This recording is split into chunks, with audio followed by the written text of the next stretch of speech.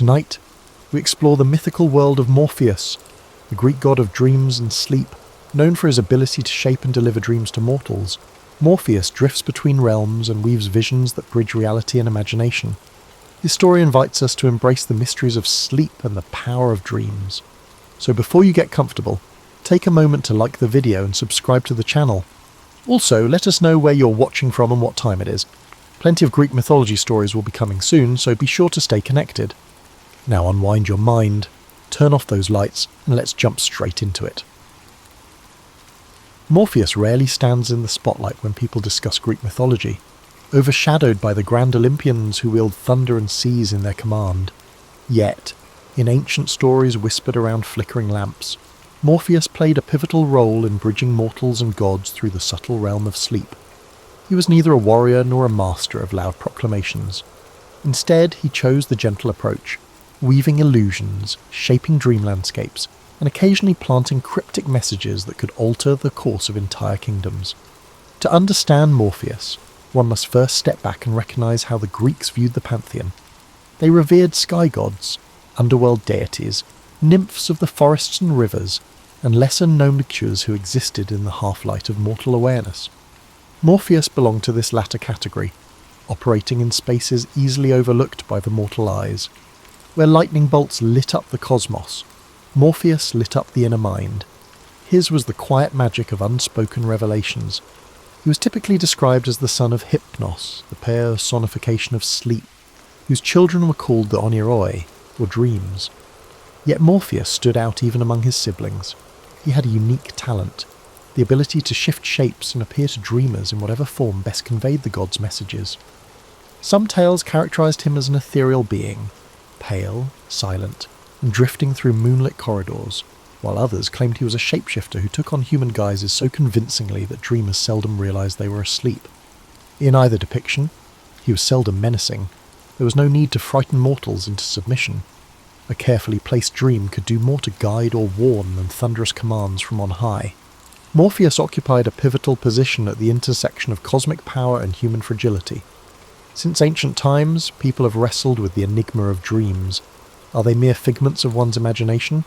Or do they carry coded messages from beyond mortal perception? The Greeks, with their flair for blending superstition and storytelling, believed that certain dreams could indeed foretell the future or reveal divine will. For such dreams to occur, though, there had to be an intermediary, someone who shaped the dream into a symbolic narrative. Morpheus stepped into that role with an artistry that rivaled the muses themselves. He was not a mere messenger. The deeper mythic threads paint him as a curator of experience, someone who wove together a dream's characters, locations, and moods. He chose which relatives you might see, which long-lost lovers reappeared to stir your soul, which undiscovered realms you'd traverse. If the gods wanted a king to spare a village or redirect an army, Morpheus could craft a night vision so convincing that the recipient woke up resolute in a new plan.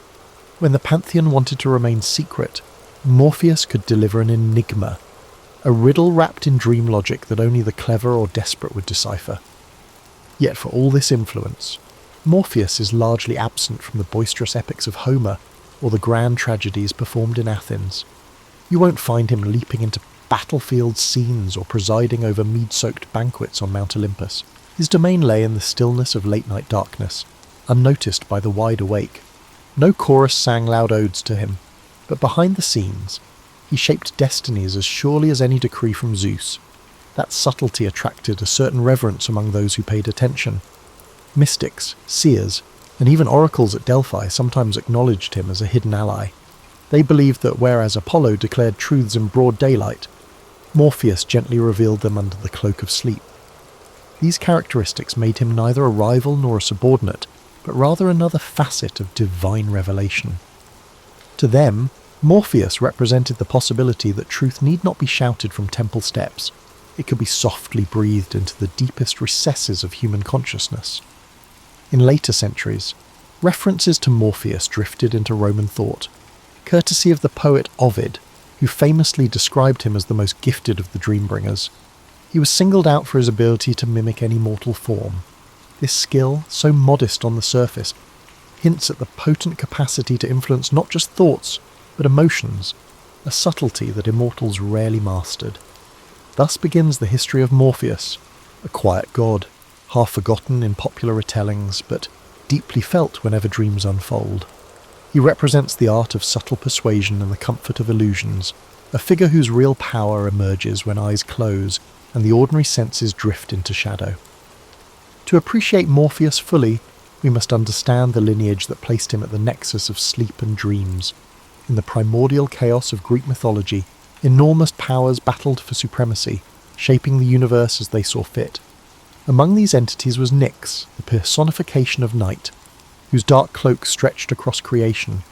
From her came Hypnos, the embodiment of sleep. While Nyx enveloped the world in darkness, Hypnos guided all living things to rest. For a mortal, sleep represented a nightly surrender, an act of trust in forces beyond conscious control. Hypnos dwelled in a silent abode rumoured to be near the shores of the river Lethe in the underworld. The stories describe it as a landscape untouched by sun or moon, draped in eternal twilight, with only the hush of the distant waters echoing through the halls. Within this realm, Hypnos presided over the Oneiroi, a whole family of dream spirits who ventured out each night through a pair of gates, one made of horn, the other of ivory, to bring dreams to mortals. The horn gate delivered true visions, while the ivory gate offered deceptive dreams. This distinction underscored the Greeks' conviction that not all dreams were created equal. Among these Oneiroi, Morpheus stood apart. His name itself conveyed a sense of shaping or forming, as if he acted as a skilled craftsman, meticulously shaping dreams. Some of his siblings, like Ixlus or Phobator and Phantasos, were in charge of different types of dreams. For example, Icelus was in charge of nightmares involving animals or monsters changing into other forms, and Phantasos could bring inanimate objects and natural elements. Morpheus alone possessed the gift to appear as any human figure, which made him invaluable whenever the gods needed to send a personalised message. He understood the nuances of human emotion, how to bring forth a familiar face to disarm a dreamer, or how to stage a scene that resonated with unspoken fears and desires. Morpheus's relationship with Hypnos was not one of mere subordination. While Hypnos embodied the abstract power of slumber, Morpheus took that raw potential and shaped it into narrative. Father and son thus formed a partnership of calm and creativity. Hypnos paved the path to unconsciousness, while Morpheus populated it with meaning. In a sense, they mirrored the idea that rest could be either empty or transformative.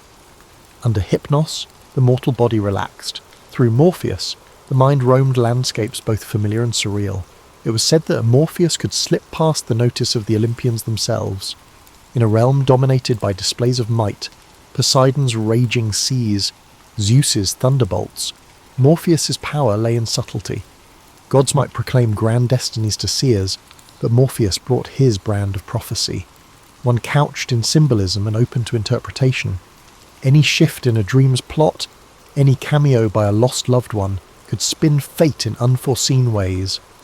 This quiet potential set him apart from other deities known for direct, sometimes violent intervention. In certain esoteric traditions, priests would leave offerings to Hypnos and the Oneiroi when interpreting dreams. Incubation rites took place in dedicated temples, where devotees slept overnight in hopes of receiving a cure or a prophecy from the gods. Morpheus played a starring role in these nighttime visions, sculpting experiences that might heal, warn, or guide, though rarely given the spotlight in epic poetry. His presence was keenly felt by those who sought divine interaction without the spectacle of oracles or the hustle of public ceremonies. Over time, as Greek culture spread and mingled with other civilizations, the concept of Morpheus evolved. In some local myths, he was depicted less as a subordinate to Hypnos, and more as an independent god of illusions, free to intervene or withhold as he saw fit. His fluid boundaries gave him a certain mystique. Mortals who believed in him imagined that their late-night revelations weren't random flickers of the psyche, but carefully tailored messages from a divine guide. Of course, skepticism existed even in ancient times. Not everyone believed in the significance of dreams. Philosophers like Aristotle treated dreams largely as mental byproducts of daily activities. Others dismissed them as illusions that lured people away from rational thought. But for those who embraced the mysterious, Morpheus was a comforting figure. a deity who shaped intangible narratives, either as gentle warnings or sources of unexpected inspiration. In this way, the lineage of Morpheus, the quiet synergy of night, sleep, and dreams, symbolized the Greeks' deep fascination with the unseen dimensions of life. Within the hushed intervals of slumber, it was Morpheus who held the keys to imagination, bridging mortal concerns and divine intentions through a world woven from ephemeral shadows. Unlike gods who clamoured for shrines, Morpheus often arrived uninvited, slipping into mortal minds without ceremony. But references to him do emerge if one sifts through fragmentary texts, second-hand accounts, and the poetic flourishes of authors who found meaning in the dream realm. Among these, the Roman poet Ovid left one of the most detailed portrayals, cementing Morpheus's image as a master shapeshifter. Though Ovid wrote in Latin centuries after Homer, his verses revealed a fascination with the intangible realms of dream, further interweaving Roman and Greek perspectives. In Ovid's Metamorphoses, Morpheus is one of three brothers, each responsible for different aspects of dreaming. But Morpheus receives pride of place as the one who can mimic human forms. When the gods, especially the goddess Iris, needed to slip a message into a mortal's mind, Morpheus would be summoned. He would take on the likeness of a friend, a family member, or a beloved mentor. The subtlety of his craft was its force. He achieved through gentle suggestion what thunderbolts could not. Mortals, awaking from these dreams, often felt compelled to act with a conviction that reason alone rarely mustered. Yet behind this skill lay an irony. Morpheus himself appeared in a few face-to-face encounters with mortals. A shapeshifter by profession, he did not sport a signature visage in the stories. He might show up as an old shepherd or a radiant youth, whichever best carried the god's intent. This anonymity magnified his mystique. Though recognized as a deity, he was simultaneously anyone and no one. Averse to dramatics, Morpheus seemed content to remain overshadowed by more flamboyant gods. Perhaps he recognized that anonymity was power. No one begged some Shaolin him for favours. No armies prayed for his intervention, and no temples were built where worshippers might harangue him with pleas. He did his work quietly and receded into slumber's twilight. That is not to say he lacked humour or emotion. In a few lesser-known stories, bards allude to Morpheus toying with dreamers, weaving in playful illusions. A tired traveller might dream of a lavish banquet only to wake up starving, cursing the false feast. A spurned lover might dream of reconciliation, only to awaken to the sting of reality. Occasionally, these illusions serve to teach lessons, moral messages about humility or gratitude, though they also reveal Morpheus's capacity for whimsy. Even gods, it seems, can entertain themselves with mortal foibles. His domain extended beyond mere illusions, however. Morpheus was said to have some sway over memory, a trait inherited through his lineage from Lethe's waters. While not as comprehensive as Mnemosyne, the titaness of memory, he could stir recollections long buried, bringing past joys or sorrows back into sharp focus during dreams. This occasional stirring of old memories sometimes acted as a catalyst for mortal decisions. A warrior might remember a childhood promise and thus abandon the battlefield, or a grieving mother might recall the face of her lost child, finding solace or renewed determination upon waking. Crucial to Morpheus's influence was the fact that mortals rarely recognized his presence. They might blame the strangeness of dreams on a bad meal, or consider it a fleeting mood. Few realized that a divine hand had crafted the scenarios unfolding behind their eyelids. Those who did suspect a supernatural cause usually assumed it was a broad gesture from some Olympian, not the specialized artistry of a lesser-known deity. This was Morpheus's hallmark, to shape fates without demanding recognition. In certain Orphic traditions, the mention of Morpheus is accompanied by rituals intended to court beneficial dreams. People might write prayers or incantations, hoping for a vision that clarified a dilemma or revealed hidden truths. These rites were more private than the grand festivals for Demeter or Dionysus. They involved quiet petitions, often performed at bedside altars.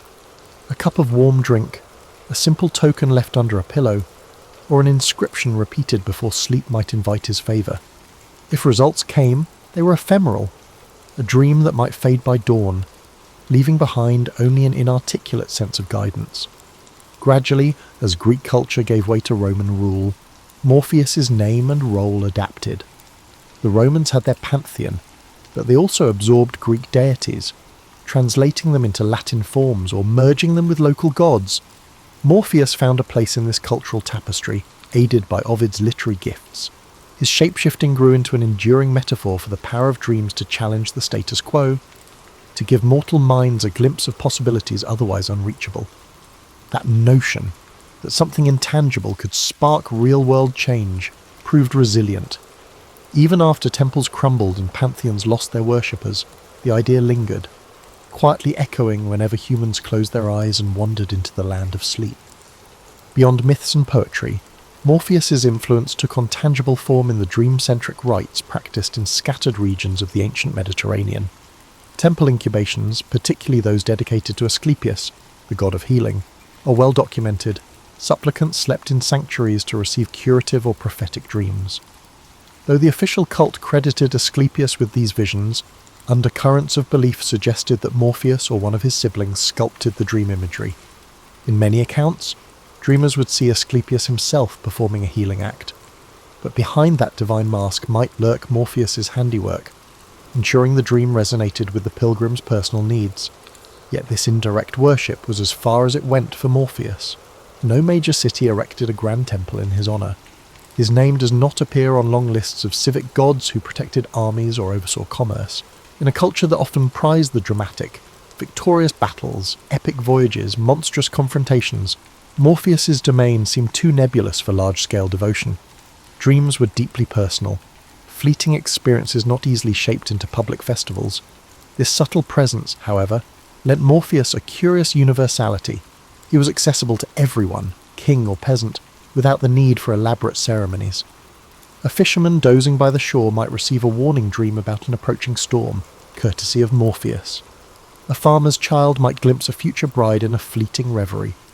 Although such visions were unpredictable, they reflected a certain democratic aspect of his power.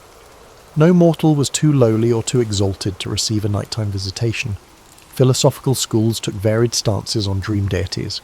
The Stoics viewed dreams with skepticism unless they aligned with virtue or reason.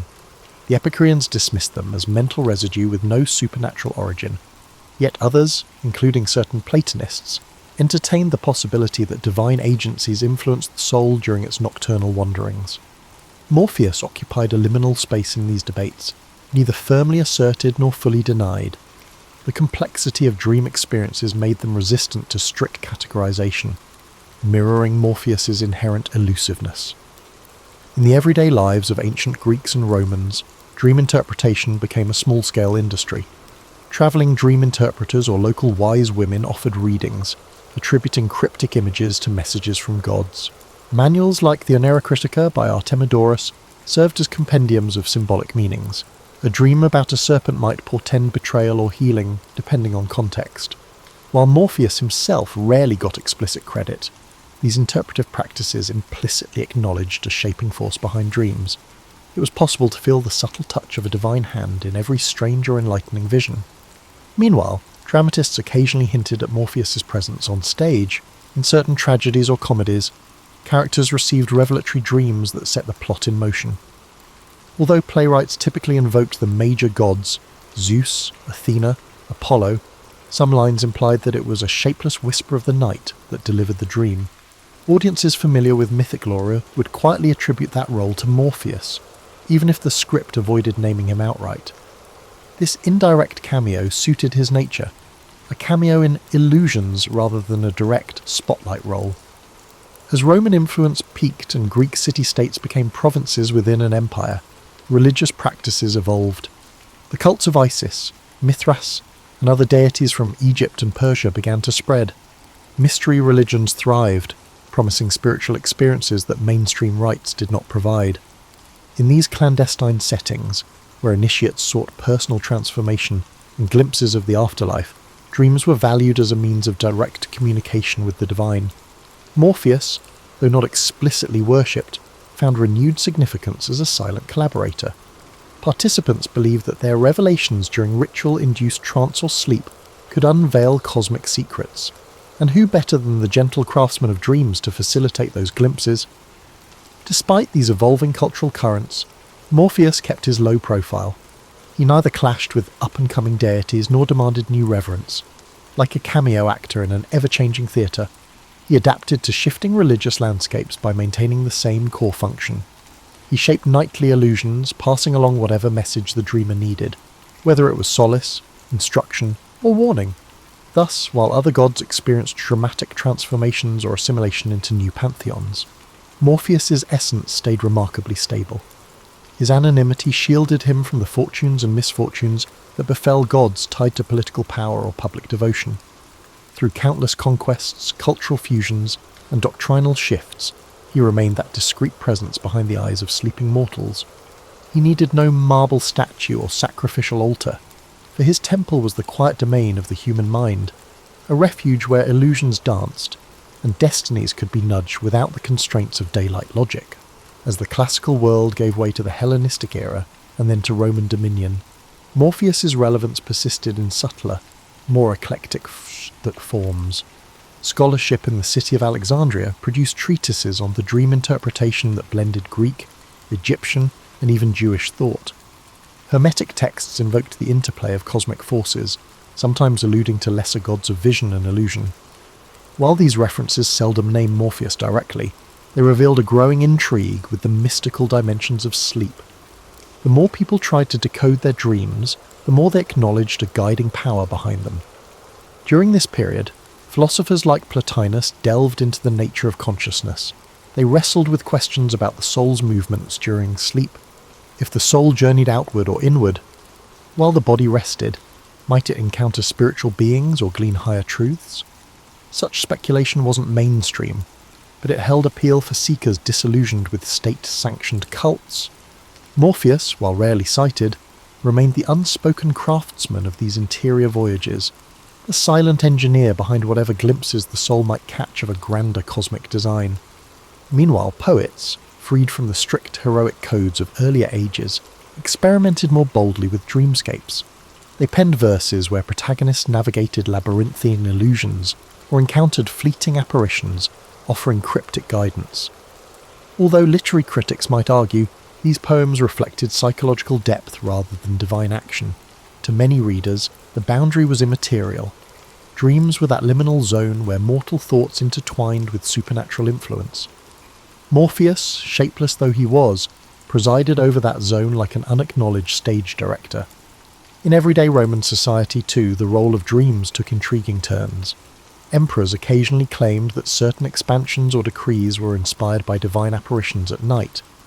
Augustus himself, recognized for his strategic cunning, was rumoured to pay attention to auspicious or ominous dreams, though officially, he credited major gods like Apollo. Citizens, hearing such stories, might privately wonder if a lesser-known deity like Morpheus had orchestrated these nocturnal briefings. After all, if the god of dreams could sway the mightiest ruler in the world, it underscored his quiet potency. As Christianity began to spread across the empire, attitudes toward pagan deities shifted.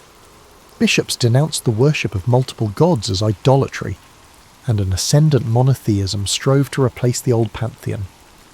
In this environment, minor figures like Morpheus faded from official discourse. Yet the phenomenon of dream visitation did not vanish. Biblical narratives contained their own dream sequences, Joseph interpreting Pharaoh's dreams, the Magi warned in a dream about King Herod. Early Christians recognized that significant messages could be delivered during slumber, though they attributed such interventions to angels or the one god. Morpheus, if mentioned at all, became a quaint relic of pagan folklore. However, among rural populations and within certain esoteric sects, older beliefs persisted in fragments. People might still light a candle and utter a small prayer before bedtime, not necessarily to Morpheus by name, but to the notion of a gentle force that shaped dreams. In personal diaries or in hushed family traditions, references lingered, testaments to how deeply ingrained the idea of a dream-shaping presence was. Over time, Christian mystics sometimes wrote about heavenly illusions or spiritual revelations received in dreams. Though they did not call Morpheus by name, the conceptual overlap was clear, a benevolent entity bridging the gap between mortal minds and higher powers, all while the world lay in darkness. During the waning days of the Roman Empire, barbarian invasions, economic turmoil and social upheaval threw daily life into chaos. Dreams, as always, offered either an escape or an omen.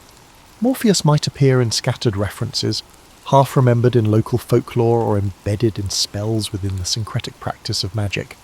These spells, scribbled on papyrus or scratched into lead tablets, sought to harness dream power for love, revenge, or knowledge. In some, the incantation invoked a shape-shifting figure of night, a shadowy being able to emulate any human form. The text might use Greek or Latin synonyms, never explicitly stating Morpheus, but the lineage was clear to those who knew their myths. By the time the Western Roman Empire collapsed in the 5th century CE, the tapestry of old gods had unravelled in public life. Grand temples stood empty, their rituals undone, yet the intangible realm of dreams persisted as a private frontier. Morpheus, whether recognised by name or not, retained his function. As centuries slipped by, he would shape-shift again, receding deeper into cultural memory. In occasional manuscripts or monastic texts, he survived as literary reference, an allegory for illusions or hidden messages that surface when reason dims. The twilight of antiquity thus set the stage for a Middle Ages in which classical gods receded but never vanished entirely. Like seeds buried under layers of history, their legacies lay dormant, waiting to surface when imagination or scholarly curiosity revived them. For Morpheus, all it required was for people to dream, a condition unlikely ever to fade. Explicit references to Morpheus become rare in medieval Europe. The academic class largely occupied itself with textual analysis and theological treatises as Latin Christendom shaped the intellectual and spiritual terrain. If at all mentioned, dreams were explained as the result of divine or demonic powers. Still, the classical corpus never vanished entirely. Though sometimes covertly, copies of Ovid's Metamorphoses were distributed in monasteries due to the church's conflicted view of pagan literature. Morpheus stayed a weird footnote in these books, a name a conscientious monk or a curious researcher would come upon and question. The handful who did study Ovid or other classical texts came onto someone who resisted simple moral classification. Neither was Morpheus a demon, nor did he fit Christian angelology exactly. Instead, he was a crafter of visions, free from ideas of sin or virtue. Sometimes this ambiguity inspired creative interpretations, particularly in the undercurrents of medieval allegory. Some writers suggested that Morpheus might be used to represent the illusions of the world, his form shifting a metaphor for the ephemeral character of worldly concerns. Still, these readings were occult rather than conventional. Greek philosophy was kept alive and developed in the Islamic world, meanwhile. Dream interpretation flourished in that field, thanks in part to customs derived from the hadiths of the Prophet Muhammad, but references to Morpheus, especially, were few. Still, the idea of a shaping dream creature echoed in mystical Sufi teachings, in which glimpses in sleep may transmit spiritual truths. Although the name Morpheus did not travel much in these writings, the agent who creates significant illusions stayed universal. Europe became quite interested in classical antiquity by the Renaissance. A fresh wave of humanism pushed the study of pagan literature. Scholars rediscovered old manuscripts. Artists found inspiration in Greek and Roman mythology. Morpheus revived in this environment. Poets started referring to him more freely, entwining him into allegorical tales about time, knowledge, and love, though their images differed, since the ancients never offered a consistent iconography. Painters occasionally portrayed him as a winged young man or as a delicate presence hanging over a slumbering person.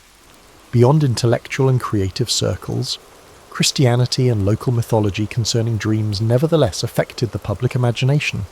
Common people could talk of night hags or guardian angels, entities visited during sleep, but not so much of an ancient Greek dream maker. But at the courts of Europe, where educated courtiers flaunted their classical knowledge, a reference to Morpheus marked the speaker as well-versed in old stories, a sophisticated illusion. Sometimes masquerading writers of masques and pageaux personified dreams, calling them Morpheus for a little vintage flair. The printing press helped these illusions to proliferate more quickly. Ovid's translations into common languages brought the clever dream shaper a larger audience. Renaissance writers who loved stacking their works with antique themes grew to favour Morpheus. He represented to them the magical ability of illusions, the tempting attraction of imagination, capable of surpassing the physical world. Trusting the audience's increasing awareness with mythic connections, Shakespeare's contemporaries would call for Morpheus in stage directions or comic asides. Morpheus's nature stayed fluid even with this increasing attention. Unlike Jupiter or Venus, who had well-documented personalities and cults, Morpheus was defined essentially by function. This provided writers of plays and poetry freedom. One author would label him an aloof trickster, while another might write him as a kind mentor. Some works confused him with the whole idea of the dream world and attributed any nighttime vision to the arms of Morpheus. At least among the educated classes, this word even seeped into common parlance, a beautiful way to explain falling asleep and a monument to how completely the god of dreams was entwining with Western consciousness.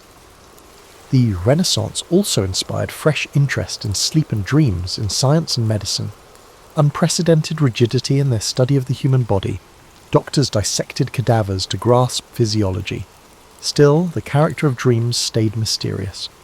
While some suggested dreams were the residue of sensory impressions, others suggested they were brought on by vapours or humours influencing the brain.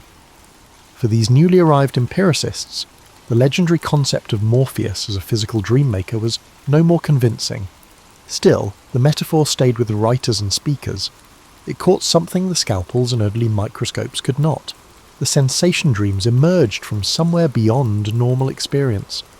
So Morpheus lived in several worlds concurrently as the Renaissance gave way to the early modern era. For academics and artists, he was a classical reference, a person who gave creative works depth and vitality.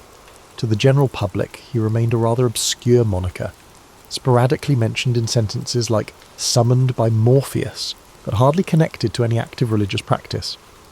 And to the rising ranks of scientists, he was a remnant of mythology, interesting, poetic, but inadequate in elucidating the real mechanics of the sleeping mind. This diversity of roles highlighted Morpheus's ongoing adaptability, a shape-shifting presence not only in the dream realm, but also in the cultural scene of a Europe undergoing change. The scientific, political, and religious upheavals of modernity altered people's perceptions of nature. A more mechanical or logical view of human experience was influenced by the Industrial Revolution, the Enlightenment, and later advances in psychology. Instead of being living elements of belief systems, the ancient gods appeared in this context as antiquated artifacts, curiosities for literature, art, or historical research. Despite his subtlety, Morpheus was no different. However, his legacy continued in surprising ways, subtly influencing contemporary cultural expressions and the human mind. The derivation of the drug morphine, which Friedrich Serturner called in the early 19th century after separating its active ingredients from opium, is one such example. By associating the drug's ability to produce sleep and dreamy states with the ancient god of dreams, he decided to honour Morpheus. Morpheus was elevated to a strange position by this scientific acknowledgement. He was no longer only a mythological character, but now had a real link to medicine. Ironically, the idea that Morpheus facilitated altered consciousness, albeit through chemical rather than divine intervention, was supported by morphine's ability to ease pain and induce visions. He was still mentioned in literature, though infrequently. Enthralled with the mystery of dreams and the human imagination, romantic poets invoked Morpheus as a metaphor of spiritual or creative insight. He appeared in Gothic stories during the Victorian era, occasionally taking the form of a character in dream sequences that made it difficult to distinguish between the real and the fantastical. The power of dream imagery was rediscovered in the 20th century by surrealist painters and fantasy authors who occasionally used Morpheus as a thematic device. Even comic book creators found him to be a fascinating character. Neil Gaiman's The Sandman series, for example, depicted a modern reinterpretation of Morpheus, albeit it was more influenced by modern fantasy than by rigid classical myth. Meanwhile, under the leadership of individuals like Carl Jung and Sigmund Freud, psychology became a recognised field of study. They conducted in-depth research on dreams, examining their symbolic meaning and unconscious function. Jung's idea of archetypes allowed for the recognition of mythic characters as expressions of universal psychological patterns, but Freud rejected direct allusions to dream deities. Despite being infrequently mentioned in clinical discourse, Morpheus personifies some mythological features, such as the shape-shifting messenger who connects the conscious and unconscious domains. Speaking poetically, one could imply that, even if they employ different language. Therapist and patient are really tiptoeing over Morpheus's territory whenever they engage in dream interpretation. Outside of academics, the phrase "the arms of Morpheus" is still used in casual conversation as a charming way to describe someone who's falling asleep. Morpheus is sometimes used by songwriters as poetic shorthand for illusions or dreamy situations. Characters in plays or movies may joke that they were taken by Morpheus when they are particularly exhausted or have bad dreams. As a result, the god's name endures in popular culture, reflecting a persistent interest in the transitional realm between the fleeting theatre of dreams and the real world. Morpheus was occasionally likened to comparable dream figures in other traditions, gods, spirits or ancestors. Credited with forming nighttime visions, as religious plurality increased and audiences for myths from around the globe expanded. Morpheus has occasionally attracted followers in some New Age and neo-pagan societies, which revive ancient pantheons for individual spirituality. These contemporary practitioners might view him as a lucid dreaming guide, or an ally in creative inquiry, creating a personal bond that somewhat reflects the age-old practice of looking for important dreams. Naturally, such varied revivals do not dominate popular belief, but they highlight Morpheus's versatility throughout history. He continues to serve as evidence of the human need for a go-between for conscious awareness and the innermost parts of the mind. The appeal of a guiding figure endures even at a time when sleep labs and neurology are used to analyse dreams, the subjective landscapes that play out in our minds every night. After all, cannot be completely mapped by any technology. Therefore, Morpheus persists as a cultural shapeshifter. Initially a minor character in Greek mythology, he was crucial in bridging the gap between mortal life and divine aims, while being overshadowed by Olympians. He withstood scientific breakthroughs, religious upheavals, and conquests throughout millennia. He found new homes in literary flair, psychological metaphor, and medical terminology. He now represents that sedent, all-encompassing enigma, the dream realm where we face self-revelations, delusions, and reflections of ourselves. Despite being elusive and infrequently worshipped in official ceremonies, Morpheus never fails to arouse our imaginations by serving as a reminder that sleep is more than just a place to rest. It is a doorway, thoughtfully crafted by a being who doesn't require a temple to demonstrate his might. This brings us to the end of our story here tonight, in the Greek mythology era. If you're not asleep by now and are frustrated, don't get upset. We have more stories lined up here every day until you find one that connects with you on a sleepy level. We all deserve to get rest because life can sometimes be rough on us. So, as always, sleep tight and good night, my friends. From the vantage of old Macedonia, where elders gathered beneath olive trees to swap hushed lore, the story of Hercules emerged in sparks of disbelief. They whispered about a force that blurred the boundaries between the mortal and divine realms. This child, born in modest Tiryns, possessed an unsettling gift.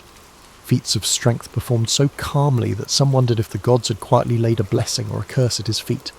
Tiryns was a farming community framed by rocky hills and cloud-strewn skies, a place defined by the routine labour and rigid social caution.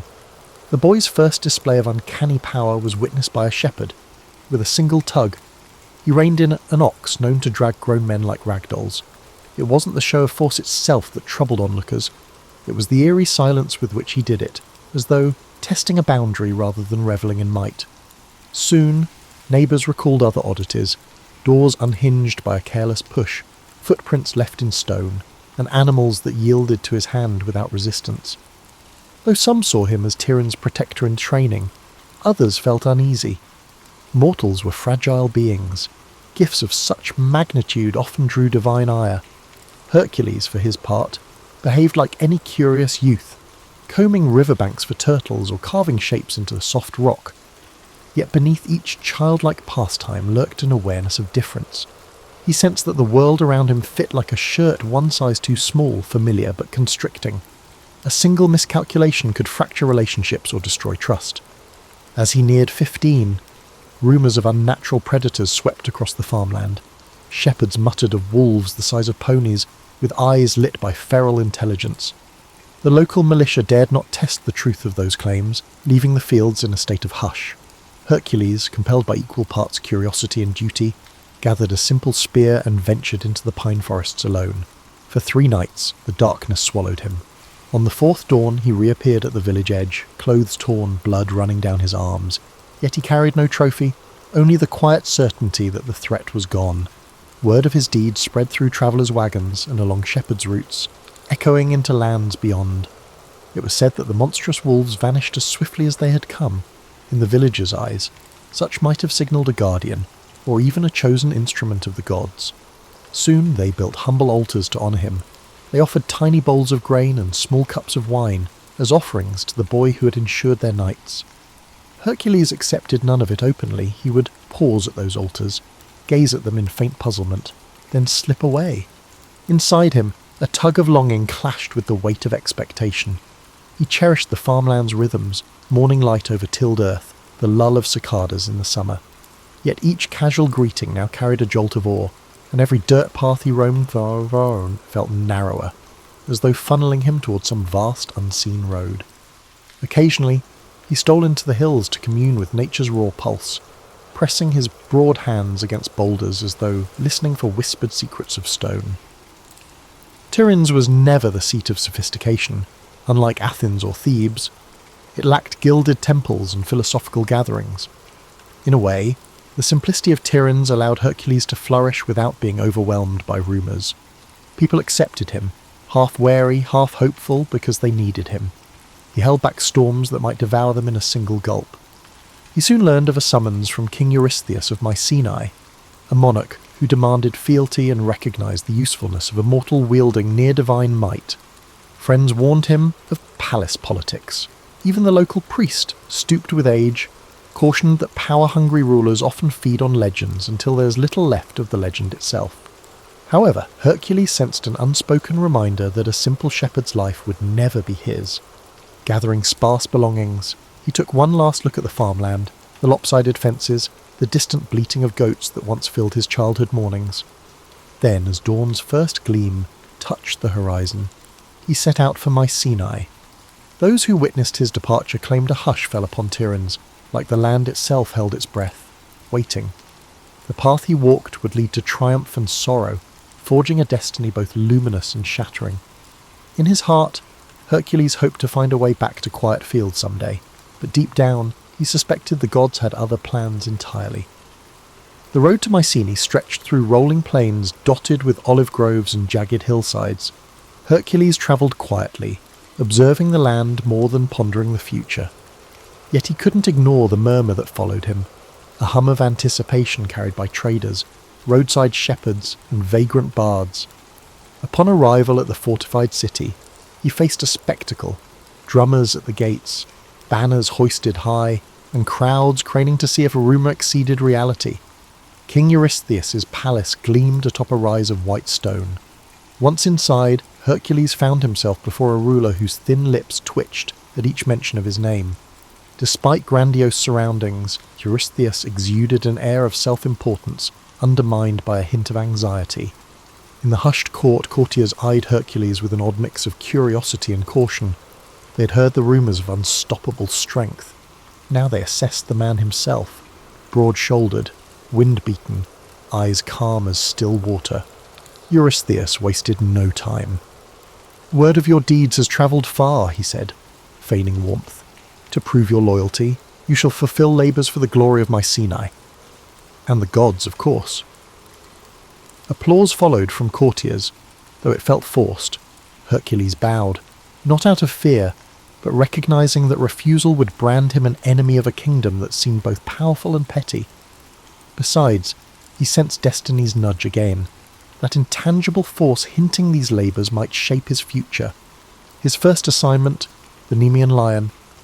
Villagers near Nemea spoke of a cat the size of a warhorse, its fur impervious to spears or arrows. Eurystheus demanded its pelt as proof. Setting out with minimal supplies, Hercules ventured into a region shadowed by tall grasses and jagged rock. On the second day, he spotted massive paw prints pressed into the soil. Following them, he entered a dank cavern overhung by dripping vines. The lion emerged, its coat shimmering like steel. Arrows snapped against its hide, confirming the rumours. They grappled, the beast roaring with unnatural ferocity while Hercules wrestled in silence, locking powerful arms around the creature's neck. At last, he wrenched it downward. ending its life with a blow that reverberated in his bones. No victory cry escaped his lips, only relief. He skinned the lion with its claws and then draped the pelt over his shoulder. When he returned, Eurystheus balked at the sight of that massive trophy. Commanding the city gates shut, he insisted Hercules remain outside, duties at displaying future conquests from a distance. Thus began a curious ritual. Each time Hercules completed a labour, the king would peer down from the safety of high walls, making excuses to avoid direct contact. The champion, calm in compliance, never argued. He found no pride in forcing an audience. Fulfilling duty was enough. Shortly after, he faced the Lernaean Hydra, a serpent with 9 heads that regrew if cut.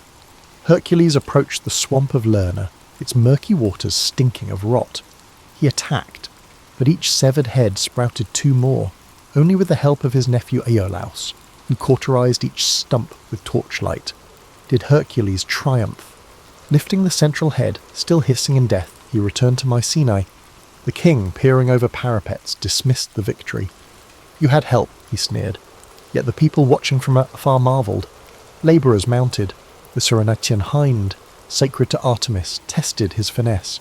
He chased it for a year across forests and streams before cornering the golden-antlered creature. Rather than slay it, he merely captured and displayed it, then set it free, earning grudging respect from the goddess. He subdued the Erymanthian boar, bringing it back alive. After each feat, Eurystheus found reasons to belittle it. Still, word spread, forging Hercules' name into a legend that outgrew even the king's attempts to contain it. Hercules tasked with cleaning the Augean stables, an impossible mass of filth left for decades. Diverted 2 rivers in a single day, washing away the grime and exposing the stable's owner, Augeas, for his dishonesty. Along the way, the hero recognized these tasks weren't simply chores from a cowardly king, they served as rites of passage. Each labour illuminated facets of responsibility, cunning, and mercy. Yet Hercules also sensed a growing gulf between himself and normal life. Day by day, the realm saw him less as a man and more as a living weapon. Behind the feats and rumours loomed an unspoken shadow. Stories hinted he was atoning for a private tragedy caused by a divine curse. He carried that burden silently, forging ahead on a path paved by others' demands. In fulfilling each new labour, Hercules grew ever more certain that his real battle lay within, a test to see whether monstrous foes or guilt from a past soaked in blood would claim him first. Over time, Eurystheus' list of labours seemed an endless well of peril. Some missions exuded a sense of malice, as if the king aimed to eliminate Hercules by challenging him to confront real-life nightmares. Yet it wasn't the magnitude of tasks that hollowed Hercules' spirit. It was the sense that each success fueled the king's resentment. Mycenae now revered a champion who strode in only to drop proof of another victory before vanishing again. At dawn one day, a messenger gasping for breath approached Hercules outside the city walls. A threat lurked by Lake Stymphalus, where ravenous birds terrorized farmers. Their iron-like feathers cut flesh, and the beating of their wings filled the sky with a menacing clang. Stymphalian birds were rumoured to be spawn of an ancient curse, feasting on anyone who strayed near the marsh. Eurystheus' decree was terse: exterminate them. Travelling to the lake, Hercules found the marshland choked with tall reeds and stagnant water. At dusk, he glimpsed shadowy shapes perched in twisted trees. Arrows alone wouldn't suffice. For every creature he felled, others scattered into the gloom. Recalling an old tale, he fashioned bronze clappers, forging a racket so loud it startled the flock skyward. As they took flight, he shot them down systematically. Their carcasses drifted into reeds, painting the swamp red under the waning sun. The few that escaped took the legend of this unstoppable archer with them. More labour followed. Fetching the Cretan bull, a massive beast rumoured to breathe fire, brought him face to face with an animal maddened by captivity. Rather than slay it, he subdued it and brought it to Mycenae, only to watch Eurystheus cower behind the gate. Later, capturing the mares of Diomedes required wrestling savage horses bred for violence. Some say Hercules fed Diomedes to his mares in a moment of grim poetic justice, ending their thirst for human flesh. Yet it was an act that left Hercules uneasy. Dispatching a tyrant solved one evil, but the memory haunted him. what lines separated righteous punishment from barbarity. In these wanderings, he discovered people who welcomed him as a living legend, yet recognized his underlying melancholy. Children peered around corners, hoping to see the giant who wrestled monsters. Old men offered wine, praising him as champion of the downtrodden. Occasionally, Hercules paused to help build a wall or fix a broken roof, acts of normalcy that anchored him to everyday life. But the moment always came when a new labour call or a rumour of a monstrous threat demanded his presence. At night, he grappled with nightmares. The unwritten story behind his forced servitude gnawed at him, a rumour that he'd once been driven crazed by Hera's wrath, causing him to commit unspeakable deeds against those he loved. Although few dared mention it aloud, the weight of that guilt never left his eyes. Even the unstoppable Hercules could not outrun sorrow that sprang from within. Eventually, Eurystheus delivered yet another test, to steal the girdle of Hippolyta, queen of the warrior women known as Amazons. In a land beyond the Aegean, Hercules came upon a culture of disciplined fighters who lived independent of typical patriarchal laws. Initially, Hippolyta welcomed dialogue, impressed by rumours of a hero who balanced power with compassion. She considered granting him the girdle as a diplomatic gesture. But Hera, ever meddlesome, spread deceit among the Amazons, whispering that Hercules planned to abduct their queen. In the ensuing chaos, swords clashed, alliances shattered, and Hippolyta fell. Dying, she handed the girdle to Hercules, her expression etched with betrayal and sorrow. He departed with the prize, cursing the gods who twisted every peaceful solution into conflict. This pattern of tragedy bled across each mission. The more he accomplished, the less solace he found. The blame was easily laid at Eurystheus' feet, but Hercules understood that the seeds of discord came from the gods themselves, and from his heart, burdened by regrets. No monstrous hydra or invulnerable lion caused him as much pain as the memories he couldn't erase. Each labour, though celebrated by others, felt like an extension of penance. Still Hercules pressed on, partially out of duty and partially from an instinct that stopping might let darker forces run rampant. He was no politician, no orator, but people believed in him, and in their belief, he found a reason to shoulder his tortured past. So he continued, forging alliances with honest souls, meeting cunning foes in remote lands, and slaying nightmares so ordinary folk could rest at night. Through scorching deserts and perilous seas, Hercules roamed like a wandering guardian. His reputation derived more from his deeds than his words. Even so, a question circled endlessly in his mind. Would saving the world ever wash away the blood on his conscience, or was he doomed to carry his haunted legacy until the end? As the labours approached their conclusion, Hercules observed a change in the political landscape. Mycenae's commoners adored him, weaving new songs about his might, but the courts seethed with jealousy. King Eurystheus, cornered by his decree, pressed onward with increasingly brazen demands. He ordered Hercules to journey to the far edges of the known world. Some suspected the king hoped the hero would never return, sparing him the embarrassment of living in another man's shadow. A test soon arrived in the form of the cattle of Geryon, the creature Geryon, rumoured to have 3 bodies fused into one, reigned over a sun-scorched land beyond the pillars marking the westernmost boundary of mortal travel. The prize, a herd of crimson cattle prized by gods and kings alike. Hercules set off, crossing mountain passes, scorching deserts, and nameless seas. He famously split a landmass to create a strait, some said in a moment of frustration, others as a statement of power, raising what would later be called the Pillars of Hercules. He eventually arrived at Geryon's domain, where a monstrous hound guarded the cattle. Battling Geryon demanded strategy, for each torso wielded a different weapon. Hercules exploited the confusion, striking while the giant struggled to coordinate his 3 minds. With Geryon slain, he herded the cattle through hostile territories, clashing with thieves and hostile kings along the way. His triumphant return to Mycenae, driving those surreal red-hided animals, caused a stir of both admiration and dread. Yet Eurystheus welcomed him only from a safe distance.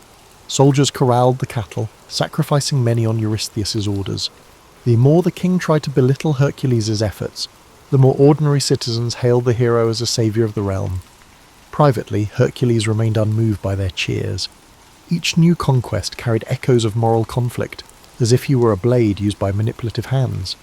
Another monumental feat involved the golden apples of the Hesperides, guarded by a serpent coiled in a hidden orchard.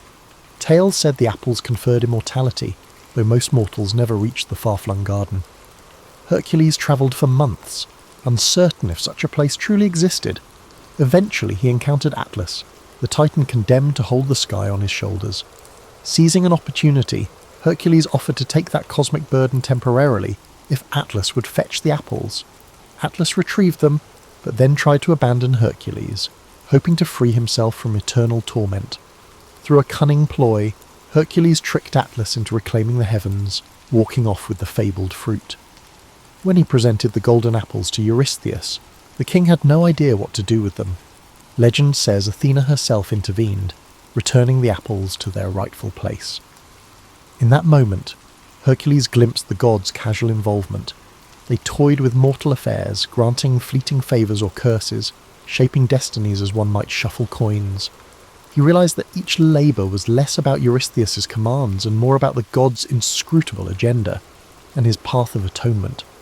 Only one task remained: descending into the underworld to capture Cerberus, the three-headed hound of Hades. This final labour surpassed mortal limits, for no living soul dared approach that dismal realm without invitation. Hercules ventured down the dark corridors of the earth, guided by wailing spirits and the unrelenting pull of cosmic gloom. Before the throne of Hades, he offered to wrestle Cerberus barehanded if permitted to bring the beast to the surface. The god of the dead consented, more amused than alarmed. Their struggle was fierce. Each of Cerberus's heads snapped and snarled, snake-like tails lashing in fury. Yet the hero subdued the beast, hauling it above ground to Mycenae's gates. When Eurystheus saw the snarling hound of death, he hid, trembling behind his walls. Hercules, mission done, gently returned Cerberus to Hades. With all labours completed, Hercules stood outside Mycenae's walls, eyes on the fortress that had dominated his life. He expected neither thanks nor release, for he understood his service wasn't to Eurystheus but to something deeper. Turning from the city, he felt both emptiness and freedom. He had conquered beasts and braved terrors unknown to mortal men. Now, the question loomed: could he conquer the shadows that clung to his heart? He walked away, the crowds uncertain whether to weep at his departure or celebrate their king's deliverance from jealousy.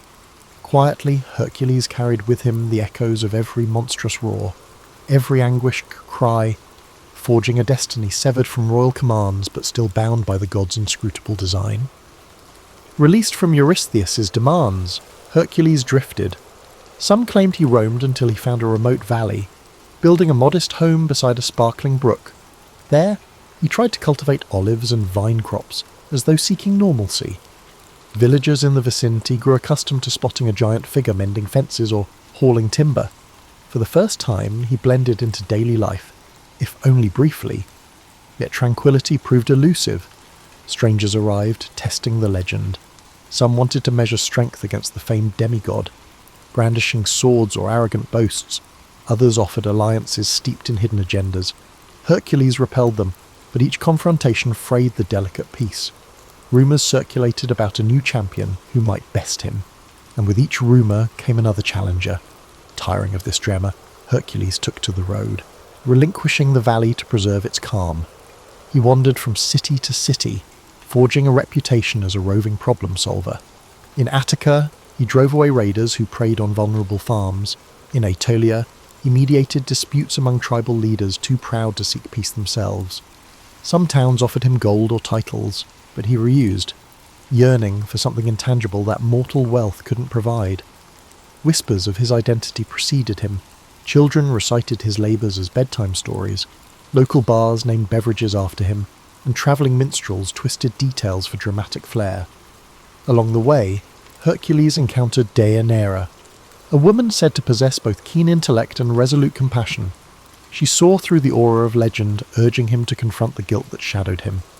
Her strength of spirit matched his physical might, and their bond blossomed into love. For a while, he believed he might carve out a life of shared purpose, perhaps leading a small settlement or teaching others to defend themselves without tyranny. They married, weaving fresh hopes into days that felt gentler. Yet the old cycles returned. One evening, while travelling together, they encountered the centaur Nessus at a river crossing. Nessus offered to ferry Deianira across the water, but partway he revealed his intent to abduct her. Hercules, swift to act, let an arrow fly, its tip laced with hydra poison. The wounded centaur collapsed, blood soaking the shore. In his final breaths, he whispered deceit to Deianira. Should she ever fear losing Hercules' love, a garment stained with his blood would bind him to her. Moved by desperation, she gathered some of that blood, too distraught to see the trap. Life continued. Hercules continued to be a wandering force, with Deianira either by his side or anxiously waiting at home. Over time, she worried about rumours of his infidelity. Travelling the world exposed him to temptations, and his legend drew admirers of every stripe. In a moment of fragile insecurity, she recalled Nessus's final words. She treated a robe with the centaur's blood, believing it a charm that would secure Hercules' devotion. When Hercules donned it, the old poison ignited like living fire, adhering to his flesh. He tore at the fabric, but the agony only worsened, ripping his skin away. Realizing the horrifying betrayal, he raged in confusion, not knowing the entire truth of why the robe burned him alive. Faced with the insurmountable pain, he sensed no earthly remedy could quell it. Deianira, horrified by what she had caused, either fled or took her life. Accounts differ. Hercules, in his torment, built a funeral pyre on Mount Weta. Step by tortured step, he climbed, each footfall echoing the weights he'd carried all his life. Guilt, duty, heartbreak. He stretched himself upon the wood, begging for an end to his suffering. Flames were lit, devouring mortal flesh that once battled monsters and kings. Smoke curled toward the sky, bearing the essence of a hero who had saved entire realms yet failed to escape divine cunning and human frailty. Some say that in those final moments, Zeus intervened, lifting his son's immortal spirit to Olympus. Others claim Hercules simply became ash, the price of mixing superhuman deeds with all too human vulnerabilities. Wherever the truth lies, the legendary champion's last mortal breath vanished in Mao, fulfilling a destiny shaped by both triumph and agony. Even the wind seemed to pause in reverence, as though acknowledging that no beast or king had ever broken him as completely as love and betrayal. Hercules' end on Mount Weta thundered through the Greek world like a mournful lament. Those who'd admired him as a liberator stood in stunned silence, while others who had envied him spoke in hushed voices were at the cruel caprice of fate. Priests in local temples offered contradictory explanations. Some insisted his spirit rose to the heavens, others deemed it just another tragic demise, albeit of an extraordinary mortal. In the weeks that followed, altars across the Aegean bore solemn offerings in his memory, drips of wine, handfuls of grain, even small wood carvings depicting a lion's pelt or a hefty club. Ordinary folk struggled to reconcile the downfall of a figure who had bested lions, hydras, and giants. How could such a champion succumb to something as simple, yet devastating, as poisoned fabric? For many, it confirmed that no one, not even a demigod, was immune to the brutal interplay of divine grudges and human failings. At Mycenae, King Eurystheus' court reportedly watched the news unfold with uneasy satisfaction. Though the king had long resented Hercules, learning of his agonizing death offered no genuine relief, only a hollow sense that the realm's most potent shield was gone. Some whispered that if a champion like Hercules could be vanquished, perhaps the gods would turn a harsher eye on lesser mortals. Fear lingered in the corridors of their power, as though Hercules' fiery end had shifted the cosmic balance in unpredictable ways. Stories multiplied, as tales do. Certain bards favoured the uplifting version. Zeus, recognizing his son's heroism, welcomed him among the immortals. They spun visions of Hercules seated on Olympus, sipping ambrosia in the presence of swirling constellations. Others told the bleaker side, that the flames consumed not just his body, but every vestige of his once glorious spirit, scattering him into oblivion. Across the seas, foreign scribes embellished details, turning him into a half-legendary king in lands he never visited, or crediting him with feats he never performed. Amid these tales, Deianira's part in the tragedy sparked endless debate. Some portrayed her as a naive victim of Nessus's deception. Others painted her as a jealous spouse who rashly destroyed what she claimed to love. Still others insisted the real blame lay with the gods. To many listeners, it hardly mattered. Heartbreak had been the final monster Hercules couldn't defeat. Curiously, in small villages scattered near the sites of his labours, Hercules' memory retained a more grounded quality. In these pockets, older farmers recalled how he once repaired a broken dike or rescued a lost child in the midst of a colossal quest. Children heard bedtime stories of a giant who was kind enough to share bread with travellers in need.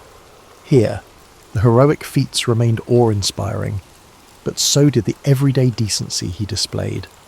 Over time, that dichotomy, colossal strength paired with unfeigned humility, became the tapestry of his legend. Rulers from other city-states, seeing the potency of Hercules' name, erected shrines dedicated to him as a protective spirit. They wanted travellers to believe their territory enjoyed the hero's blessing. In some cities, small festivals arose, featuring contests of strength reminiscent of his fabled deeds. However, a whisper of caution permeated every public commemoration.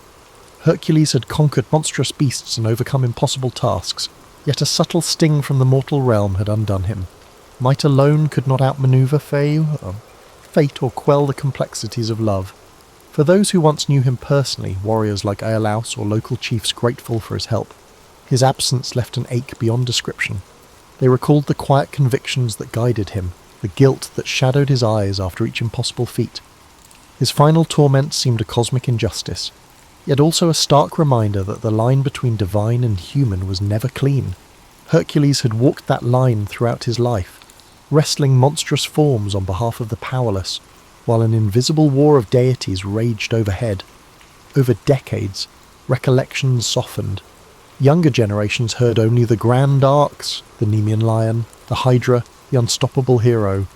Details of heartbreak and moral doubt vanished in the retellings, replaced by carved statues brandishing clubs or wearing lion skins. Yet in rare corners of Greece, the full story was preserved by those who had reason to remember. A titan among men who was neither wholly god nor entirely mortal, undone at last by the same vulnerabilities he had once tried to transcend. Thus, Hercules' flame burned on in the minds of those who found resonance in his struggles, even long after the funeral pyre's embers cooled to ash. Time and distance transformed Hercules from a man into a myth. Greek cities grew, allied and warred. New heroes rose and fell. In the retelling of old stories, his name emerged as a beacon of impossible feats. Philosophers invoked him as a parable, some praising perseverance, others warning against arrogance. In remote villages, older generations passed down more intimate accounts. How a colossal figure once mended a roof before chasing off marauders, or how he accepted a bowl of wine on a cold night without flaunting his stature. As the classical era gave way to Roman ascendancy, Hercules evolved into a Roman emblem. Soldiers prayed to Hercules Invictus, equating him with conquest and unrelenting will. Statues proliferated, from grand marble works in the Forum to tiny household shrines. Emperors, hungry for legitimacy, wrapped themselves in the demigod's imagery, hoping some shred of that timeless prowess might cloak their human frailties. However, the bragging about strength often overshadowed the deeper nuances of Hercules' trials. Centuries later, medieval scholars wrestled with pagan legacy, attempting to blend ancient myths into Christian frameworks. Hercules became a cautionary figure, powerful yet undone by sin and trickery. In the Renaissance, artists seized upon his heroic silhouette. Palaces displayed frescoes of him wrestling lions or heaving mountainsides, highlighting the human form in dynamic glory. Playwrights toyed with his persona, sometimes as tragic hero, sometimes as comedic foil, each era reinterpreting him anew. Despite these cultural metamorphoses, echoes of his true complexity endured. In certain monastic libraries, meticulous scribes noted lesser-known episodes, the moral agony behind his labours, the heartbreak that ended his mortal story, and the persistent question of whether he ever truly found peace. For some, he embodied the tragedy of a life shaped by the divine lineage yet rooted in mortal limitations. For others, he served as a beacon of aspiration, proof that mortal will could confront even the gods' designs and sometimes triumph. Beyond texts and statuary, Hercules lived on in the intangible realm of folk memory. Fishermen off distant coasts recited short prayers to him before braving storms, as if the old guardian might still shield them from the sea's wrath. Caravans crossing desert routes invoked his name for safe passage. Parents, uncertain how to quiet a restless child at night, spun lullabies of a gentle giant who once fought off wolves so families could sleep in safety. These understated tributes carried forward the essence of a hero who, despite divine drama, always answered mortal need. For a contemporary observer, perhaps in the middle decades of life, Hercules' tale resonates on several levels. There's the unbridled strength of youth, those unstoppable surges of ambition or optimism.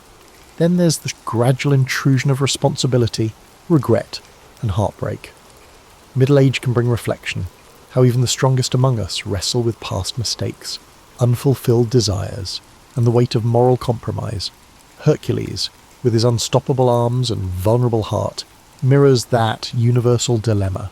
Overall, it's the dualities that define him. Saviour and destroyer, victor and victim, demigod and man.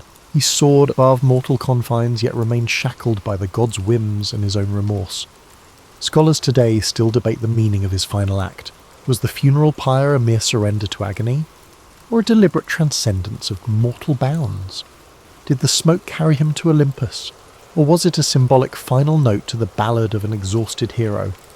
Some epilogues insist he found a measure of immortality, a seat among the pantheon, a cosmic nod to the labours he performed in the service of humanity and divine prerogative.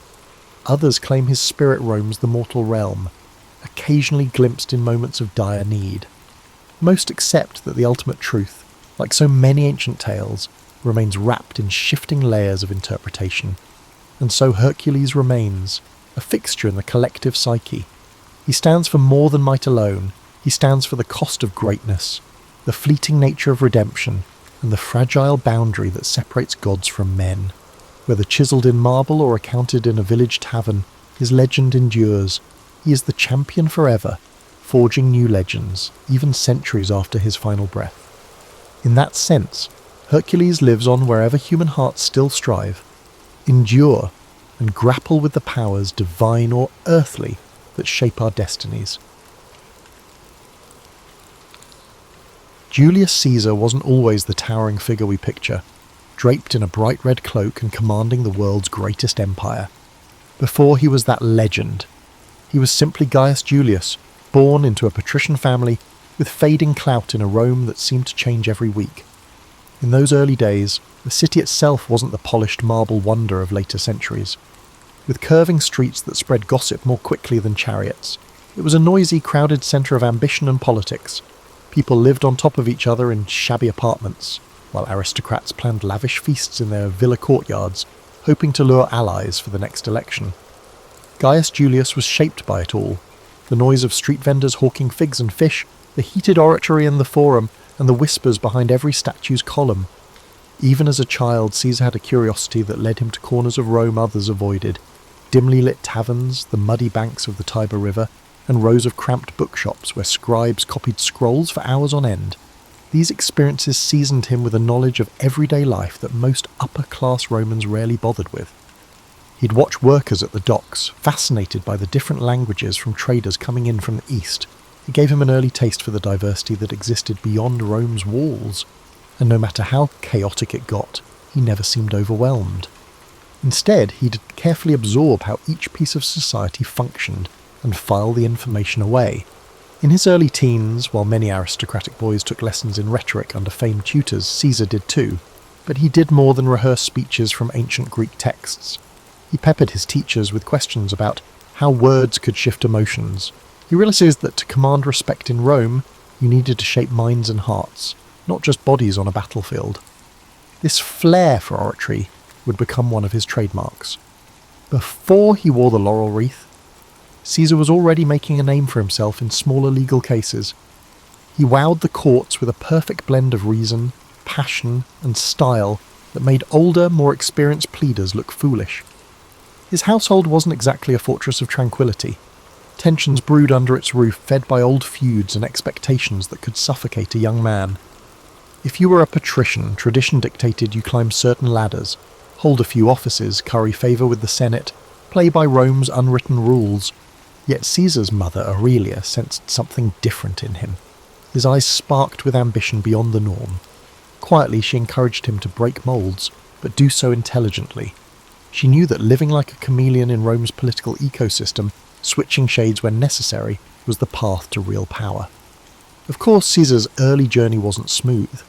He found himself ensnared in the civil disputes between Marius, his uncle by marriage, and Sulla, which tore Rome into factions. As a teenager, Caesar had to flee or risk execution when the dictatorial Sulla took over. But even on the run, he refused to remain hidden in a corner of Italy. Instead, he travelled discreetly, learning about local communities, forging bonds with minor officials and gaining a sense for the shifting alliances that propped up Roman government. Ever cunning, he avoided Sulla's men by staying a step ahead of them, sometimes disguising himself or travelling in the company of improbable companions, like foreign traders or even wandering performers. Eventually, Caesar returned to Rome after Sulla's death, but he'd learned that when power is on the table, trust is a fragile commodity. He had seen men switch loyalties for a promise of gold or turn in a friend to keep their own head. That lesson never left him. Upon coming home, he immediately set about re-establishing his social ties, attending banquets and forging friendships with men who had once eyed him with suspicion. Yet Caesar was adept at reading faces. If he caught even a flicker of duplicity, he dodged that bond elegantly, perhaps with an extravagant greeting followed by a subtle distancing. One could never be too careful in Rome's swirling politics. A remarkable moment came when he took on the role of priest to Jupiter, only to lose it during Sulla's purges. It was a blow. Public piety, after all, was a stepping stone for an aspiring politician. But Caesar's resilience was already in full bloom. He picked himself up, found a new path, and ventured into the world of politics from a different angle, securing lesser offices that would eventually open bigger doors. He also began building a personal brand of generosity. Soon people whispered about the banquets he held and the funds he provided for public works. Senators wondered how he managed to gather such deep pockets.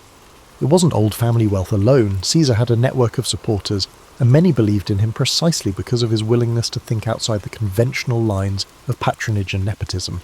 By his mid-20s, Caesar had cultivated a reputation for being both bold and adaptable. He hadn't yet reshaped Rome, but the seeds were there. His path wasn't about simple heroics or the typical childhood prophecy that he was destined for greatness. Rather, it was a quieter accumulation of experiences that prepared him for the challenges ahead. Each piece, his exposure to everyday Romans, his brush with danger during Sulla's regime, his love of rhetoric, lined up perfectly to form a foundation.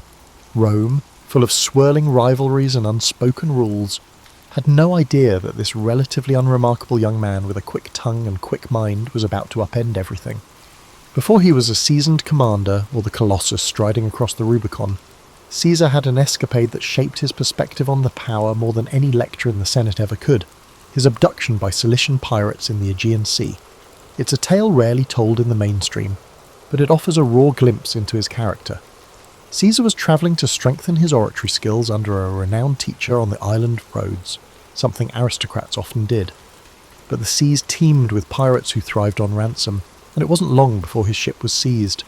The pirates who captured him expected a frightened Roman aristocrat. Instead, they encountered a man whose boldness made them question who'd truly been captured. When they demanded a ransom of 20 talents of silver, Caesar reportedly scoffed that they were underselling him. He insisted they ask for 50. The pirates, bemused yet intrigued, took his suggestion. For several weeks, Caesar lived among them, waiting for friends to gather the sum. During that time, he treated them as if he were the one in charge, ordering them to keep quiet when he slept, even reciting poems and speeches and telling them to appreciate the artistry, or else. To the pirates' credit, they indulged him, perhaps wondering if they had accidentally kidnapped a lunatic. He wasn't simply being arrogant, he was displaying confidence and unpredictability. In a precarious situation, fear can be an exploitable weakness. By acting as if he were the authority figure, Caesar forced the pirates to respect him, or at least treat him carefully. When the ransom finally arrived and Caesar was freed, he quickly organised a naval force, hunted those same pirates down, and had them crucified. It was an act of lethal retribution, laced with the cunning that would characterise his later campaigns.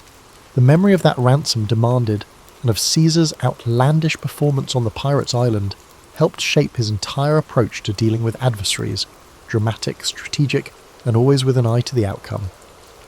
Back in Rome, Caesar resumed his climb, yet he carried a certain swagger now, a sense that his life was fated for something extraordinary. After all, how many young Roman nobles had stared down pirates and lived to spin the tale? At political gatherings, people whispered behind their cups of wine, speculating on whether that story was just Caesar's brand of theatrics or pure truth.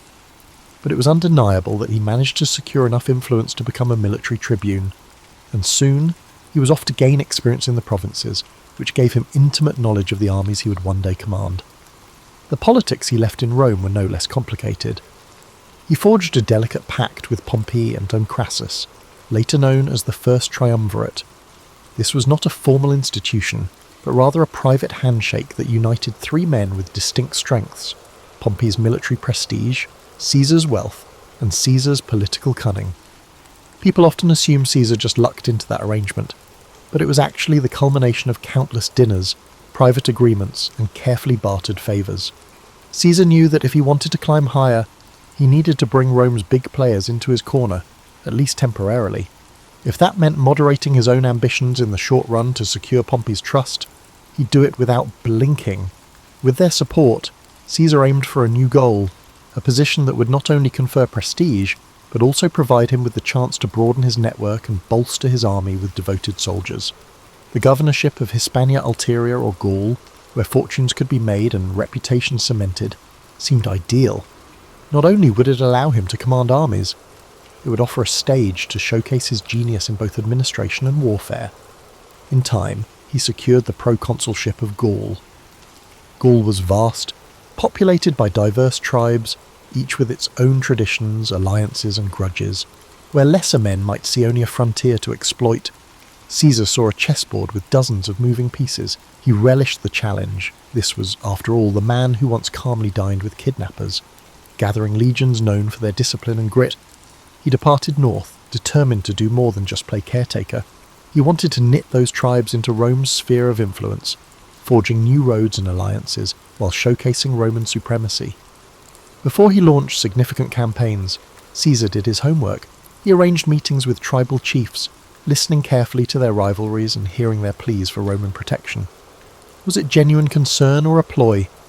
Caesar would weigh each statement, reading not just the words but the shifts in tone and eye contact. If he sensed an opportunity, like a tribe longing for revenge on its neighbour, he'd promise support, extracting pledges of loyalty. In many ways, his tactics mirrored the hush-hush political dealings he'd honed back in Rome, only now the stakes were measured in thousands of soldiers and entire territories. Yet, throughout these manoeuvres, Caesar never lost sight of the persona he'd cultivated. He was no mere bureaucrat. He was that daring aristocrat who'd outwitted pirates, the dynamic orator who electrified the courts, and the cunning negotiator who'd found common ground with Pompey and Caesar. Each success in Gaul was reported back to Rome via sensational dispatches, commentarios, written with clarity and flair. People in the city devoured them as if they were tabloid headlines. He dramatized his victories just enough to capture the public's imagination. The Senate, reading the official versions, found themselves both impressed and wary. Caesar was quickly becoming too big to ignore. These initial steps in Gaul, some alliances struck, some small skirmishes won, emboldened him. He sensed that if he could bring all of Gaul under Roman control, he'd move from being just another ambitious politician to a legendary conqueror. That knowledge spurred him on. Caesar might have left behind the pirates who once threatened him, but the memory of that captivity fueled his hunger for absolute control. If he had his way, no one, be they a tribal chief or a Roman senator, would ever have the power to hold him captive again. The Gallic Wars, as Caesar's campaigns would come to be called, weren't just about marching legions across fields and building wooden palisades. They were about psychological warfare, diplomacy, and the cunning exploitation of intertribal rivalries. Rome's dominance always hung on its ability to divide and conquer. With Caesar at the helm, that strategy took on fresh nuance. In the early phases, Caesar consolidated Roman gains by constructing a network of roads and fortifications. This was hardly glamorous labour. Roman soldiers would spend weeks hacking through forests and bogs to erect outposts, sometimes under the threat of ambush. Yet each new Roman-style fort, complete with straight lines and carefully measured intervals, sent a message of permanence. These weren't just makeshift garrisons, they were statements that Rome had come to stay. People often remember Caesar's brilliance on the battlefield, but his true strength lay in methodical organisation. He considered logistics as vital as sword and shield. The various Gallic tribes watched uneasily, some rushing to Caesar's side, others forming alliances against him. Caesar capitalised on the smallest of division. If one tribe feuded with another, he'd arrive as a peace broker, offering Roman friendship and military aid against a rival.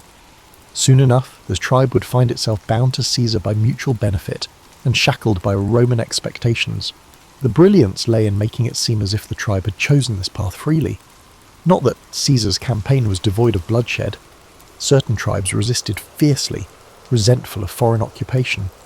The Belgae in the north, for instance, marshalled huge forces that tested Roman discipline. Caesar, never squeamish, deployed tactics to crush resistance decisively, destroying crops, capturing strategic points, and sometimes resorting to brutal reprisals that sent a chill through neighbouring tribes. He didn't revel in cruelty for its own sake, but he understood the Roman tradition of deterrence. Ferocious display could prevent a drawn-out rebellion. This approach, while effective, also laid the seeds for future animosity, especially among fierce defenders of Gallic independence like Vercingetorix. Vercingetorix was an Arvernian chieftain who recognised that the Gallic tribes needed unity more than ever. He wasn't some hot-headed bandit chief. He was methodical, charismatic, and had a strategic mind that could rival Caesar's. While Caesar was off campaigning on another front, Vercingetorix rallied disparate tribes under the banner of Gallic pride. When Caesar got wind of this resistance, he recognised at once that Vercingetorix was no ordinary adversary. The typical trick of exploiting old rivalries might not work here. The confrontation between Caesar and Vercingetorix escalated into one of the defining struggles of the Gallic Wars. Vercingetorix adopted a scorched earth policy, instructing villagers to destroy their own supplies and towns to starve the Roman legions of resources.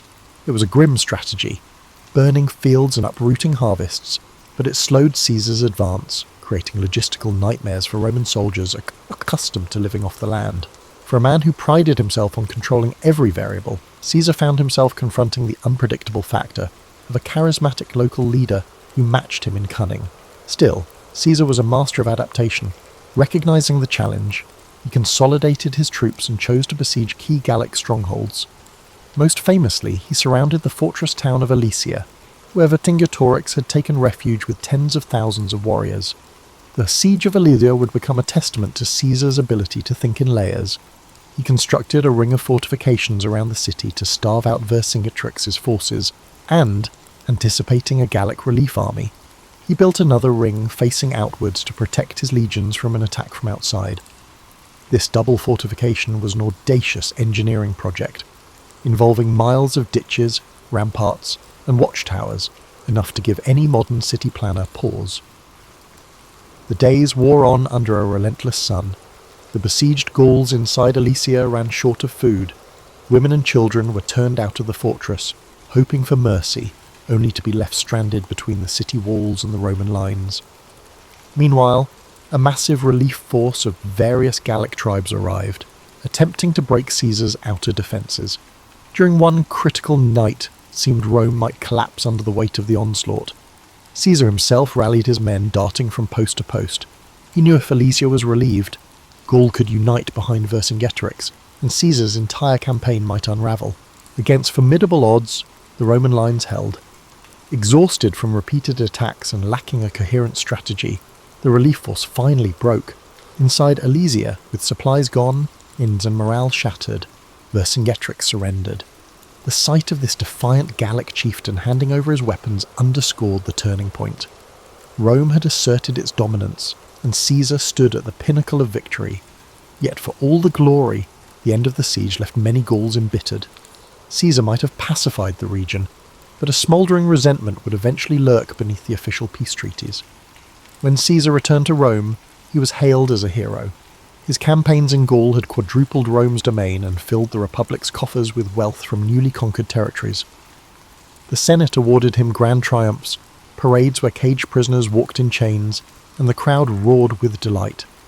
In these processions, Caesar's name became synonymous with military genius and Roman might. Yet the very success that elevated him threatened to unbalance the precarious political framework in Rome.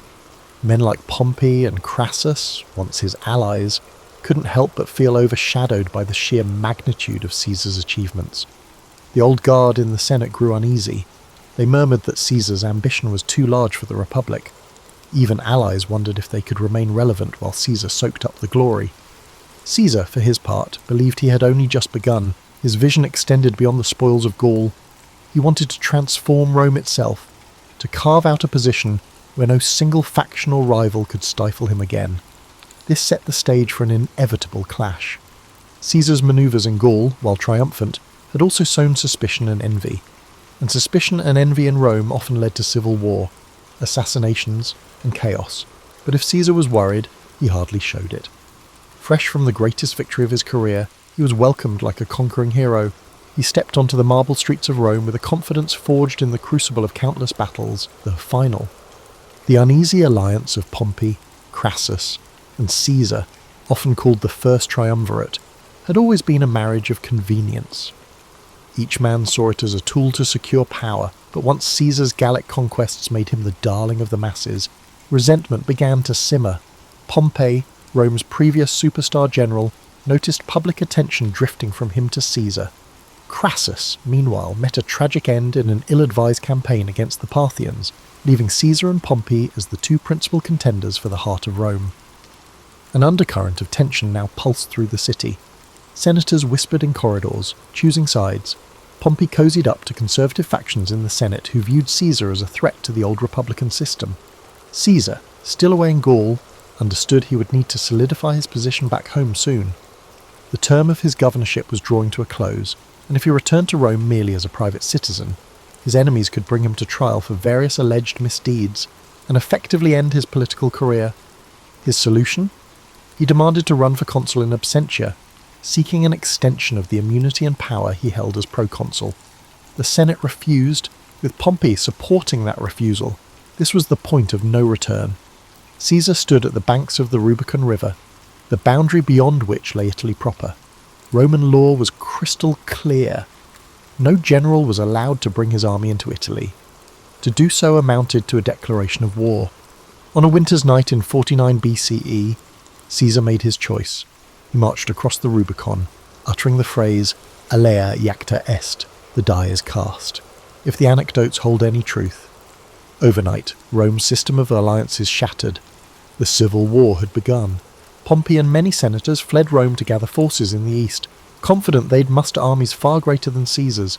They had the backing of traditional elites, wealthy provinces, and, they believed, time on their side. Caesar, however, wasn't known for cautious delay. He pressed forward at breakneck speed. Towns and cities along the way opened their gates, some out of admiration for Caesar, others out of fear. The unstoppable momentum took Pompey by surprise, forcing him to evacuate Italy altogether. Caesar entered Rome unopposed. But taking Rome was just the beginning. The real challenge was confronting Pompey's legions, which were regrouping in Greece. Caesar, leaving a minimal garrison behind, sailed across the Adriatic to chase down his rival. It was a frantic race, both men vying for resources and key strategic points. Caesar's forces were often outnumbered. Pompey's alliances spanned vast portions of the Republic. Yet Caesar leveraged speed, surprise, and the loyalty he'd earned from legions who'd fought alongside him in Gaul. Battles erupted across multiple theatres, Spain, Africa, and ultimately the plains of Pharsalus in Greece. The Battle of Pharsalus in 48 BCE became a defining moment. Pompey, confident in his superior numbers, formed a traditional line, anticipating a swift victory. Caesar, outmanned, arranged a reserve line of cohorts behind his cavalry on the right flank, anticipating Pompey's horsemen would try to envelop him. When the cavalry clash began, Caesar's hidden cohorts surged forward, routing Pompey's cavalry. This triggered a domino effect. Pompey's infantry, once they saw the cavalry in flight, lost cohesion. Caesar's legions, hardened by years of frontier warfare, exploited every gap. It was a massacre. Pompey escaped, but the psychological damage was done. Men who had once sworn loyalty to Pompey began to slip away or switch sides, sensing the tides of fate had turned. Pompey fled to Egypt, hoping to regroup, but the Ptolemaic officials, keen to appease Caesar, betrayed him. On his arrival, Pompey was assassinated, his head presented to Caesar as a perverse gift. Caesar was horrified. Despite their rivalry, Pompey had once been his son-in-law. Caesar's daughter Julia had been married to Pompey. Caesar publicly wept at the sight of Pompey's severed head, then ordered the execution of the men responsible for the betrayal. This act conveyed a message. Caesar might be ruthless, but he upheld the dignity of Roman nobility and detested dishonour. Egypt, however, offered its own labyrinth of politics. Cleopatra and her brother Ptolemy were locked in a power struggle. Caesar, now the most influential Roman in the region, found himself arbitrating their dispute. Cleopatra saw an opportunity. She smuggled herself into Caesar's presence, wrapped in a carpet, so the story goes, and charmed him with her intellect, wit, and grand vision for Egypt. Caesar, never one to resist audacity or intelligence, sided with Cleopatra. The pair consolidated power in Alexandria, defeating Ptolemy's forces and installing Cleopatra as queen. Their liaison was more than romantic, it was a strategic alliance that gave Caesar access to Egypt's wealth while securing Cleopatra's throne. Rome watched these events with fascination and growing anxiety. Caesar was off forging alliances and fathering a child with a foreign queen, Caesarion, while Italy braced for whatever came next. Though Pompey was dead, segments of the Roman Republic still resisted Caesar's rule. Caesar marched on, quelling resistance in Asia Minor, with such speed that he famously declared, "Veni, vidi, vici, I came, I saw, I conquered."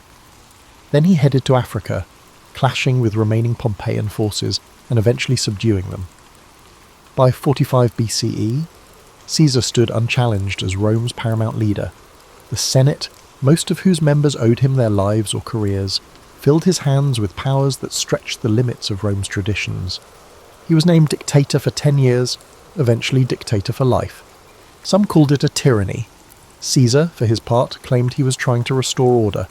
He enacted sweeping reforms, revising the calendar into the Julian model, restructuring debts, expanding the Senate, granting citizenship to loyal allies in distant provinces, and planning massive building projects that aimed to beautify the city. He also introduced social measures, like distributing land to veterans. In these moves, Caesar walked a tightrope, consolidating power, while giving just enough to the masses and Senate to keep them largely compliant. But something in the Roman psyche chafed at one-man rule. Rome prided itself on hating kings. Their entire identity was built around a republic, even if that republic was often manipulated by the powerful. Caesar's acceptance of lavish honours and his centralisation of power made some worry that he sought to crown himself. Others found him dangerously modern, someone who might change Rome beyond recognition. And behind Caesar's unstoppable force lay a silent question. Was the Republic just a stage for one man's ambition, or could it endure? When Caesar finally returned to Rome in triumph, the city was abuzz with rumours and festivals. Though war still simmered in the distant corners of the Republic, Caesar's personal magnetism and the promise of stability temporarily silenced most discontent. He orchestrated spectacular public games and feasts, showering the populace with free grain. Statues and monuments sprang up in his honour. Yet beneath the gleaming facade, the core of Roman tradition, those unwritten rules guarding the Republic from monarchy, felt under siege. One example of Caesar's larger-than-life persona was his attempt to reshape the calendar, which was no small matter in Rome. The old lunar calendar had become hopelessly misaligned with the seasons, creating confusion in festivals and civic life. Caesar, advised by astronomers including Socrates of Alexandria, introduced the Julian calendar, a solar-based system with a leap year cycle. This was a major administrative reform that didn't just tidy up dates. It demonstrated Caesar's willingness to override centuries of practice if he believed he had a better way. People marvelled at the clarity the new calendar offered, but they also sensed that if Caesar could reorder time itself, what else might he feel entitled to reorder? He poured money into construction. Under Caesar's direction, new buildings, temples, and public spaces sprouted, symbolising a Rome reborn. The Forum grew more magnificent. He commissioned grand projects that not only beautified the city but gave work to thousands of labourers, elevating Caesar's popularity among the common folk. At the same time, he expanded the Senate from roughly 600 to as many as 900 members, adding allies from the provinces and diluting the power of the old aristocratic families. Some saw this as an inclusive move broadening representation within the Roman state. Others viewed it as an egregious power play, a way for Caesar to stack the Senate with loyalists who owed their positions to him alone. All these changes stirred the question: was Caesar still just a leading citizen, or was he inching toward kingship? Rome had a cultural aversion to the very word rex, king. Generations were taught that their ancestors had exiled the last Roman king and vowed never to kneel before another. So when statues of Caesar began appearing in public places, crowned with diadems, some citizens felt a chill. Caesar claimed these were tokens of respect from admirers, not declarations of monarchy, but doubts lingered. At a public festival, Marcus Antonius, a favoured lieutenant, attempted to place a diadem on Caesar's head. Caesar dramatically refused, stating, "Only Jupiter is king of the Romans." But the crowd's reaction was mixed.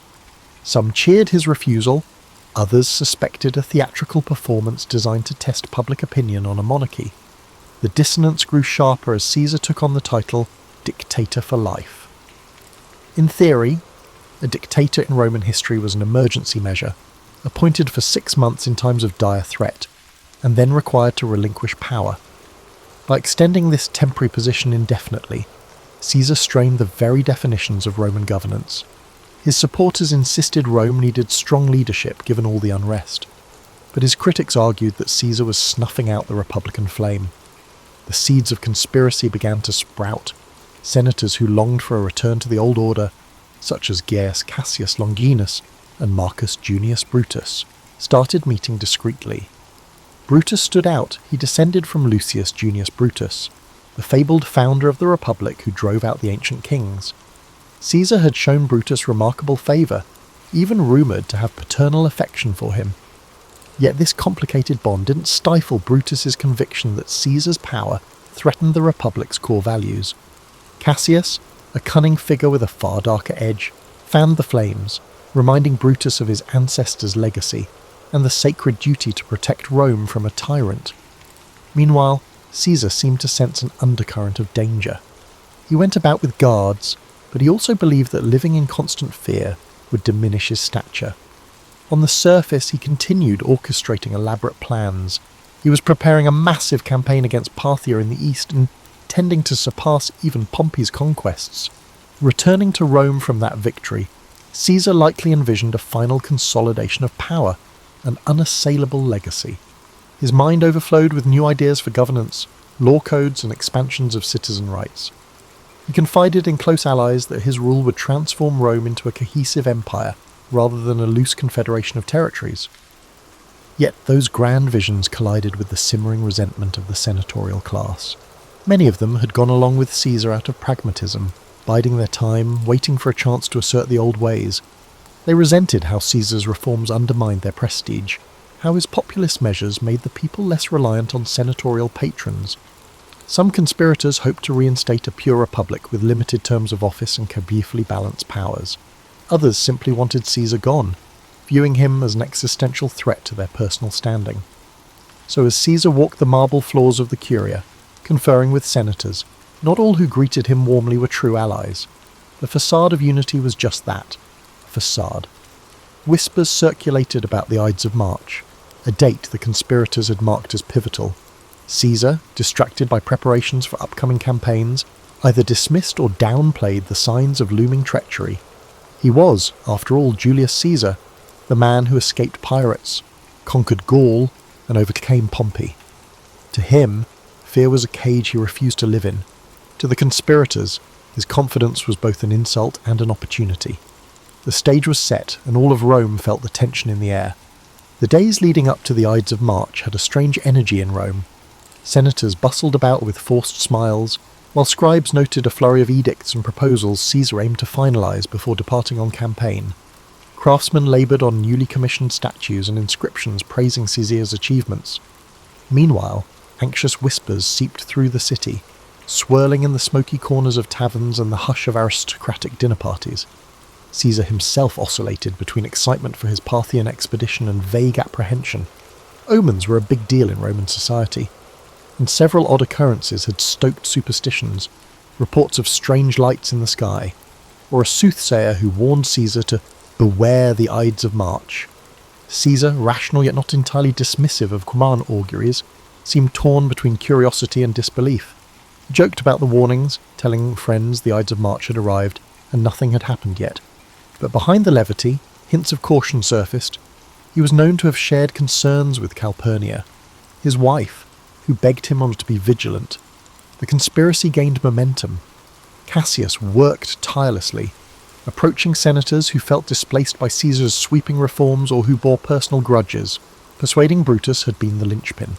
Brutus's moral standing and family legacy offered a veneer of honour to what might otherwise look like a naked power grab. With Brutus on board, recruiting others became easier. Each conspirator had different reasons. Some claimed to fight for the Republic's freedom, others sought personal gain or revenge, yet they united under a single, dramatic resolution: Caesar must be removed. One version of their plan involved attacking Caesar during a Senate session, when he would be relatively unguarded. In theory, the presence of so many senators served as a public shield. Caesar wouldn't expect a mass attack in the heart of Roman governance.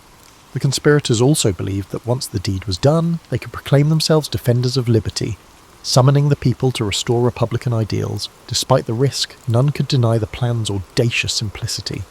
The Senate meeting on the Ides of March beckoned like a grim appointment. The morning of the Ides arrived.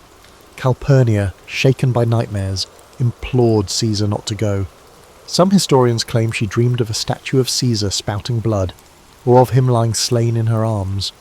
Moved by her distress, Caesar initially decided to stay home, possibly rescheduling the Senate session. That alone could have altered history.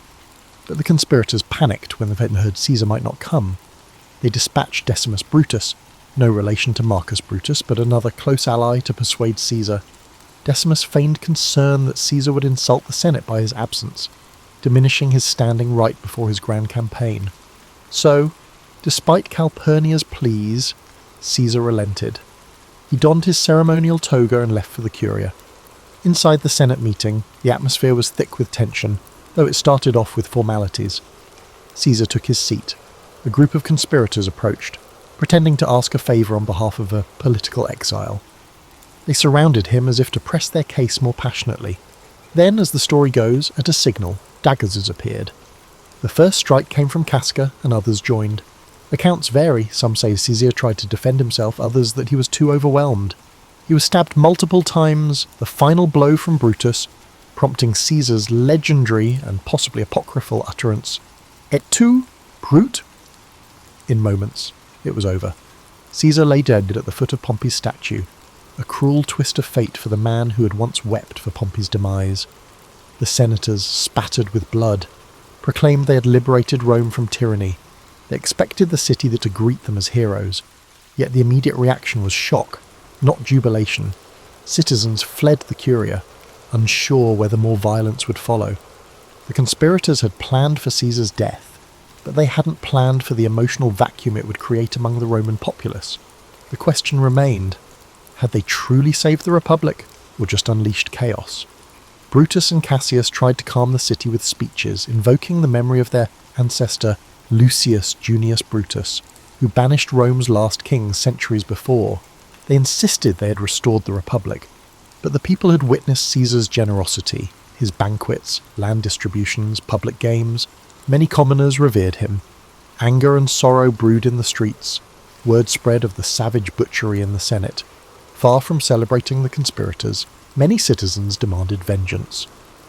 Mark Antony, who had not participated in the conspiracy, seized this public sentiment. He delivered a funeral oration for Caesar that became legendary. Antony spoke with passion, displaying Caesar's blood-stained toga, stirring the crowd into a frenzy against the conspirators. Some historians say Caesar's body was burned in the forum itself, with the flames fed by citizens who tossed in furniture and items as offerings. The conspirators, realizing the tide had turned, fled the city. Outrage soared, and the once proud Senate found itself overshadowed by the populist fury that Caesar had so skillfully harnessed in life. Thus, the killing that was intended to save the Republic actually accelerated its decline. Power soon consolidated not around a restored Senate, but around new strongmen: Mark Antony, Octavian, Caesar's young heir and adopted son, and others who would jockey for command in the following years. In death, Caesar had transcended mortality to become an icon, some would say a martyr, while the vision of a renewed republic, ironically, slipped further away. The aftermath of Caesar's assassination was as turbulent as any period Rome had ever seen. The city, already tense from years of civil conflict, discovered that removing one towering figure didn't automatically restore the old republic. Instead, a new power vacuum emerged, quickly filled by those with the ambition and resources to claim it. Mark Antony, Caesar's closest lieutenant, was first on the scene, leveraging his connection to the slain dictator to rally the masses. But Caesar had named a surprise heir in his will, Gaius Octavius, better known as Octavian, his grandnephew. Only 19 years old, Octavian carried Caesar's name, and soon enough, Caesar's legions would rally around him too.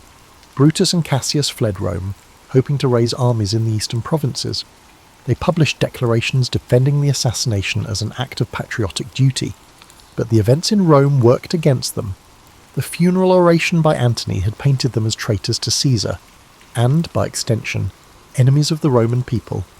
Legions loyal to Caesar scorned the conspirators. Lines hardened. Another round of civil wars seemed inevitable, as one man's ambition had morphed into a generational crisis of identity for Rome. Though Antony and Octavian initially eyed each other with suspicion, they realised they stood a better chance against the conspirators if they cooperated. Along with Marcus Lepidus, a trusted commander, they formed the Second Triumvirate. Unlike Caesar's informal arrangement, this triumvirate was legally sanctioned, granting the three men near absolute power to reorganise the state. And reorganise it they did. Prescriptions, lists of enemies of the state, were published. Men of wealth and influence found themselves outlawed. The triumvirate seized property and executed opponents, echoing the grim days of Sulla's dictatorship. The conspirators, meanwhile, mustered forces in the east, culminating in the climactic Battle of Philippi in 42 BCE. Brutus and Cassius were defeated, and they chose suicide over capture. If Caesar's murderers hoped for a renaissance of republican ideals, they had gravely miscalculated. Rome was now torn between competing strongmen. After Philippi, tensions rose between Antony and Octavian. Antony headed east, forming an alliance, and famously a romance, with Cleopatra in Egypt. Octavian solidified his base in Rome, ensuring the Senate recognised him as the principal heir to Caesar's legacy. By 31 BCE, the rivalry exploded into another civil war, culminating in the naval battle of Actium. Octavian prevailed. Antony and Cleopatra fled and later took their own lives, and the stage was set for Octavian to become Augustus, the first Roman emperor. The Republic, in its old form, was gone, and what of Caesar's legacy? His name, Caesar, would become synonymous with rulership itself. From Kaiser in German to Caesar in Russian, leaders in distant lands would adopt the moniker as a badge of imperial might. His reforms, especially the Julian calendar, outlived him by centuries, influencing how millions of people mark time. His writings, particularly the commentaries on the Gallic and Civil Wars, remained essential reading for generations of statesmen and generals, admired for their clarity and rhetorical brilliance. In a strange twist, the Senate that once feared him voted to deify Caesar after his death, proclaiming him Divus Julius. Shrines and temples to the divine Julius sprang up, turning him into a figure of worship. This posthumous deification gave Octavian an added aura of legitimacy. He was now Divi Filius, the son of a god. One might argue it was the final irony. The same institution that bristled at his ambition now raised him to divine status. This transformation reflected the contradictory nature of Roman politics, practical to the core, yet steeped in superstition and reverence for signs and wonders. Public memory of Caesar remained divided. Many admired him for championing the lower classes, taking decisive action to end Rome's internal strife, and extending Roman influence abroad. Others condemned him as the man who shattered the Republic's checks and balances, making a single-man rule inevitable. Over time, historians, playwrights, and orators distilled his story into dramatic beats. The brilliant general, the cunning politician, the betrayed friend. Those wanting a moral lesson found ample material. Some used him as a warning against unchecked ambition, others as an example of visionary leadership undone by a petty jealousy. Yet there's a deeper layer to Caesar's life, one less recounted in popular lore. He was profoundly curious about the world, about languages, cultures, and the mechanics of governance. From his youth in the streets of Rome to his kidnapping by pirates, from the muddy battlefields of Gaul to the marble corridors of the Curia, he sought to understand and master every environment he touched. He wasn't content to play by the rules, he rewrote them. Not all admired his methods, but few could deny his results. For those living in Rome after Caesar's demise, daily life eventually stabilized under Augustus's reign. The city grew grander, the empire expanded, and a new system, the Principate, took shape. But an undercurrent of nostalgia persisted among some senators who recalled a republic where men like Cicero and Cato once debated the future of Rome. They wondered if, in slaying Caesar, they had severed the last chance to preserve republican dignity, or if Caesar's very presence had doomed it from the start. And so the figure of Julius Caesar stands in Roman history not simply as a conqueror or a dictator, but as a turning point. He harnessed ambition, popular support, and raw military skill to reshape the world's greatest republic. And in doing so, he cleared a path for imperial rule. Some see him as a hero visionary who expanded Rome's horizons. Others view him as the ultimate usurper, betraying the collective governance that had once defined the city's spirit. Perhaps both are true. In the end, Julius Caesar's story reminds us that history rarely lends itself to neat labels. The arcs of power, destiny, and personal will often weave together in ways that defy easy categorization. And if there's one lesson that resonates across the centuries, it might be this. When a single individual grows too large for the existing order, transformation, however exhilarating or destructive, becomes inevitable.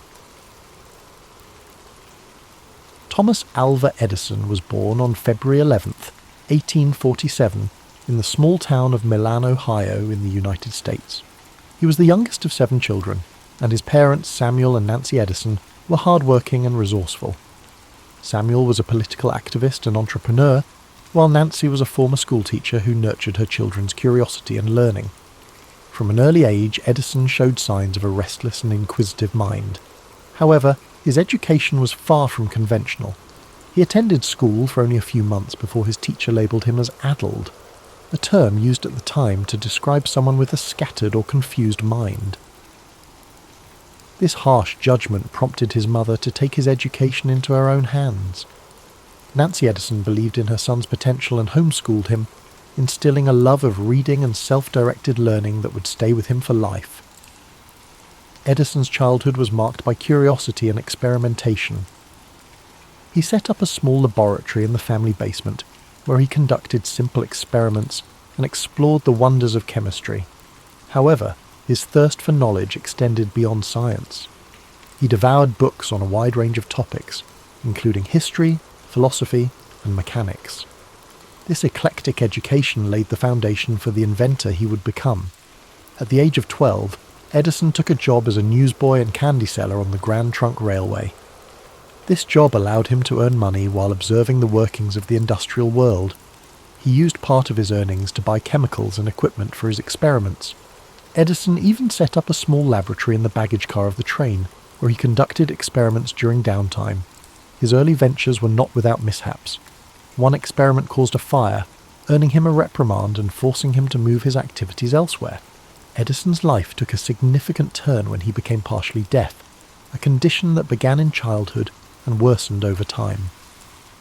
Although he later offered various explanations for his hearing loss, including a train conductor pulling him onto a moving train by his ears, the exact cause remains uncertain.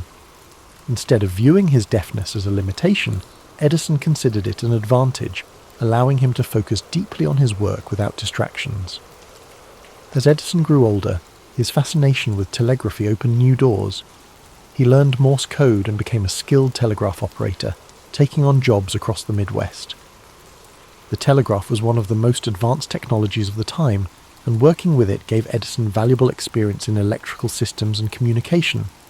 During this period, he began to develop his first inventions, including an automatic repeater that improved the efficiency of telegraph transmissions. Empty brackets.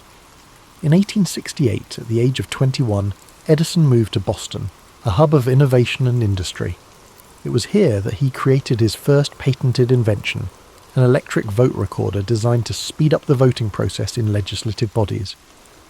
Unfortunately, the device failed to gain traction, teaching Edison a valuable lesson about the importance of creating inventions that met practical needs. This setback did not deter him. Instead, it fueled his determination to succeed. Edison's career really took off in 1876 when he established his first research laboratory in Menlo Park, New Jersey. This facility became a centre of creativity and innovation, earning Edison the nickname the Wizard of Menlo Park. Here, he assembled a team of talented assistants who collaborated on a wide range of projects. Edison's approach to invention was systematic and collaborative, a stark contrast to the solitary inventor stereotype. One of Edison's most famous inventions emerged from this period, the phonograph. In 1877, he developed a device that could record and reproduce sound, a groundbreaking achievement that amazed the public. The phonograph earned Edison international acclaim and cemented his reputation as a leading innovator. The following years saw Edison tackle one of the greatest challenges of his career, creating a practical and affordable electric light system. While others had experimented with electric lighting, Edison was determined to develop a complete system, including generators, wiring and light bulbs that could bring electricity to homes and businesses.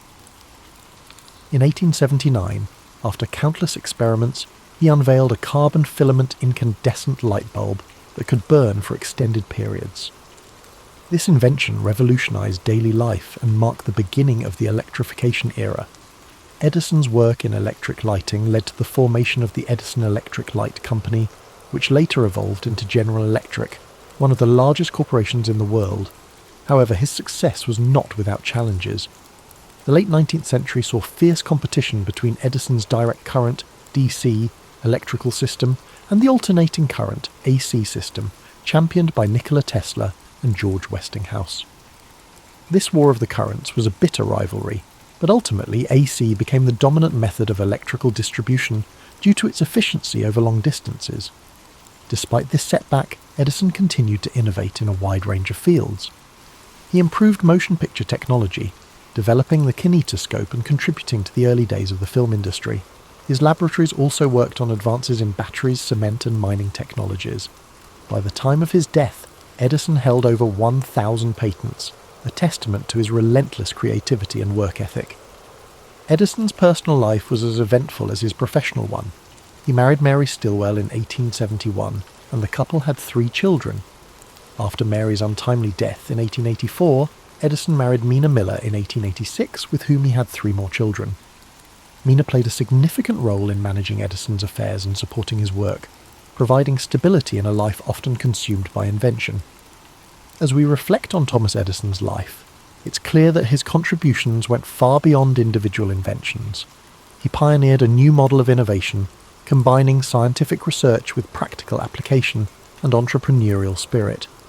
His work not only transformed technology, but also reshaped the way we live, work, and connect with one another.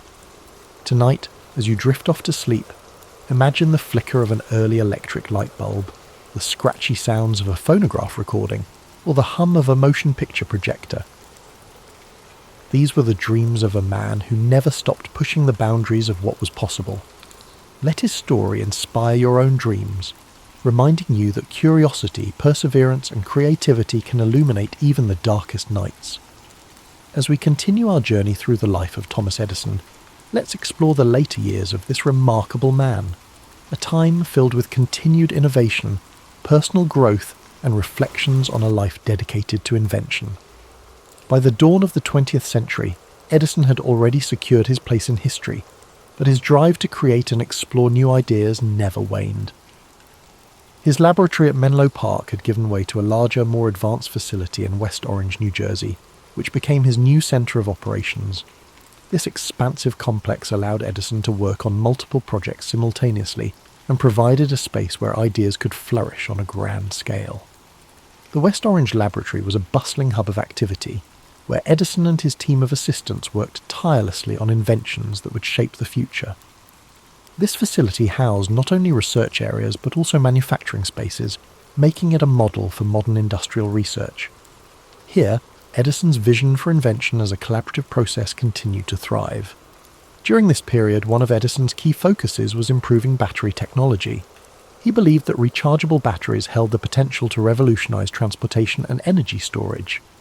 After years of experimentation, he developed the nickel-iron storage battery, which proved to be more durable and long-lasting than its predecessors. These batteries were used in electric vehicles, signaling Edison's foresight into the future of sustainable transportation. Edison's interest in motion pictures also continued to evolve. His work on the kinetoscope and the development of early film projectors played a crucial role in the birth of the motion picture industry. Although his methods and equipment were eventually surpassed by newer technologies, Edison's contributions laid the groundwork for the film industry's rapid growth. He saw movies not just as entertainment, but as a powerful medium for education and communication. In addition to his inventions, Edison had a keen sense of business and industry. He founded several companies over his lifetime, many of which merged or evolved into the corporate giants of today. His ability to navigate the worlds of science, engineering and business set him apart as a true pioneer of the industrial age. As Edison aged, his approach to work remained disciplined and intense. He was known for his long hours and often slept only a few hours each night, preferring to take short naps throughout the day. He famously remarked, "Genius is 1% inspiration and 99% perspiration, a testament to his belief in hard work and perseverance." Edison's personal life also continued to be a source of strength and stability. His second wife, Mina Miller Edison, managed the family household and supported his endeavours with grace and dedication. Together they raised 3 children, Madeline, Charles and Theodore. The Edison family enjoyed a comfortable life, but Edison's devotion to his work sometimes kept him away from home for long stretches of time. Despite his fame and success, Edison remained a humble and often private individual. He shunned the idea of being called a genius, and instead credited his achievements to relentless effort and curiosity. He was known to be a man of simple tastes, preferring practical clothing and straightforward conversations over grand displays of wealth or intellect. In the later years of his life, Edison's pace of invention began to slow, but his mind remained active. He explored new ideas in fields such as rubber production, seeking alternatives to natural rubber for industrial use. He even collaborated with his friends Henry Ford and Harvey Firestone on this endeavour, forming what became known as the $1 Million Trio. Their combined efforts reflected the spirit of collaboration and innovation that defined Edison's career. As he approached his twilight years, Edison became more reflective about the changes he had witnessed. Born before the widespread use of electricity, he lived to see a world transformed by his inventions. The cities of his youth, once dimly lit by gas lamps and candles, now gleamed with electric lights. The hum of machines, powered by electricity, filled factories and homes alike. The world had grown smaller through communication technologies like the telegraph, the telephone and motion pictures, all fields where Edison had left his mark. In 1929, to celebrate the 50th anniversary of the electric light bulb, a grand event was held in Edison's honour at his laboratory in West Orange. Attended by prominent figures such as President Herbert Hoover and industrialists like Henry Ford, the event was a tribute to a man whose ideas had changed the world. Despite the accolades, Edison remained modest, focusing instead on the future and the possibilities yet to be explored. On October 18, 1931, at the age of 84, Thomas Edison passed away in his home in West Orange, New Jersey. His death marked the end of an era, but his legacy lived on. In tribute to his memory, people across the United States dimmed their electric lights for a moment of silence. It was a poignant reminder of how deeply Edison's work had illuminated their lives. Edison left behind more than just his inventions. He left a philosophy of innovation, a belief that curiosity, hard work, and a willingness to experiment could change the world. His approach to problem-solving, his relentless pursuit of practical solutions, and his ability to turn ideas into reality inspired generations of inventors, scientists, and entrepreneurs. As you relax and drift into sleep, think of Thomas Edison's unwavering commitment to his dreams. Imagine the quiet hum of his laboratories, the soft glow of an electric bulb, or the scratchy tinny sound of a phonograph playing a long-forgotten tune. Let his story remind you that within each of us lies the potential for creativity and discovery. Even after Thomas Edison's passing, his influence continued to ripple through time, touching countless aspects of modern life. His laboratories, inventions, and philosophy of persistence left an indelible mark on the 20th century and beyond. Edison's legacy was more than a collection of patents or technological breakthroughs. It was a blueprint for how curiosity, determination, and collaboration could change the world. Edison's innovations laid the groundwork for industries that would thrive long after he was gone. The electric power systems he pioneered became the backbone of modern civilization, lighting homes, powering factories, and enabling the technologies we rely on today. The phonograph he created evolved into modern sound recording, giving rise to the music industry, radio broadcasts, and later digital media. His early motion picture work grew into an art form that now entertains, educates, and connects people around the globe. Edison's approach to invention also transformed the way research and development were conducted. Before his time, inventors were often solitary figures working alone in small workshops. Edison's vision of collaborative, team-based innovation in a dedicated laboratory environment paved the way for the research institutions and technology companies we know today. His West Orange laboratory became a model for innovation hubs and inspired future generations of scientists and engineers. The lessons from Edison's life extend beyond his inventions. His resilience in the face of failure is a timeless reminder that setbacks are often stepping stones to success. He once said, "I have not failed. I've just found 10,000 ways that won't work." This perspective encouraged countless others to embrace failure as part of the creative process, to learn from it, and to push forward with renewed determination. His story also reflects the transformative power of curiosity. From the young boy conducting experiments in his basement to the seasoned inventor refining new technologies, Edison never stopped asking questions or seeking answers. He approached the world with wonder and a desire to understand how things worked, a quality that fueled his lifelong quest for innovation. This insatiable curiosity is a gentle reminder that within each of us, the spark of discovery can ignite remarkable possibilities. In the years after his death, Edison's family, friends, and colleagues ensured that his memory was preserved. His laboratories in Menlo Park and West Orange were carefully maintained, and today they stand as monuments to his life and work. Visitors can walk through these spaces, see his tools and notebooks, and imagine the energy and creativity that once filled the air. The sounds of clinking glassware, the smell of chemicals, and the quiet hum of machinery still seem to echo in these historic halls. Beyond the physical spaces he left behind, Edison's ideas continue to shape the world. His belief in making technology accessible and practical lives on in every device that simplifies our lives. The light bulb, though improved and modified over time, remains a universal symbol of inspiration, creativity, and the triumph of human ingenuity. Edison's story is also a reminder of the human side of innovation, the patience, the long hours, and the moments of doubt that accompany every breakthrough. He understood that progress often comes slowly, and that true innovation requires both passion and persistence. As you rest tonight, perhaps you can reflect on your own journeys, knowing that even small steps forward are part of a greater path. Imagine a world lit only by flickering candles and dim gas lamps, where nights were cloaked in darkness. Then picture the slow, steady emergence of light, spreading from cities to towns, illuminating homes and streets. This transformation was more than a technological shift. It was a change in how people experienced life. Night no longer brought an end to productivity or recreation. With the glow of electric light, the world stayed awake, and new possibilities emerged. As you sink deeper into relaxation, envision Thomas Edison in his laboratory, the warm glow of a single bulb casting long shadows across the room. Shelves lined with tools, wires, and glass beakers surround him. The quiet scribble of notes fills the air as he records his observations. His eyes, filled with focus and curiosity, study each experiment, searching for answers hidden in the details.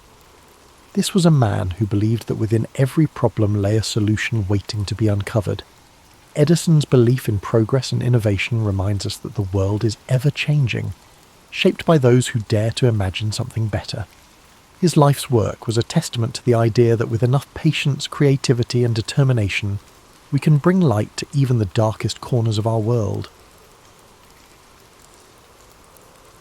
The Ninth Legion, known as Legio IX Hispana, was one of the most battle-hardened and feared units in the Roman army, its origins tracing back to the violent civil wars of the late Republic. Raised by Julius Caesar in the mid-1st century BCE, the Ninth fought fiercely in the Gallic Wars, earning a reputation for unyielding discipline and brutal efficiency. Over the decades, it became a cornerstone of Roman military power, participating in some of the empire's most pivotal campaigns. It battled in Spain, Germania, and across the vast landscapes of Britannia, Rome's most rebellious frontier. But for all its glory, the Ninth would become a ghost in history, vanishing from records as if erased by time itself. By the early 2nd century CE, the Ninth Legion had already seen centuries of bloodshed. Under the rule of Emperor Hadrian, Rome's grip on Britain was fragile. The island had been a thorn in the empire's side since the conquest began in 43 CE under Emperor Claudius.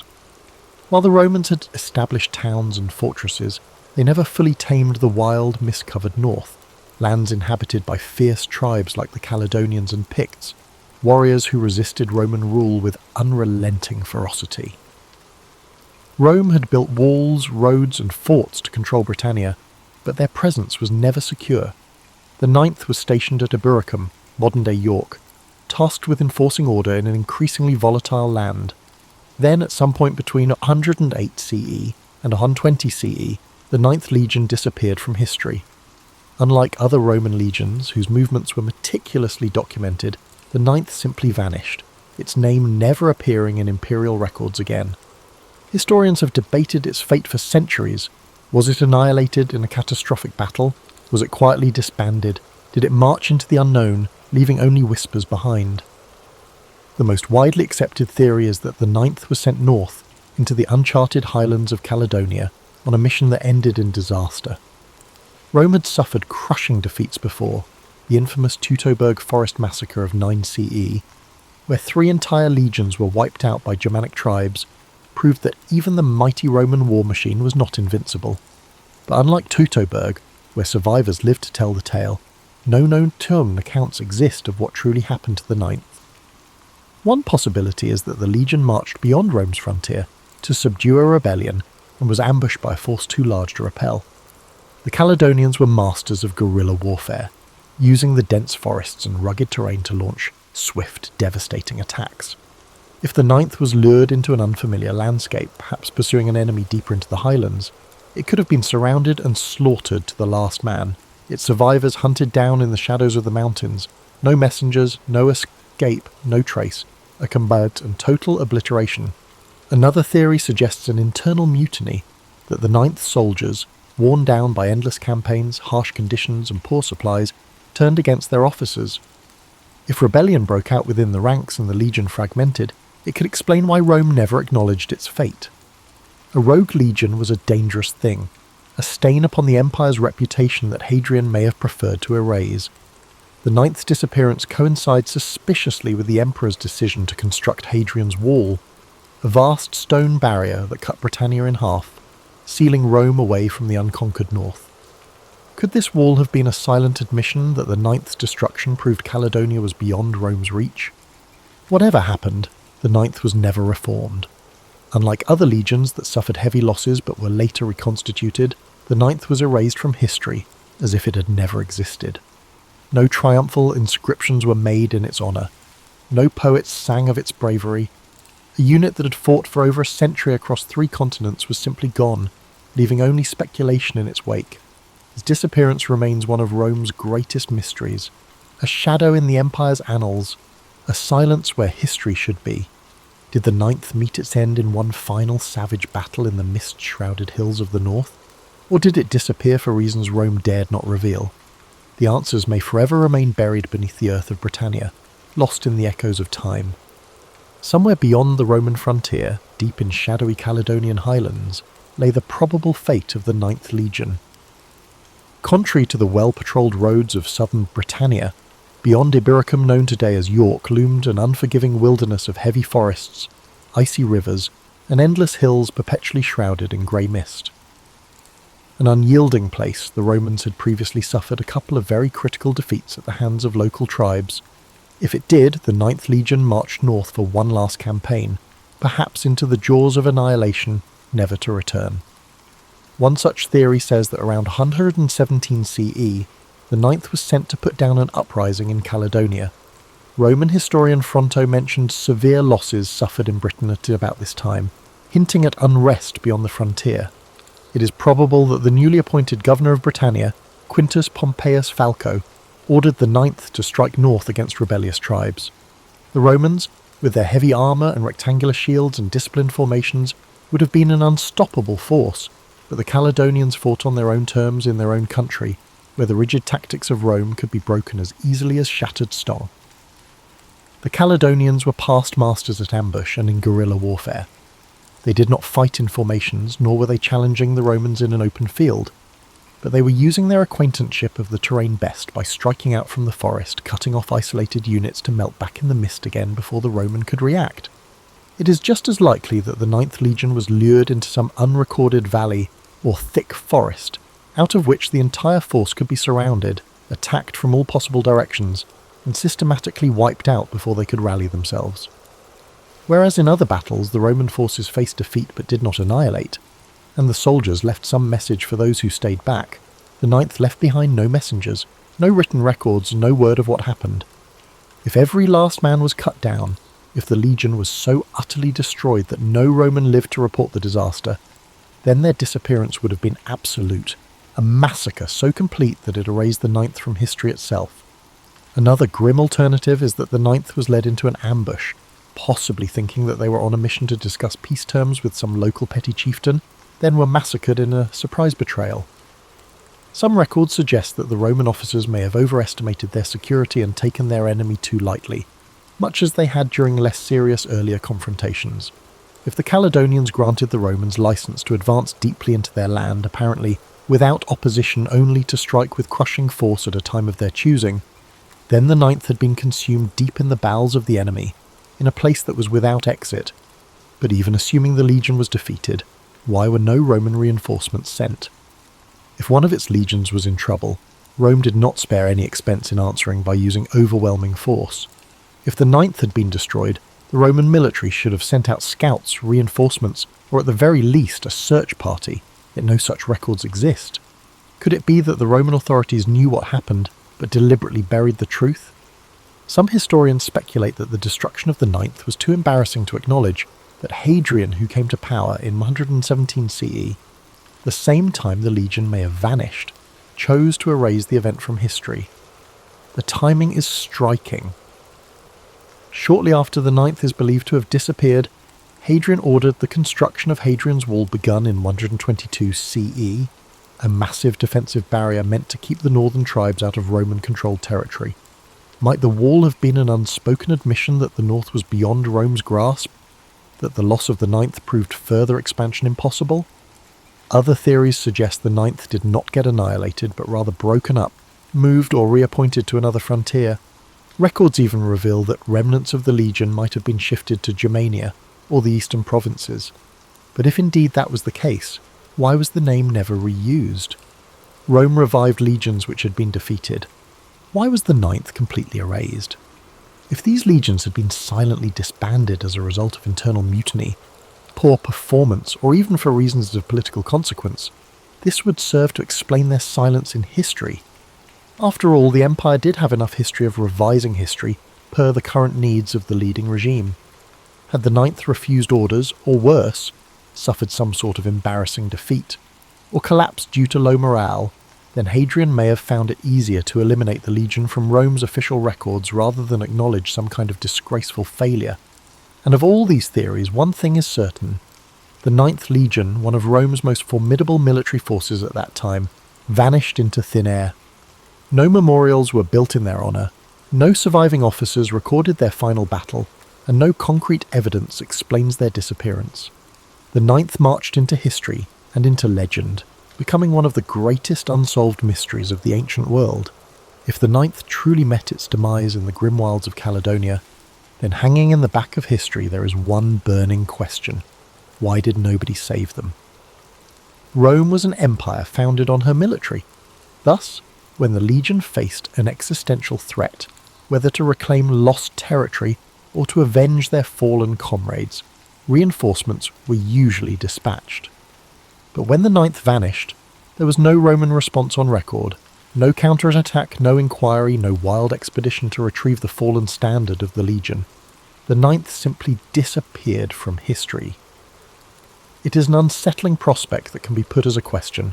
How can more than 5,000 trained men vanish without this being noticed by anyone? In the best scenarios, maybe Rome never actually found out.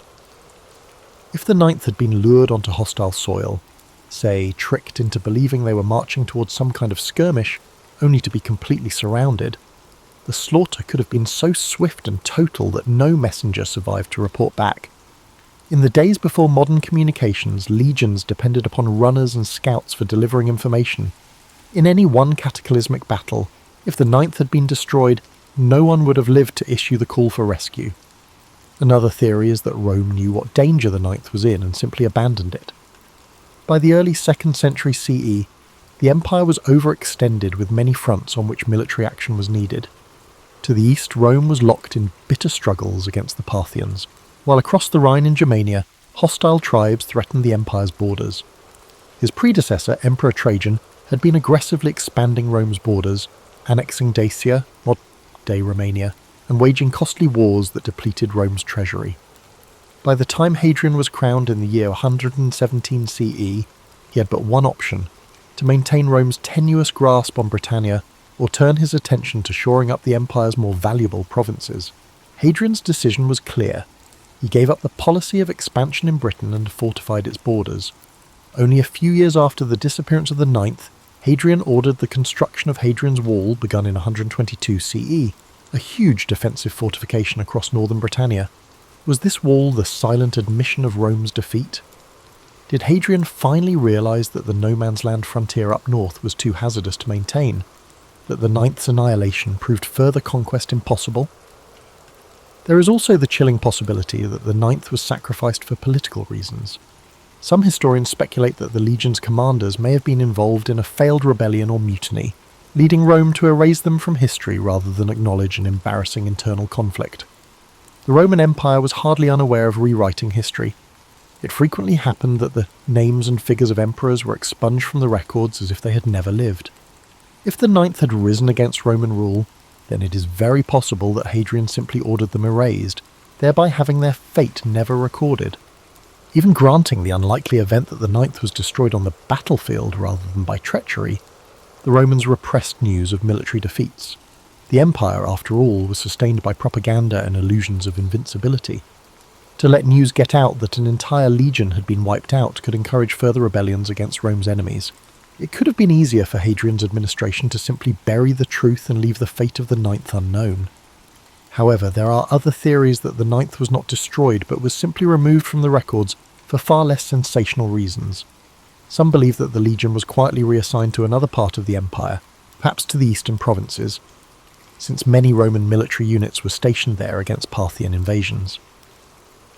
There is, however, some evidence that elements of the Ninth may have appeared in records in the Middle East decades later, but without any clear chain of command, it cannot be confirmed whether this was the same unit or just rebranding of another legion.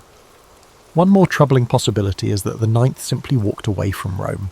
If this legion had endured years of harsh conditions, thinning supplies and incompetent leadership, is it possible they could have deserted en masse, melting into the wilds of Caledonia?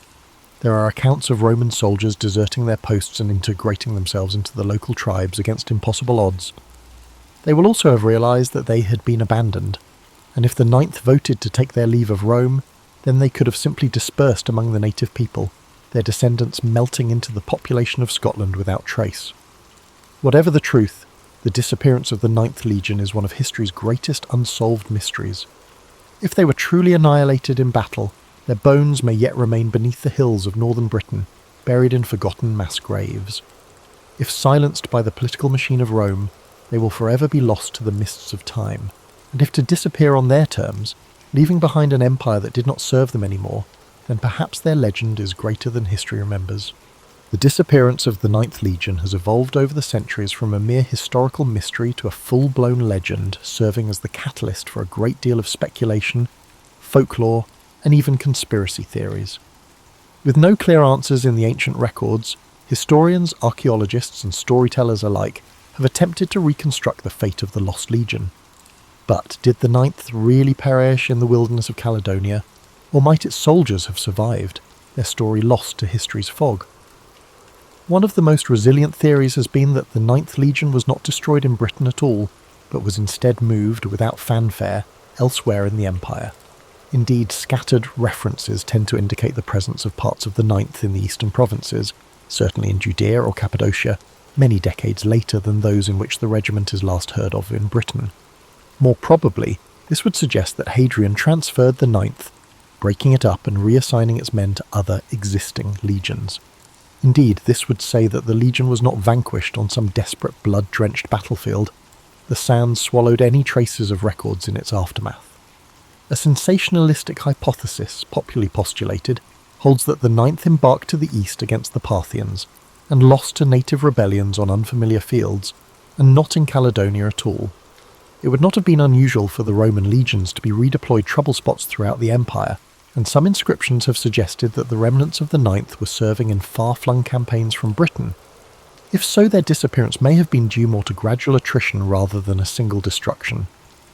As survivors over time were absorbed into other units, the identity of the Ninth may have become blurred, erased by bureaucracy not battle. But if this was so, why was the Ninth never reconstituted? It was customary for Rome to re-establish such legions which had suffered defeats, sometimes with the same number but with recruits.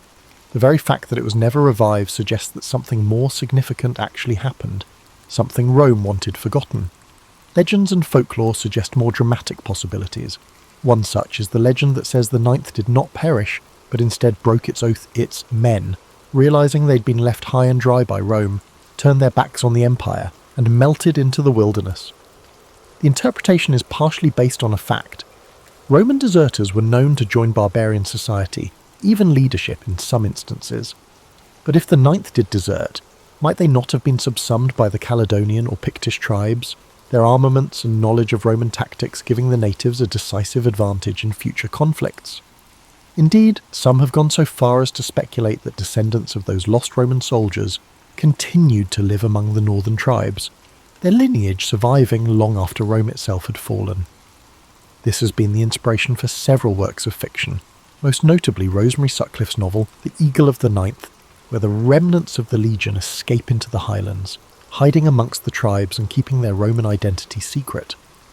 Of course, it is highly speculative, but the idea of a Roman legion abandoning its empire and disappearing into the mist-covered hills is a tantalizing prospect, one that inflames the imagination as much as any historical theory. Then there are more supernatural accounts, the whispered rumours of ghost legions, accursed battlefields, and restless spirits. Various local legends say it never left Britain at all, but was instead wiped out in a battle so fierce that their spirits still haunt the land. For centuries, stories have been passed down of Roman ghosts that march along countryside roads in Scotland. On misty nights, some say, the faint din of clashing swords and rhythmic tramp of iron-clad feet can still be heard echoing through the hills. The truth of what happened to the Ninth Legion may never be fully revealed. Their bodies, if they were destroyed in battle, still lie buried beneath the earth of Scotland, awaiting archaeologists to find where they lie. If they were quietly reassigned, the last remnants of their history might be tucked away in forgotten inscriptions on crumbling Roman monuments. But had they run, were leaving Rome, beginning to reinvent anew, far up north, then this is a story not about vanishing but of reinvention, about the few who wanted more than to choose between liberty and empire, and by that choice would become the stuff of legends. Whatever the truth, the Ninth Legion is one of Rome's greatest mysteries, a shadow in the annals of history, a whisper of a force that once marched beneath the eagle standard, but whose fate is unknown. Its story stays out there in the fog, beyond the reach of certainty, waiting for those who would uncover the past. Centuries have seen both historians and archaeologists look through the Roman records, analyse ancient inscriptions, and excavate various battle sites in Britannia in order to find evidence that might confirm the ultimate fate of the Ninth Legion. Yet the answer continues to elude them, a piece in a game of jigsaw, a tale half buried beneath the earth. The first known history of the Ninth Legion dates back to the time of Julius Caesar, who had raised this very legion during his Gallic campaigns in the 1st century BCE. Over time, records trace its movements across the empire from Hispania to Germania and finally to Britannia, playing a major role in suppressing the revolts and defending Roman rule. Yet, after 117 CE, its trail goes abruptly missing from history. For many years, the prevailing theory among scholars was that the Ninth ended its days in Britain, most likely in a catastrophic defeat at the hands of the northern tribes. This view had been apparently substantiated by what seemed to be the most relevant piece of evidence, a stone inscription found in Eburacum, modern York, dated around 108 CE, recording the Ninth Instation in Britannia. This has been the last sure notice of the Legion on British soil, yet no Roman sources actually report its destruction, and that begs a question. If the Ninth was wiped out, why is there no written account of its defeat? Rome was not at all shy about recording the deaths of legions. When the Teutoburg forest disaster of 9 CE led to the destruction of 3 Roman legions, it was well documented. For the Ninth, there is only silence. This silence has engendered other theories in which the Ninth was not destroyed in Britain, but moved elsewhere within the empire. Some other scholars believe that this could have been transferred to the eastern provinces, probably Judea or Cappadocia, to assist in conflicts against the Parthians or Jewish revolts. One inscription found in Nijmegen in the Netherlands suggests that some remnants of the Ninth were indeed there around 20 CE, but whether this constituted a detached unit or survivors from a previous campaign, nobody can be certain. And yet there is no definitive proof that the entire legion was ever redeployed elsewhere. Archaeologists looking for the physical evidence for such a scenario, the destruction of the Ninth can in Britain, have found no battlefield, no mass grave, no abandoned camp to verify this theory of annihilation. A few have pointed to Inch Tooth Hill, an abandoned fort in Scotland, as one possible site of conflict. Others have looked to the area around Hadrian's Wall that was built only a few years after the Ninth vanished. Yet no evidence has turned up to prove it. No broken shields, no lost eagles, no bones of dead soldiers. If the legion was cut to pieces in a last great battle, where are the biddies? One theory is that the Ninth was destroyed piecemeal in a series of smaller battles. The Caledonians and Picts did not fight like the Roman legions. They were guerrillas, striking in hit-and-run raids and melting away into the landscape. If the Ninth was bled to death in some sort of long campaign, suffering ambush after ambush, then there may not be one battlefield where their bodies lie, but rather their deaths scattered across the wilds of Scotland, lost in the mists of time. Another theory is that Hadrian's Wall itself holds the key to the disappearance of the Ninth. Constructed between 122 and 128 CE, the wall made for a significant shift in Rome's strategy. Northern expansion was replaced by reinforcing the border. Some historians even feel this decision was based directly on the fate of the Ninth, as Hadrian himself realised that Caledonia was simply too dangerous to hold. Cut to pieces in some disastrous campaign, it may have provided that final warning that persuaded the Romans to draw back and dig in rather than advance. After decades of excavations, no concrete evidence has turned up so far that could explain what happened to the Ninth Legion, and the hunt goes on. Archaeologists continue to trawl Britain's landscape for Roman weapons, mass graves, or inscriptions that just might bring the story into the sharpest view yet. Advances in satellite imaging and ground-penetrating radar in recent years have given researchers an unprecedented capability to map the sites of ancient battles in great detail, and it now raises the tantalizing prospect that one day a long-buried Roman battlefield will finally give up its secrets. For now, the Ninth remains one of history's greatest enigmas, a vanished force whose fate may never be fully uncovered. Were they slaughtered in the cold highlands of Caledonia, their bodies buried beneath the heather? Were they reassigned and forgotten, their legacy erased by Rome's shifting priorities? Or did they desert their post, choosing to disappear into the north and abandon the empire that had left them behind? Whatever the truth, the Ninth Legion presses on through the mind of the historian, the archaeologist, and anyone intrigued with the enigmas of the past. Their story is a story of battle, betrayal, and the unknown. A whisper of steel and blood, lost in time, merely waiting for a voice that might tell it. The Ninth Legion's tale has largely been lost in the rear view of history. We don't actually know what happened to them. Their last journey is but a distant rumour nowadays. Nobody actually knows what happened. If they were wiped out in some murky battle, went missing in the uncharted regions of Caledonia, or simply dropped off the face of the earth for good, one thing's certain, they were never heard from again.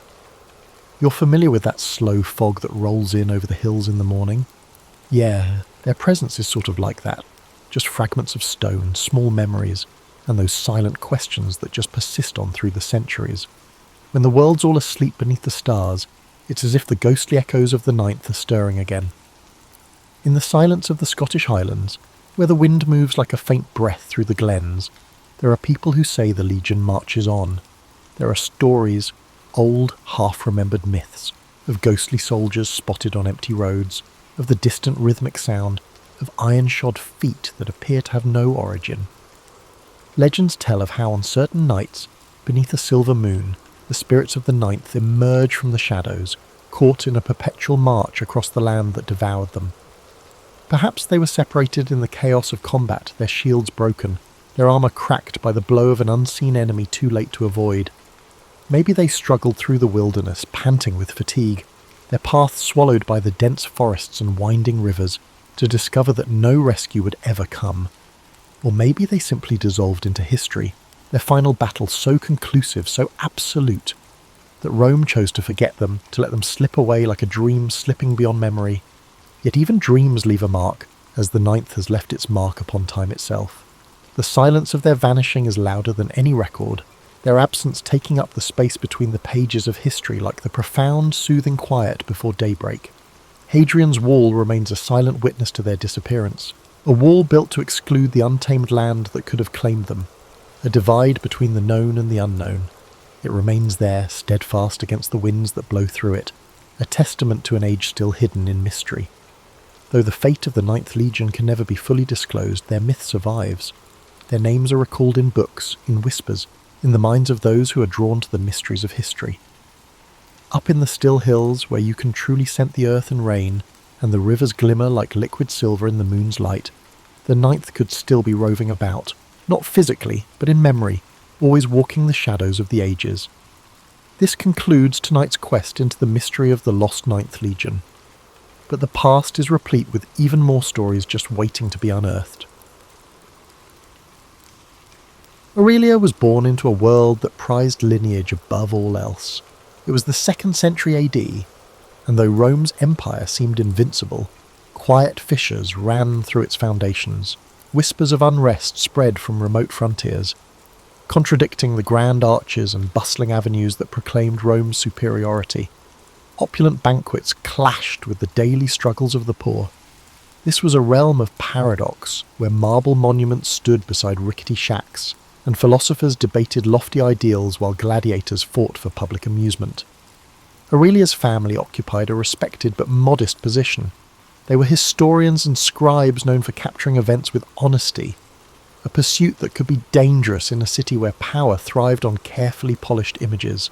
Her father, Marcus Fabius Crispus, meticulously documented senatorial proceedings, while her mother, Tullia, emerged from a lineage renowned for skillful mediation behind closed doors. Both parents nurtured Aurelia's keen sense of observation, teaching her that true influence often came from knowing what others overlooked. From a young age, Aurelia found magic in small details. While other children lost themselves in street games, she lingered in corners of the atrium, listening to visitors' subdued remarks. A twitch of a senator's eyebrow might betray political tension, just as an offhand remark from a merchant could reveal bigger undercurrents. Tullia encouraged such watchfulness, stressing that words are surface, truth often swims beneath. At dawn, Aurelia took to wandering the forum, her stola simple enough to let her blend with the throngs. There she gathered tidbits from merchants hawking produce and strangers carrying rumours from distant provinces. Traders spoke of uprisings in the north or shortages along trade routes. The cacophony of voices painted Rome as a mighty tapestry stitched together by precarious alliances and quiet bargains. On her 16th birthday, Aurelia was gifted a small study room in the family villa. Stacks of scrolls, wax tablets, and half-finished transcripts filled the cramped space. She revelled in sifting through tax records, legionary petitions, and memoranda from minor officials. Each scroll hinted at how carefully Rome balanced its grandeur. Soldiers complained of late pay, border governors requested reinforcements, and farmland disputes dragged on for years. Aurelia's father commended her diligence, but warned that too much curiosity can cast unwelcome light on things meant to stay in shadow. It wasn't long before she noticed the difference between the city's official image and its underlying truths. Public buildings boasted inscriptions praising the emperor's benevolence. But in the margins of her father's notes, Aurelia saw hints of legionary discontent and senators pushing private agendas. She learned that Rome, for all its majesty, sustained itself through 1,000 unacknowledged compromises. Tullia, meanwhile, introduced her daughter to the subtleties of social dance. At dinner gatherings, she guided Aurelia's gaze toward how swiftly the tone of conversation changed when influential guests arrived. A stray remark could be retracted in seconds if it threatened the delicate web of alliances. "See how they pivot," Tullia would whisper. "That's where real power lies, in the shift between what's said and what's implied." Still, Aurelia loved Rome. She admired the feats of engineering, the traditions of debate, and the vast spectrum of cultural influences streaming through the city gates. She believed that beneath the politics and strict hierarchies there was genuine excellence, a civilization yearning for wisdom, if only its protectors were not so quick to silence inconvenient voices. One hazy morning, as she strolled toward the forum, Aurelia noticed a disquieting hush. A handful of vendors had set up stalls, but the usual clamour was missing. People stood in small knots, murmuring about a legion commander who had refused an imperial edict. Though unconfirmed, the rumour cast a pall that lingered in every doorway. Aurelia felt a chill. Even idle speculation carried weight in an empire where fear could bloom instantly. She hurried home, intending to share her observations with Marcus. He listened intently, his stylus paused over a fresh scroll, then he gave her a solemn look. "We must be certain before recording rumours," he said. "Unchecked talk can stir panic or invite unwelcome attention." Aurelia nodded, but her curiosity wouldn't rest. That very evening, she opened her private journal and wrote every scrap of hearsay she had gathered. She sensed a reckoning forming at Rome's edges, like a distant thunder that might soon reverberate through marble halls. Even then, she had no inkling of how personal the storm would become. The tension Aurelia had sensed soon took shape in a single event. Nisia, a Greek-born olive merchant and one of Aurelia's most treasured confidants, vanished overnight. Gossip whispered that the Praetorian Guard had arrested her before dawn. Unsubstantiated talk claimed Nisia possessed letters challenging Rome's supposedly divine authority, an accusation severe enough to crush anyone caught in its net. Alarm coursed through Aurelia. Nietzsche had always been inquisitive, reading scrolls on Eastern philosophies and debating Plato's teachings with anyone who would listen. Aurelia couldn't imagine her as a threat, but in Rome's charged climate, curiosity often bordered on sedition. Desperate to learn more, Aurelia combed the forum's edges, interrogating acquaintances who might have glimpsed the arrest. Most merchants lowered their voices at the guard's mention, wary of drawing scrutiny themselves. At home, Tullia observed Aurelia's distress. Rather than scold her, she murmured, "Prudence is our lifeline. Inquire gently." Yet Tullia herself covertly sought leads through acquaintances in minor governmental posts. Marcus, on the other hand, reacted with carefully measured concern. He understood the stakes, but warned Aurelia that intervention might place the family under suspicion. Though well-intentioned, his caution left her feeling powerless, determined not to stand idle. Aurelia visited Petronius, an elderly scribe rumoured to have ties within the Praetorian administration. His cramped workshop smelled of ink and musty parchment, scrolls spilling off the shelves. After a furtive glance at the door, Petronius conceded that a woman matching Nisia's description had been held for questioning. He claimed that certain documents had been confiscated, referencing ideas unfit for Rome's ears. Aurelia felt her blood chill. She recalled how Nisia once mused that no empire should claim it a divine right to rule. In a sensitive era, that might be enough to brand her treasonous. At dinner, Tullia calmly explained her plan, quietly leveraged the family's modest connections. They had distant cousins who dabbled in bureaucratic circles, perhaps able to glean Nisia's whereabouts. Aurelia brimmed with a mix of gratitude and dread. She knew that every whisper to the guard was fraught with risk.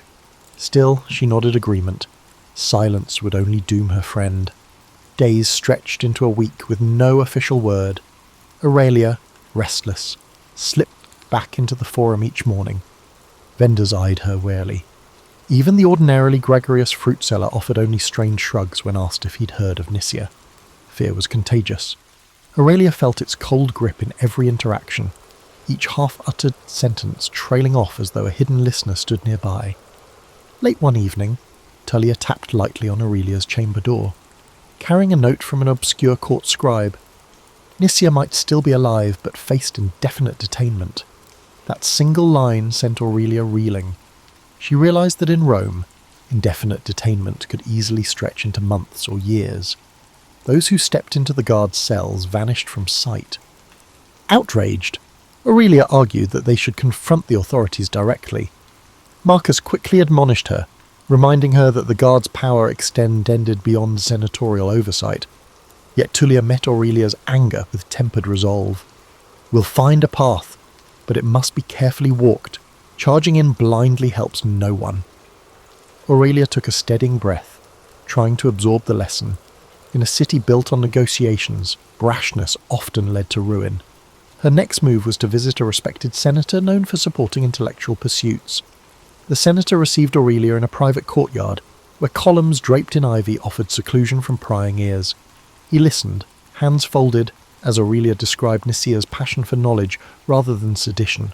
Though sympathetic, he admitted that direct pleas to the guard rarely succeeded without formidable backing. He promised discreet inquiries, but cautioned that Rome's storms can swallow lone voices. One morning soon after, Tullia informed Aurelia of a breakthrough. Their distant cousin had arranged a preliminary hearing regarding Nisia's arrest.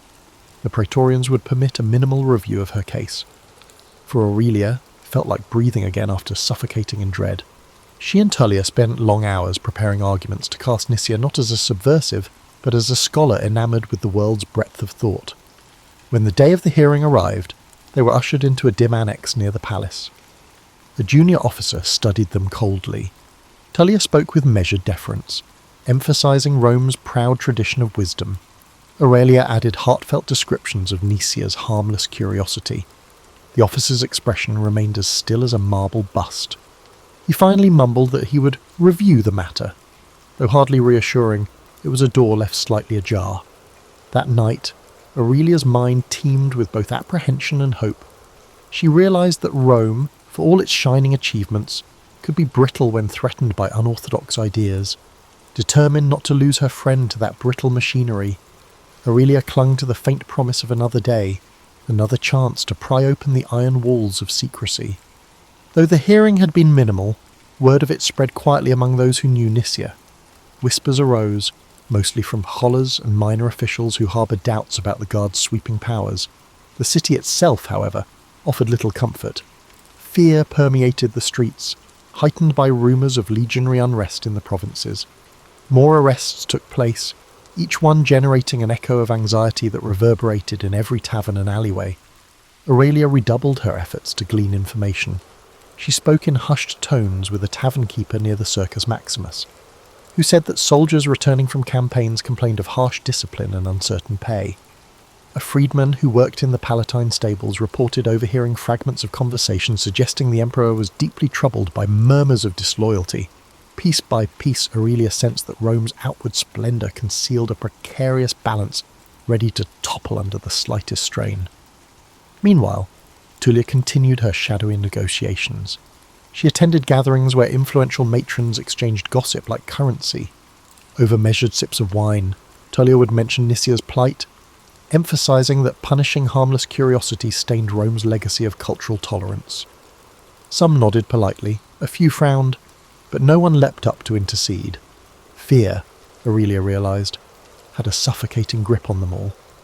One day, a curt message arrived. Nisia had been transferred to a different holding facility on the city's outskirts. Alarmed, Tullia explained that such transfers often meant increasing isolation. "We must accelerate our approach," she told Aurelia, her eyes tight with worry. If they failed, Nisia would sink deeper into a labyrinth of cells and bureaucratic silence. Hoping to muster support, Tullia hosted a modest salon at their villa. A handful of guests who prided themselves on patronage of the arts and letters accepted the invitation. The plan was to steer the conversation toward Rome's intellectual heritage, and then segue into Nicia's predicament. Aurelia circulated, bringing mulled wine and listening for any sign of genuine concern. Yet most visitors offered only lukewarm platitudes. When talk grew too specific, they retreated behind polite smiles. Afterward, Tullia confessed her frustration. Ideas captivate them, right until they realize those ideas threaten the status quo. Days later, an urgent request beckoned them to Lucius Cassius Longinus's villa. The old lawyer's hair shone white in the afternoon sun as he paced beneath olive trees. Without preamble, he explained that the guard had intensified its crackdown, spurred by the recent reports of rebellion in a distant province. Any whiff of subversion, he said, would now be met with swift, unforgiving action. Aurelia felt a surge of panic. If the texts found with Nicia were deemed radical, the entire case could vanish into a black hole of suspicion. Lucius proposed a daring solution: direct petition to the emperor's councillors. He believed that, by framing Nicia's release as a testament to Rome's enlightened grandeur, they might circumvent the guard's hostility. Flatter the empire's self-image, he advised. Show them this is an opportunity to display magnanimity. Though it stung Aurelia to consider placating those who preyed on fear, she saw no alternative. That night, Tullia, Aurelia, and even Marcus painstakingly drafted the appeal. They cited historical precedents where Rome had pardoned scholars to champion its reputation for intellectual openness. Every phrase was calculated, tiptoeing around any hint of challenging imperial authority. Marcus looked older than his years when he finally folded the parchment. "We risk everything by the shining a light into these shadows," he murmured. They dispatched the plea at dawn, then settled into an uneasy wait. Days stretched, each rumour of unrest striking Aurelia's heart like a hammer. She imagined Nicia in a cramped cell, uncertain whether hope still flickered beyond the iron bars. Tullia paced late at night, her footsteps echoing in silent corridors. Marcus tried to focus on his historical transcripts, but he kept pausing to rub his temples. At last, a small note arrived. They had been granted a brief audience with the emperor's councillors.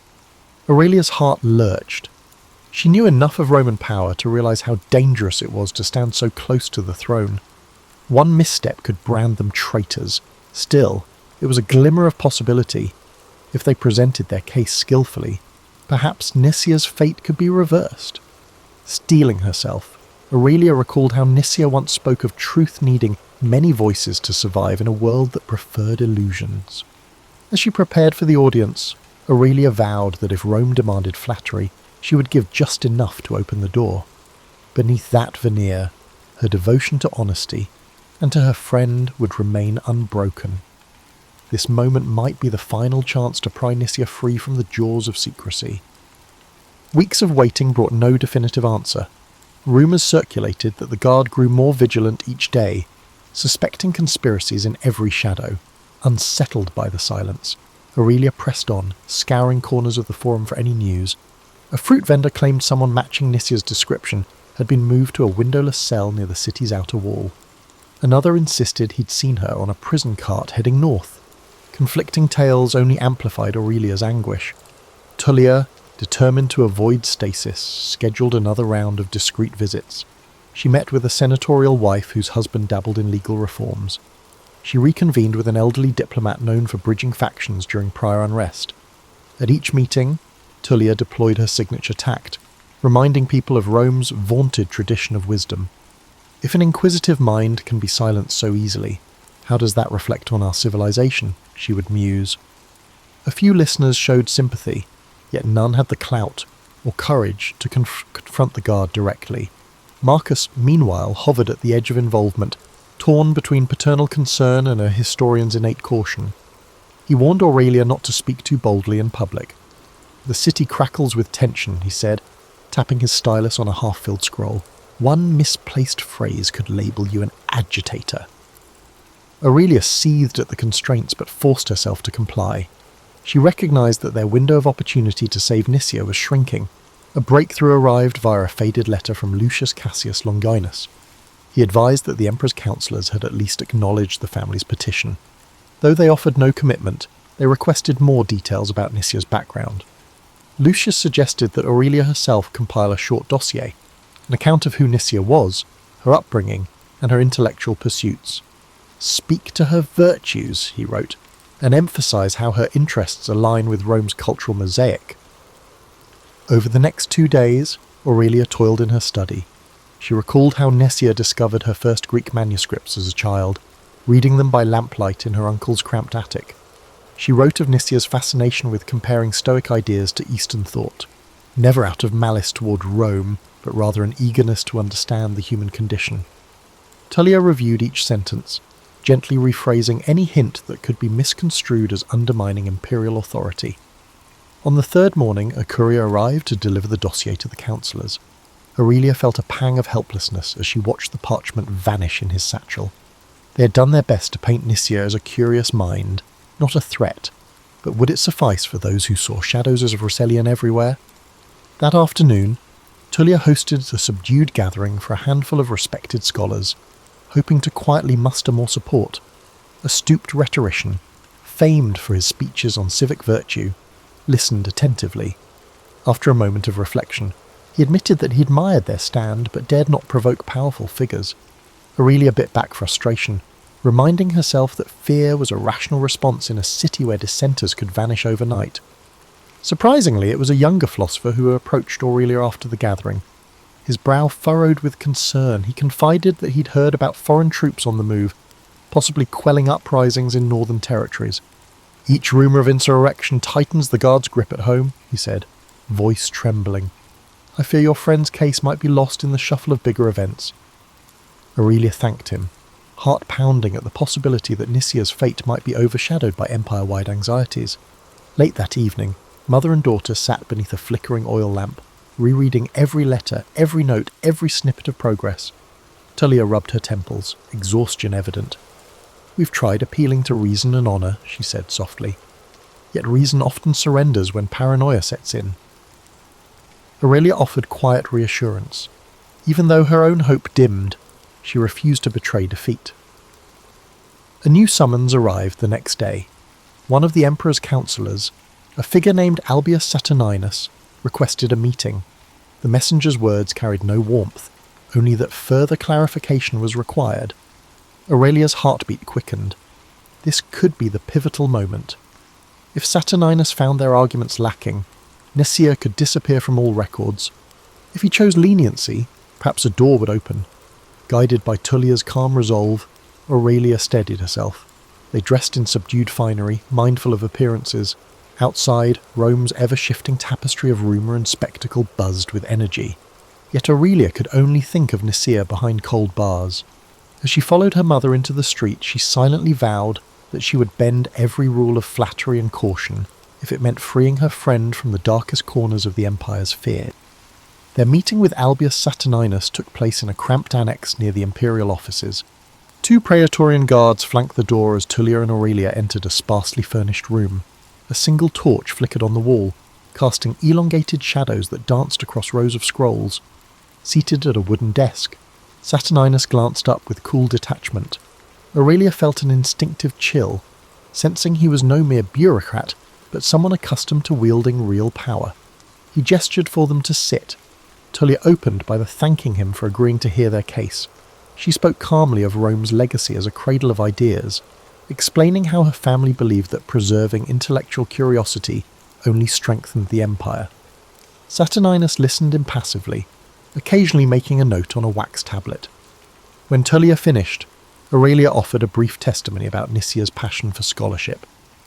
She sees knowledge not as rebellion, but as a way to celebrate Rome's greatness, Aurelia said, each word carefully chosen to flatter the regime. Saturninus tapped the tip of his stylus on the desk. You paint a virtuous picture, he said. However, the texts found with this Nicia were not standard fare. They question the notion of divine right. Do they not? Aurelia's heart pounded. She admitted Nicia once read scrolls that contemplated whether any ruler should claim sacred authority. Saturninus frowned. Dangerous territory, especially with rumours of dissent roiling our frontiers. Tullia calmly pivoted. Indeed. but we must distinguish between abstract philosophical debate and genuine sedition. My daughter can attest that Nitya has always shown respect for the Emperor's role." Aurelia nodded vigorously, emphasizing that Nitya's inquisitiveness and metaboa aimed at broadening horizons, not toppling regimes. Saturninus continued scribbling, his expression unreadable. After what felt like an eternity, he lifted his gaze. "I will conduct a personal review. If I find reason to believe her curiosity is harmless, I may recommend leniency. But if these ideas have spread beyond her personal circle, clemency grows unlikely." Tullia inclined her head.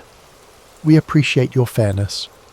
She spoke the words with carefully measured gratitude, though Aurelia suspected it was only the faintest glimmer of hope. Returning home, they relayed the conversation to Marcus, who exhaled in relief that at least the door remained ajar. Still, a tightness clung to the household. Aurelia found herself plagued by nightmares, images of Nisia lost in a torchlit corridor of cells. She spent her days editing each draft they'd written, searching for any detail that might strengthen Saturninus's inclination toward mercy. One afternoon, an unexpected visitor arrived, the young philosopher who had once warned Aurelia about the rising clampdown. He carried a slim scroll, eyes alight with urgency. "I managed to speak with a contact in the Praetorian Guard," he whispered. "They say Saturninus is truly deliberating, but pressures from above are mounting. Another wave of arrests could come at any moment." Aurelia thanked him, heart heavy with the knowledge that Nisia's life hung by a thread. The days that followed were filled with confusion. Tullia arranged small gatherings, subtly reminding attendees of Rome's alleged commitment to enlightenment. She recounted the city's storied history of absorbing foreign traditions. If we punish those who explore new perspectives, do we not undermine centuries of proud heritage? She would ask, voice wavering just enough to stir emotion. Some listeners offered sympathetic murmurs, others averted their eyes, unwilling to align themselves against the growing tide of suspicion. Aurelia found solace in revisiting old notes from Nitya, who had scribbled translations of Greek verses about the pursuit of truth. Reading those lines by the lamp light, Aurelia vowed she would not abandon her friend to the machinery of fear. Even so, the unstoppable churn of Roman politics loomed over them. Each morning arrived with fresh rumours: a new rebellion in Gaul, a senator rumoured to be conspiring against imperial authority, or the guard arresting someone for uttering heretical claims. The city's mood felt like a drawn bowstring, ready to snap. Finally, on a cloudy afternoon, a pale-faced courier arrived with a sealed message. Trembling, Aurelia broke the wax seal. Saturninus summoned them for a final verdict. Marcus's hand gripped Aurelia's shoulder as she read the words aloud. Tullia said nothing, but her eyes were dark with both fear and resolve. The next morning, they dressed carefully in subdued garments.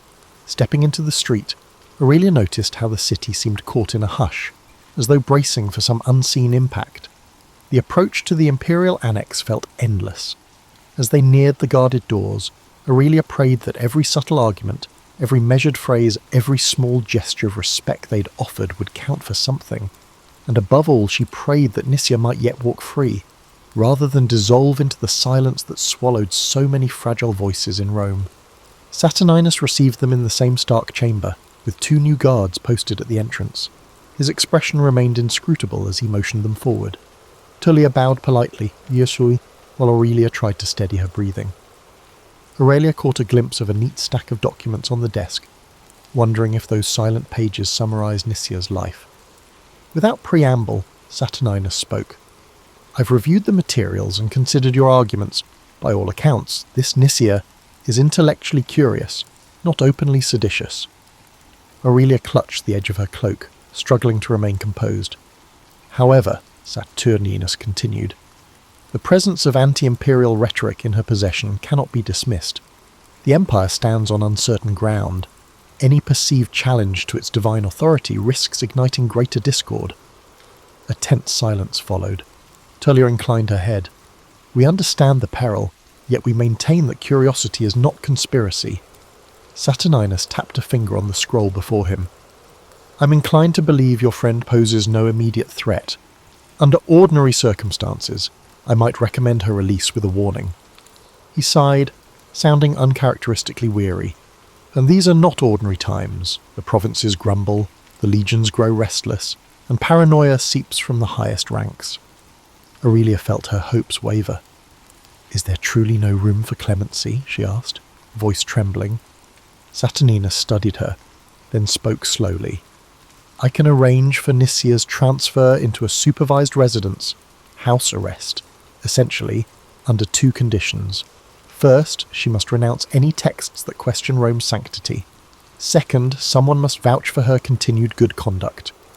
Tullia glanced at Aurelia, relief mixing with apprehension. "We will gladly vouch for her," Tullia said.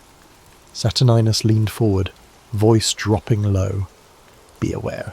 If anything else incriminating surfaces, your family's name will be forfeit alongside hers." He let the warning hang in the stale air. Aurelia's chest tightened, but she would not abandon Nicia now. Tullia spoke with forced calm. "We accept the responsibility." He gave a curt nod and scribbled instructions on a small tablet. "I'll expedite the transfer. Expect to be notified when she arrives under guard." With that, he dismissed them. Aurelia managed to murmur thanks, though her pulse hammered in her ears. Once outside, Tullia squeezed her hand. "We did it," she whispered. Aurelia took a deep breath in relief. They hadn't truly won, but at least Nicia was spared a grim fate in hidden cells. Days passed, each one stretching with agonizing slowness. Aurelia and Tullia prepared a modest guest chamber, anticipating Nicia's arrival in guarded custody. Marcus wrestled with anxieties, pacing across the atrium at odd hours. "We've taken a risk. If the climate worsens, we could face the guard's wrath." Aurelia recognized the danger, but clung to the thought of reuniting with her friend. Finally, on a bright afternoon, the clang of iron at the villa's gate signalled the guard's presence. Aurelia rushed to the entry, finding 2 stern soldiers flanking a figure whose wrists were bound by a simple leather strap. Nicia looked thinner, her eyes shadowed with fatigue.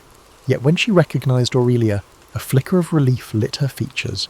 The lead guard stated that Nicia was now under house arrest, pending further review. "Any attempt to escape or spread subversive materials will void the arrangement," he warned. Once the soldiers left, Aurelia guided Nicia inside. Tullia hurried forward with water and fruit, her voice gentle. Tears shone in Nicia's eyes, though she tried to maintain composure. "Thank you," she rasped. I wasn't sure I'd ever leave that place." Aurelia fought back her own tears, certain that the moment demanded steadiness. "You're safe here, as safe as any of us can be," she replied. Over the next hours, Nicia recounted her ordeal in halting tones. She had been interrogated repeatedly, pressed to name others who shared her dangerous viewpoints. She insisted she had none to name. Aurelia felt a swell of admiration. Nicia's loyalty to the truth had outweighed her fear, yet the cost was evident in every exhausted breath she took. As dusk settled, Tullia insisted that Nicia rest. Aurelia remained by her bedside, grappling with an odd blend of elation and worry. Though freed from the dungeon, Nicia now lived under perpetual threat. The looming presence of the guard was real. One misstep could hurl them all into ruin. "We must be careful," Aurelia said, her voice trembling. "House arrest is a precarious mercy." Nicia nodded, wincing at some unseen bruise. "I won't give them a reason to lock me away again, but I can't lie, I still believe what I believe." Aurelia reached for her friend's hand, heart pounding with the realization that this fragile respite might be the closest thing to victory they would find. For now, at least, they had wrested Nicia from the Empire's deepest shadows. Tomorrow would bring fresh challenges. Nicia's presence in the villa introduced both hope and new peril. Day by day, she regained strength, although she remained pale and silent at times. Aurelia noticed how Nicia jumped at minor sounds, as though expecting the guard to burst in at any moment. House arrest meant the Empire still held her on a leash, ready to yank tight if any hint of forbidden inquiry resurfaced. Tullia took pains to comply with the guard's stipulations. She dismissed most servants to avoid rumours, limiting outsiders' knowledge of Nicia's whereabouts. Family acquaintances who came calling were informed that the household required privacy due to an illness. Marcus withdrew further into his study, wary of inadvertently drawing attention. Meanwhile, Aurelia felt herself teetering between relief and anxiety. Free as she was to wander, She knew that one slip of the tongue could bring disaster crashing down. As Nisia recovered, they spoke in hushed tones about her prison ordeal. Guards had demanded names, twisting every conversation into a potential confession. "They wanted me to admit a conspiracy," Nisia said, voice strained, "but I had none to give." Aurelia bit her lip, recalling how dangerously close Rome's paranoia had come to extinguishing her friend's life. That same paranoia still loomed, ready to stifle any criticisms of imperial might. One afternoon, Tullia informed Aurelia that Lucius Cassius Longinus had invited them to a private supper. He wished to discuss a path to concluding Nisia's case permanently, ideally by persuading the authorities to close the file. "He believes that with the right approach we might seal this matter," Tullia explained. "No more indefinite limbo." Aurelia's heart lifted, though she feared illusions of finality. She had learned that in Rome, solutions were often temporary, compromised by hidden agendas. They left Nisia in Marcus's care and travelled to Lucius's villa under cover of dusk. Soft lamplight glowed in the colonnade where he waited, a discreet spread of bread, olives, and watered wine laid out. After greeting them, Lucius dove straight into the matter. "Saturninus's arrangement is conditional. We must convince the imperial councillors that your friend is no longer a subject of concern." He paused, choosing his words. "A formal statement disavowing any anti-imperial notions might suffice." Aurelia tensed. She knew Nisia's stance on the Empire's claimed divinity wouldn't change. Yet Tullia, ever pragmatic, asked if the statement could be phrased to avoid direct falsehood. Lucius nodded. "We can craft something that emphasises loyalty to Rome's stability without forcing her to recant every idea she's ever held." Still, Aurelia sensed the moral quandary. Nisia would essentially have to tiptoe around her beliefs to survive. They agreed that Tullia and Aurelia would draft a declaration, referencing how house arrest had clarified Nisia's respect for Roman law. The next day, Aurelia presented the idea to Nisia, bracing for conflict. To her relief, Nisia gave a weary nod. "I won't lie about my convictions, but if there's a form of words that satisfies them without trampling the truth, let's try. I can't return to that cell." Within 2 days, they produced a carefully honed statement. Aurelia wrote it by hand, ensuring each clause underscored compliance with Rome's order while refraining from claims that the emperor was divine. Tullia smoothed out phrases, injecting enough deference to placate suspicious officials. Nisia approved, though Aurelia noticed her fingers trembling as she scrawled her name at the bottom. "Let's hope the city's thirst for scapegoats is momentarily quenched," she murmured. A courier delivered the statement to Saturninus, and a fraught silence followed. Meanwhile, chatter in the forum hinted that Rome's political storms continued unabated. A rebellious governor in the east caused unrest. A string of questionable executions rattled the populace. Against that backdrop, Nisia's predicament could easily vanish, overshadowed by larger crises. Aurelia felt a guilty relief that perhaps anonymity might shield them. One late afternoon, the fateful reply arrived. A letter sealed with the imprint of Saturninus declared that, upon due consideration and demonstration of loyalty, the matter is resolved. Nisia was released from official custody, provided she remained within city bounds and avoided any subversive gatherings. Aurelia's knees nearly buckled with relief as Tullia read the words aloud. Though the stipulations lingered, at least the threat of a renewed arrest had subsided. That evening, the villa filled with subdued joy. Nisia, tears in her eyes, embraced Tullia and Marcus, thanking them for risking so much on her behalf. Aurelia, overwhelmed, pulled her friend aside. "We did it," she said softly. "You're free." Nisia nodded, yet her expression was tinged with sadness. Free enough, perhaps, but the Empire's fear remains. Aurelia understood. Rome's might still loomed, and countless others languished in cells for lesser doubts. When dawn broke, Aurelia stood in the atrium, gazing at the mosaic floor. She recalled how she once believed Rome's grandeur resided in unwavering ideals. Now she saw that its splendour was fragile, maintained through half-truths, subtle negotiations, and a readiness to crush dissent. Still, she felt a spark of optimism. In saving Nisia, they had proven that compassion could pierce the Empire's armour. at least for a moment. Stepping outside, Aurelia inhaled the cool air and resolved to keep her eyes open, to document not just the marble triumphs, but also the hidden struggles that shaped Rome from within. The Battle of Gettysburg began on the morning of July 1st, 1863. It was a warm summer day, the kind where the golden light of dawn touched the fields and forests with a serene glow. But the tranquility of the Pennsylvania countryside would soon be shattered by the thunder of battle. This clash was not merely another skirmish in the long and bloody conflict of the Civil War. It was a turning point, a moment where the fate of the Union and the Confederacy hung precariously in the balance. General Robert E. Lee, commanding the Confederate Army of Northern Virginia, had set his sights on a bold invasion of the North. His army, emboldened by a string of victories, marched into Pennsylvania with the hope of striking a decisive blow that would force the Union to sue for peace. Lee's strategy was not just about military conquest.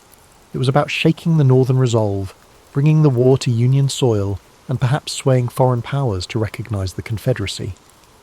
On the Union side, General George G. Meade had recently taken command of the Army of the Potomac. His task was daunting: to stop Lee's advance and protect the Union's heartland. The soldiers under his command were weary from years of conflict, but their resolve to defend their homeland and preserve the Union burned brightly. The two armies converged near the small town of Gettysburg, a place of rolling hills, fertile farmland, and winding roads. It was an unlikely setting for one of the most significant battles in American history. On the first day, the fighting began west of the town, as Confederate forces encountered Union cavalry. The clash was fierce and chaotic, with both sides scrambling to gain the upper hand. By day's end, the Confederates had pushed Union forces back through the town and onto the high ground to the south, securing an early advantage. The second day of the battle dawned with tension thick in the air. The Union Army had established a strong defensive position along a series of hills and ridges known as Cemetery Hill, Culp's Hill, and Little Round Top. Lee, confident in his army's strength, launched a series of attacks to break the Union lines. The fighting on July 2nd was intense and bloody. At Little Round Top, Union Colonel Joshua Lawrence Chamberlain and the 20th Maine Regiment made a heroic stand to defend the hill's southern flank. Outnumbered and nearly out of ammunition, Chamberlain ordered a desperate bayonet charge that drove the Confederates back and secured the Union's position. It was a moment of extraordinary courage, one that would later be remembered as a turning point in the battle. Elsewhere, the fields of wheat and peach orchards became killing grounds, their beauty scarred by the carnage of war. The air was thick with smoke and the cries of the wounded. Soldiers on both sides fought with ferocious determination, knowing that the stakes were higher than ever. By the end of the day, the Union lines had held, but at a terrible cost. The third and final day of the battle, July 3rd, brought the infamous assault known as Pickett's Charge.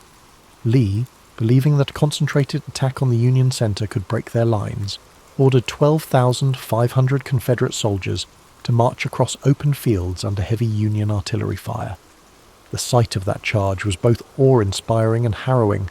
The Confederate soldiers advanced in tight ranks, their banners waving, their determination unyielding. But the Union defenders, entrenched on Cemetery Ridge, unleashed a devastating barrage of cannon and musket fire. The fields became a scene of chaos as men fell by the hundreds. Despite their bravery, the Confederate soldiers could not overcome the Union's defences. The charge was repelled, and the fields were littered with the fallen. As the sun set on July 3rd, the Battle of Gettysburg came to an end. Lee, realizing that his army could not sustain another assault, began the long retreat back to Virginia. The Union Army, though battered and exhausted, had won a decisive victory. It was a moment of relief and triumph for the North, a turning point that shifted the momentum of the war. The cost of the battle was staggering. Over 50,000 soldiers were killed, wounded, or missing. The fields of Gettysburg, once peaceful and lush, were now marked by the scars of war. Families in both the North and the South mourned the loss of loved ones, their lives forever changed by the conflict. In the months that followed, Gettysburg became a symbol of sacrifice and resilience. On November 19th, 1863, President Abraham Lincoln delivered the Gettysburg Address at the dedication of the Soldiers' National Cemetery. His words, though brief, captured the essence of what the battle had come to represent. He spoke of a nation conceived in liberty, and dedicated to the proposition that all men are created equal. He reminded the audience that the soldiers who had fought and died at Gettysburg had done so to ensure that freedom and democracy would endure. The Battle of Gettysburg remains one of the most studied and remembered events in American history. It was a moment of profound struggle and sacrifice, a reminder of the costs of war and the resilience of the human spirit. The bravery of the soldiers on both sides, their dedication to their causes, and the impact of their actions continue to echo through time. As you drift into sleep, let the story of Gettysburg fill your mind with a sense of reverence and reflection. Imagine the stillness of the fields after the battle, the quiet wind carrying the memory of those who fought and fell. Feel the weight of their sacrifice, but also the hope that their struggle helped to shape a better future. The aftermath of the Battle of Gettysburg left an indelible mark, not only on the landscape of Pennsylvania, but also on the hearts and minds of the American people. The quiet town that had seen a horrific convergence of armies now bore the weight of countless graves, hastily dug for the fallen soldiers. The once lush fields, orchards, and rolling hills were now etched with scars of war, trenches, shattered fences, and abandoned artillery. In the days immediately following the battle, the townspeople of Gettysburg rose to meet the grim reality of what had unfolded. Civilians who had sought shelter during the 3 days of fighting now ventured out to help the wounded and dying. Homes, barns, and churches were transformed into makeshift hospitals. Women, men, and even children worked tirelessly to bring comfort to soldiers, regardless of the uniforms they wore. The lines of battle blurred in the face of shared humanity. Doctors and nurses were overwhelmed by the sheer number of wounded. Medical supplies were scarce, and the knowledge of sanitation was rudimentary at best. Despite the primitive conditions, countless acts of compassion unfolded as townspeople did what they could to save lives or bring solace to those whose time was short. As the Confederate Army retreated southward, General Lee bore the burden of his army's defeat. The invasion of the North had failed, and the high hopes of a quick victory and a potential peace agreement were dashed. For Lee, Gettysburg marked a turning point, a moment when the tide of the war began to turn decisively against the Confederacy. The loss of so many men and the inability to break Union resolve were blows from which his forces would never fully recover. For the Union, the victory at Gettysburg was a critical morale boost. General Meade, despite some criticism for not pursuing Lee's retreating army more aggressively, had achieved what many thought impossible. The Army of the Potomac had stood firm against Lee's forces, proving that the Union could hold its ground and turn the tide of the war. The significance of Gettysburg reached far beyond the battlefield. It became a symbol of the broader struggle, the fight to preserve the Union and the principles upon which it was founded. In the months following the battle, efforts began to ensure that the sacrifices made there would not be forgotten. One of the most poignant moments came on November 19, 1863, with the dedication of the Soldiers' National Cemetery at Gettysburg. President Abraham Lincoln was invited to deliver a few remarks, following a lengthy oration by Edward Everett, a renowned speaker of the time. Lincoln's address, though brief, would become one of the most enduring speeches in American history. Standing on the blood-soaked fields of Gettysburg, Lincoln spoke not only to honour the dead, but to remind the living of the greater cause for which they had fought. His words, beginning with the now iconic phrase, 7 years ago, framed the battle within the context of the nation's founding ideals. He reminded the audience that the soldiers had given their lives so that government of the people, by the people, for the people, shall not perish from the earth. Lincoln's Gettysburg address was met with a mixed reception at the time, with some viewing it as too brief and simplistic. However, history would elevate his words to the status of a national treasure. The address encapsulated the purpose of the war and the vision of a nation united not by force, but by shared values and ideals. The legacy of the Battle of Gettysburg continued to shape the course of the Civil War. While the conflict raged on for nearly 2 more years, Gettysburg marked a critical turning point. It showed that the Union could resist the might of the Confederacy, and that the resolve of its people would not be broken. The war's conclusion in 1865 brought an end to the fighting, but left the nation grappling with the wounds it had inflicted upon itself. The fields of Gettysburg became a place of reflection and remembrance, a site where the cost of division was laid bare. Over the years, Gettysburg transformed from a battlefield to a place of education and pilgrimage. Monuments and markers were erected to honour the soldiers who had fought and died there, preserving their memory for future generations. visitors from across the country and around the world came to walk the hallowed ground, to reflect on the sacrifices made, and to ponder the lessons of history. Today, Gettysburg stands as a testament to the resilience of the human spirit and the enduring struggle for freedom and equality. It reminds us of the fragility of unity and the strength required to preserve it. The lessons of Gettysburg echo through time, challenging us to remember that the cost of division is far greater than the effort required to come together. As you rest tonight, let the story of Gettysburg remind you of the courage and sacrifice of those who came before us. Imagine the quiet fields at dawn, the soft rustle of the wind, and the stillness that now blankets a place once filled with chaos. Let the strength of their resolve bring you a sense of peace, and may their legacy inspire hope and understanding in your heart. The legacy of Gettysburg extends far beyond the battlefield itself. It remains a cornerstone of American history, not only as the site of a pivotal clash during the Civil War, but also as a symbol of the nation's enduring struggle to reconcile its ideals with its realities. The battlefields and memorials at Gettysburg now stand as a reminder of the courage, sacrifice, and humanity displayed by those who fought there, as well as the immense costs of division and conflict. In the years following the Civil War, Gettysburg became a focus for national healing.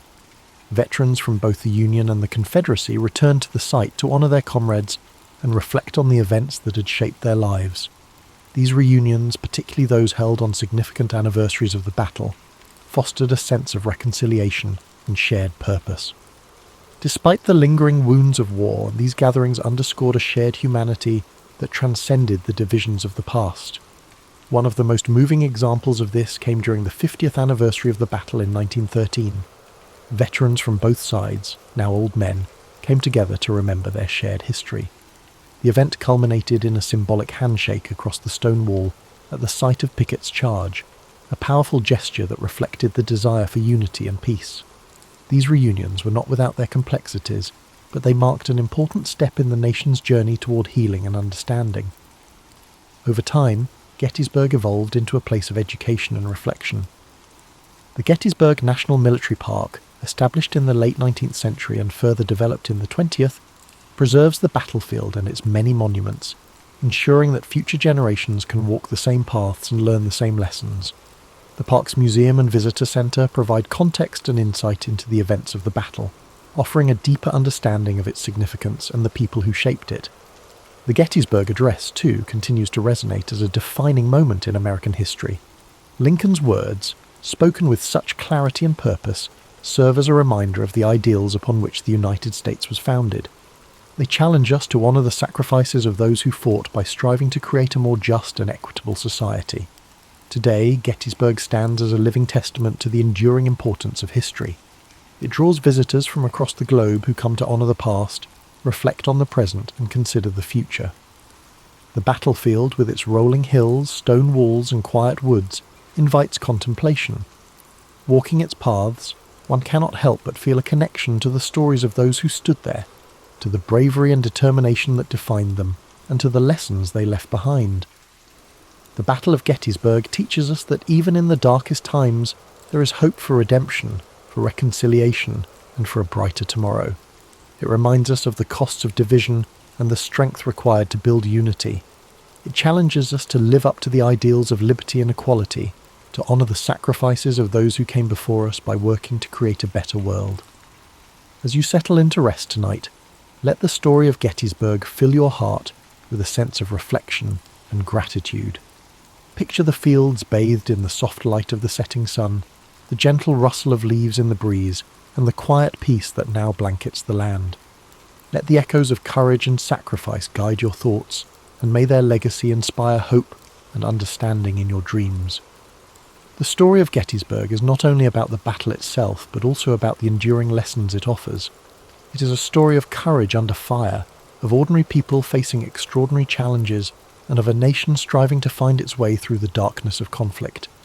Gettysburg reminds us that history is not just a series of dates and events, but a tapestry of human experience, woven with threads of sacrifice, resilience, and hope. As we reflect on Gettysburg, we are reminded of the power of unity and the dangers of division. The Civil War, of which Gettysburg was a turning point, was born out of deep-seated disagreements and unresolved tensions. The soldiers who fought at Gettysburg came from different walks of life, different regions and different perspectives, but they shared a common humanity. Their bravery and sacrifice speak to the strength of the human spirit, even in the face of unimaginable hardship. In the years following the battle, the memory of Gettysburg became a source of inspiration for those working to rebuild and reconcile a fractured nation. The scars of war ran deep, but so too did the determination to heal. Gettysburg became a symbol of what could be achieved when people came together to confront their shared challenges and embrace their common humanity. The stories of the individuals who fought at Gettysburg add depth and texture to the history of the battle. From generals like Robert E. Lee and George Meade, whose decisions shaped the course of the conflict, to the rank-and-file soldiers who carried out those orders with bravery and resolve, each story adds a layer of understanding to the larger narrative. These men, from both the Union and Confederate armies, faced unimaginable adversity with courage and dignity. One of the most enduring legacies of Gettysburg is its role in shaping the collective memory of the Civil War. The battlefield, now a serene and solemn place, serves as a reminder of the costs of war and the value of peace. Monuments and markers dot the landscape, each telling a story of the men who fought and the sacrifices they made. Visitors to Gettysburg are often struck by the quiet beauty of the place, a stark contrast to the violence that once engulfed it. The Gettysburg Address, delivered by President Lincoln just months after the battle, continues to resonate as a call to action and a statement of purpose. Lincoln's words remind us of the importance of dedication, of recommitting ourselves to the principles of freedom and equality. His speech, though brief, captures the essence of what Gettysburg represents, not just a battle, but a turning point in the ongoing struggle to create a more perfect union. Today, Gettysburg remains a place of pilgrimage for those seeking to understand the complexities of the past and draw inspiration for the future. The stories of those who fought there, the lessons of unity and perseverance, and the enduring call to honour their sacrifices continue to guide us. Gettysburg is not just a place on a map, it is a symbol of resilience, a reminder of what we can achieve when we come together to face our challenges. As you drift off to sleep tonight, let the story of Gettysburg wrap around you like a warm blanket of reflection and peace. Imagine the stillness of the battlefield at dawn, the quiet hum of nature reclaiming a place once filled with chaos. Let the courage and sacrifice of those who stood there inspire you, reminding you that even in the darkest times there is light to be found. Thank you for spending this time with us on History and Sleep. May the story of Gettysburg bring you a sense of calm, perspective and hope. Sleep well, and may your dreams be filled with peace, understanding, and the enduring strength of the human spirit. Sweet dreams. Over 2,000 years ago, in 469 BCE, Socrates was born in Athens, Greece. Athens was a city at the heart of the ancient world, a centre of art, culture, and intellectual thought. Socrates' early life, however, was modest. His father, Sophroniscus, was a stonemason, and his mother, Phaenarete, was a midwife. From these humble beginnings, Socrates would grow to become one of the most profound thinkers in human history. As a young man, Socrates likely followed in his father's footsteps as a stonemason, learning the craft of shaping stone and building structures. Yet, even then, his curiosity about the world and human nature set him apart. Socrates was not drawn to wealth or power. Instead, he found fulfillment in observing life, questioning beliefs, and seeking wisdom. Unlike many of his contemporaries, Socrates did not write books or leave behind written records of his teachings. Instead, we know about his life and philosophy through the writings of his students, particularly Plato. Through these accounts, we gain insight into Socrates' unique method of teaching and his relentless pursuit of truth. Socrates' approach to philosophy was deeply rooted in dialogue and inquiry. He believed that wisdom began with recognizing one's own ignorance. To him, admitting that we do not know everything opened the door to learning and growth. This idea became the foundation of the Socratic method, a process of asking and answering questions to stimulate critical thinking and uncover underlying truths. Socrates spent much of his life walking the streets of Athens, engaging in conversations with people from all walks of life. He would approach artisans, politicians, and everyday citizens, asking probing questions that challenged their assumptions and beliefs. These discussions were not meant to humiliate or demean, but to encourage reflection and deeper understanding. Despite his humble appearance, barefoot, dressed simply, and often unkempt, Socrates' intellect and charisma drew people to him. Many young Athenians admired his wisdom and became his students, eager to learn from his insights. However, his habit of questioning authority and exposing contradictions in people's beliefs also earned him powerful enemies.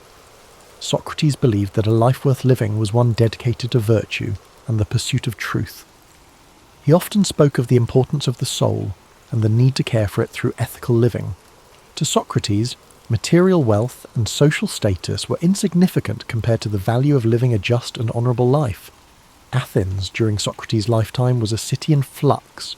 It faced political turmoil, military conflicts, and shifting cultural values.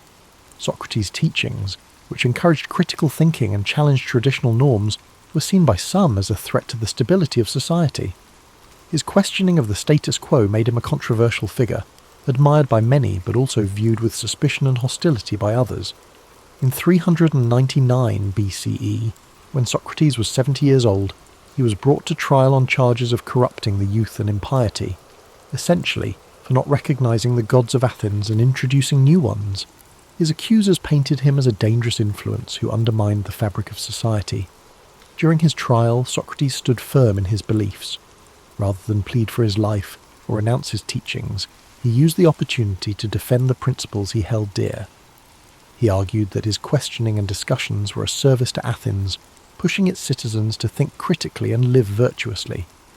The trial was both a demonstration of Socrates' unwavering commitment to truth and a reflection of the political tensions in Athens. Despite his eloquence and integrity, the jury found him guilty. He was sentenced to death by drinking a cup of hemlock, a poison that would end his life. In the days leading up to his execution, Socrates remained calm and composed. Surrounded by his closest friends and students, he continued to discuss philosophy and the nature of life and death. He viewed death not as something to fear, but as a transition to another state of existence, where the soul might find true knowledge. On the day of his execution, Socrates drank the hemlock with dignity and courage, accepting his fate without bitterness or resentment. His final moments were spent in conversation, a testament to his belief that the pursuit of wisdom and truth transcended even the boundaries of life itself.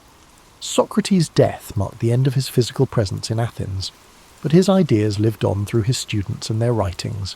Plato in particular dedicated much of his work to preserving and expanding upon Socrates' teachings, ensuring that his philosophy would endure for generations to come.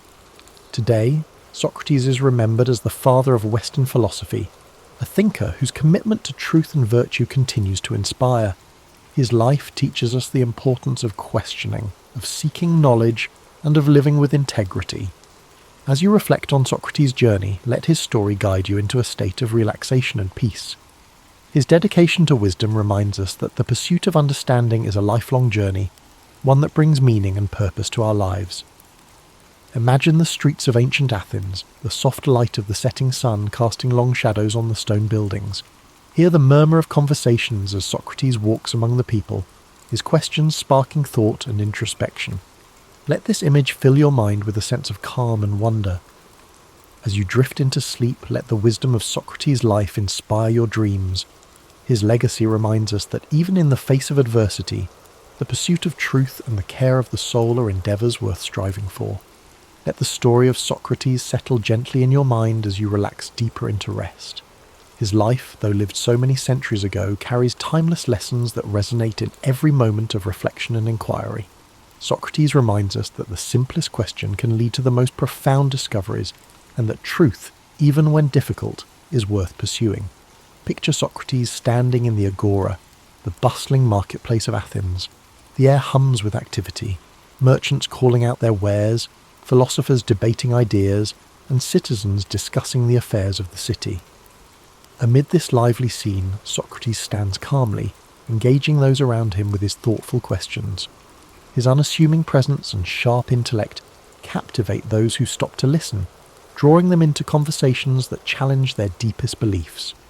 As the sun sets over Athens, the city quiets, and Socrates continues his discussions under the glow of oil lamps. The stars above twinkle faintly, a reminder of the vast universe beyond, as his voice carries the gentle rhythm of inquiry and understanding. Socrates believed that philosophy was not just an intellectual pursuit, but a way of life, a commitment to questioning, learning, and living with integrity. Imagine his students gathered around him, their faces illuminated by the soft light as they listen intently. Among them are young minds who would carry his teachings forward, shaping the future of philosophy and ensuring that his legacy would endure. The scene is serene, filled with the quiet joy of shared knowledge and the timeless beauty of human connection. Socrates' belief in the power of dialogue teaches us the importance of listening as well as questioning. In a world often filled with noise and haste, his approach encourages us to slow down, to reflect, and to seek clarity in our thoughts and interactions. His humility, his willingness to admit his own ignorance, and his tireless pursuit of understanding are qualities that inspire us to approach life with openness and curiosity. Now, as you drift closer to sleep, picture Socrates walking along the quiet shores of ancient Greece, the waves gently lapping at the sand. The moon casts a silver light over the sea, and the cool breeze carries the scent of salt and earth. Socrates walks slowly, his thoughts as calm and steady as the rhythm of the waves. In this peaceful moment, his dedication to truth and wisdom feels as vast and eternal as the ocean itself. Feel the serenity of this image envelop you as you rest. Socrates' life reminds us that even in moments of uncertainty, the search for meaning and understanding brings us closer to the essence of who we are. His courage to stand by his principles, even in the face of great adversity, is a gentle reminder to live with integrity and purpose. As you relax further, imagine the soft sound of sandals on stone as Socrates ascends the steps of a temple, the sky painted with the warm hues of dawn. The first rays of sunlight illuminate the ancient city, a symbol of renewal and the endless possibilities that come with each new day. Let this image fill you with a sense of hope and calm, a quiet reassurance that the pursuit of truth is always worth the effort. As you drift into a deep and restful sleep, carry with you the wisdom and spirit of Socrates. His life teaches us that even the simplest questions can open the door to profound insights, and that the search for understanding is a journey without end. As the gentle rhythm of Socrates' life story echoes in your mind, allow yourself to relax even further. His life, dedicated to the pursuit of wisdom and the betterment of the human soul, is a profound reminder that every question we ask is a step toward understanding the world and ourselves. Socrates believed that knowledge was not about having answers, but about the courage to ask and to seek. Picture the calm stillness of ancient Athens at night, the soft glow of lanterns lining narrow streets. Socrates, with his simple cloak draped over his shoulders, moves quietly among the people, his presence as humble as it is impactful. Each conversation he sparks is a journey into thought, a reminder to those around him that wisdom begins with wonder. Socrates' approach to life was marked by an unshakable commitment to virtue. He often spoke of the importance of living a life in harmony with one's values, of aligning actions with principles. To him, the care of the soul was the highest purpose, far more important than wealth, fame, or material success. This philosophy reminds us that true fulfillment comes not from external achievements, but from inner growth and ethical living. As you rest, let the wisdom of this teaching soothe your thoughts. The idea that our choices shape not just our lives, but the essence of who we are, encourages us to approach each moment with intention and care. Socrates' belief in the transformative power of self-reflection invites us to look inward, to nurture our inner lives with the same dedication and compassion we offer to others. Now imagine the gentle breeze of a spring morning in ancient Greece, the hills around Athens bathed in golden light. Socrates walks with his students along a quiet path, the sounds of birdsong and rustling leaves creating a peaceful symphony. Their conversation flows naturally, filled with questions and ideas that challenge and inspire. This idyllic scene captures the essence of Socrates' philosophy, a life lived in connection with nature, community, and the endless pursuit of knowledge. As you drift deeper into relaxation, think of Socrates' courage in facing the end of his life. His calm acceptance of his fate, his willingness to stand by his beliefs, even in the face of death, is a testament to the strength of his character. He taught his students not to fear death, but to view it as a natural part of existence. a transition that, like life itself, holds the potential for learning and growth. Feel the serenity of Socrates' perspective as it envelops you like a warm blanket. His unwavering faith in the value of a life well lived reminds us that even in moments of uncertainty, we can find peace by staying true to our values and seeking the truth within ourselves. His life, though marked by challenges, was ultimately one of profound purpose and enduring legacy. As the night deepens, imagine Socrates standing on a hill overlooking Athens, the city lights twinkling below like stars fallen to earth. The wind carries with it the faint sounds of laughter and conversation, the echoes of a city alive with thought and creativity. In this quiet moment, Socrates reflects on the beauty of a world filled with questions and possibilities. Let this image guide you into a deep, restful sleep. The story of Socrates reminds us that life's greatest journeys are not measured by distance, but by the depth of our exploration. His commitment to wisdom, his humility in the face of the unknown, and his courage to challenge convention inspire us to live with authenticity and purpose. As the soothing story of Socrates carries you further into relaxation, let the timelessness of his teachings resonate deeply within you. His belief in the transformative power of questioning and reflection is a reminder that growth begins when we dare to examine our lives. Socrates once said, "The unexamined life is not worth living," a sentiment that invites us to seek meaning and purpose in even the smallest moments. Picture the serene landscape of ancient Athens at dawn. The first light of the sun spills over the Acropolis, painting the marble temples in soft hues of pink and gold. Socrates stands with his students in the quiet morning air, his voice calm and steady as he shares his thoughts. The city begins to wake, its streets gradually filling with life, but in this tranquil moment, the exchange of ideas feels timeless, as if the wisdom being shared is as eternal as the sun's light. Socrates' method of teaching was not about providing answers, but about encouraging others to think for themselves. He believed that through dialogue, one could uncover deeper truths and challenge assumptions. His way of guiding others with questions was both gentle and profound, a reminder that sometimes the best teachers are those who help us find our own way. As you let these thoughts settle, imagine the peaceful simplicity of Socrates' life.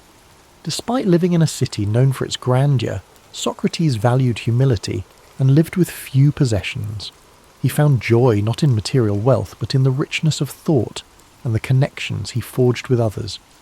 This simplicity is a reminder that contentment often lies not in having more, but in appreciating what truly matters. Now, as you drift deeper into rest, imagine the stars above Athens twinkling softly in the night sky.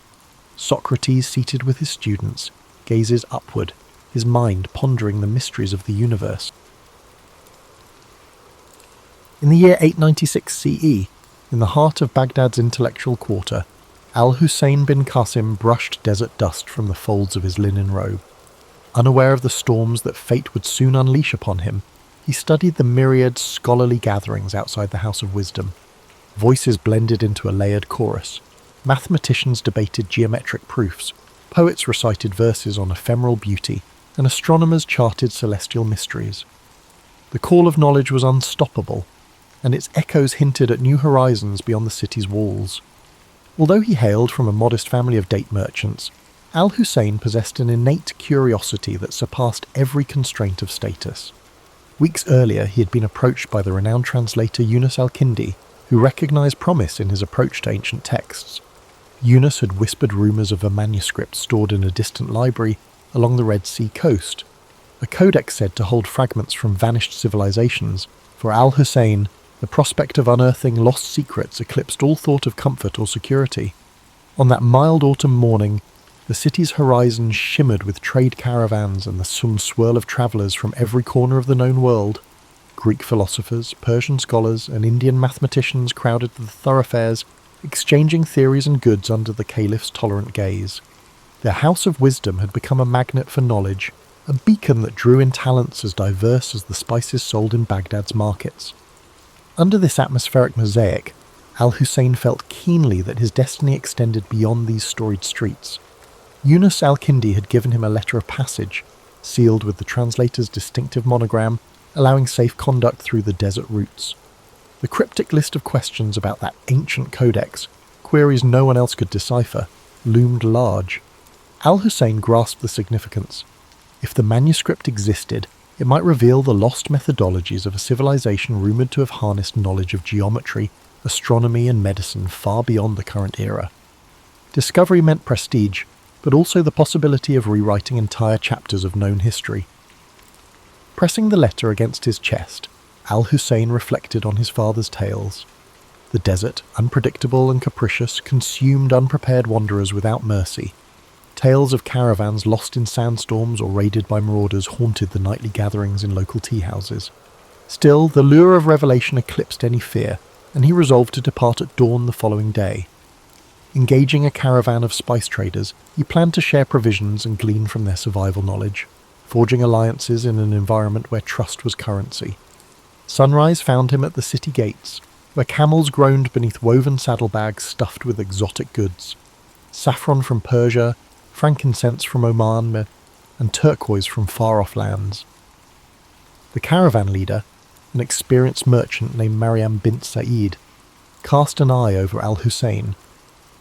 She was known for her leadership and her capacity to navigate shifting alliances among tribal factions. Though suspicious of scholars who ventured out of libraries, she recognized the advantage of travelling under the banner of the prestigious House of Wisdom. As the gates of Baghdad shrank behind them, the caravan merged with the vast desert's hush. Dawn's golden light outlined distant dunes that seemed both majestic and forbidding. Al-Husayn observed Maryam directing her charges to form a staggered line, minimizing exposure to roving bandits. Occasionally the wind carried the bray of donkeys or the low murmur of traders discussing profit margins. For Al-Husayn, the emptiness was a blank canvas waiting for stories etched by the footprints of those audacious enough to cross it.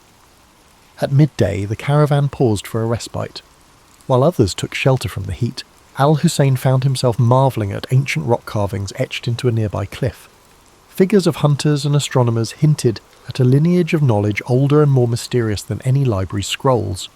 He gently traced the outlines with a practiced fingertip, sensing a kinship with those lost voices that once tried to record their world. If even in these remote corners human curiosity thrived, what wonders awaited him further ahead? As dusk approached, the caravan set up camp in a shallow wadi where sparse vegetation offered an anchor against shifting sands.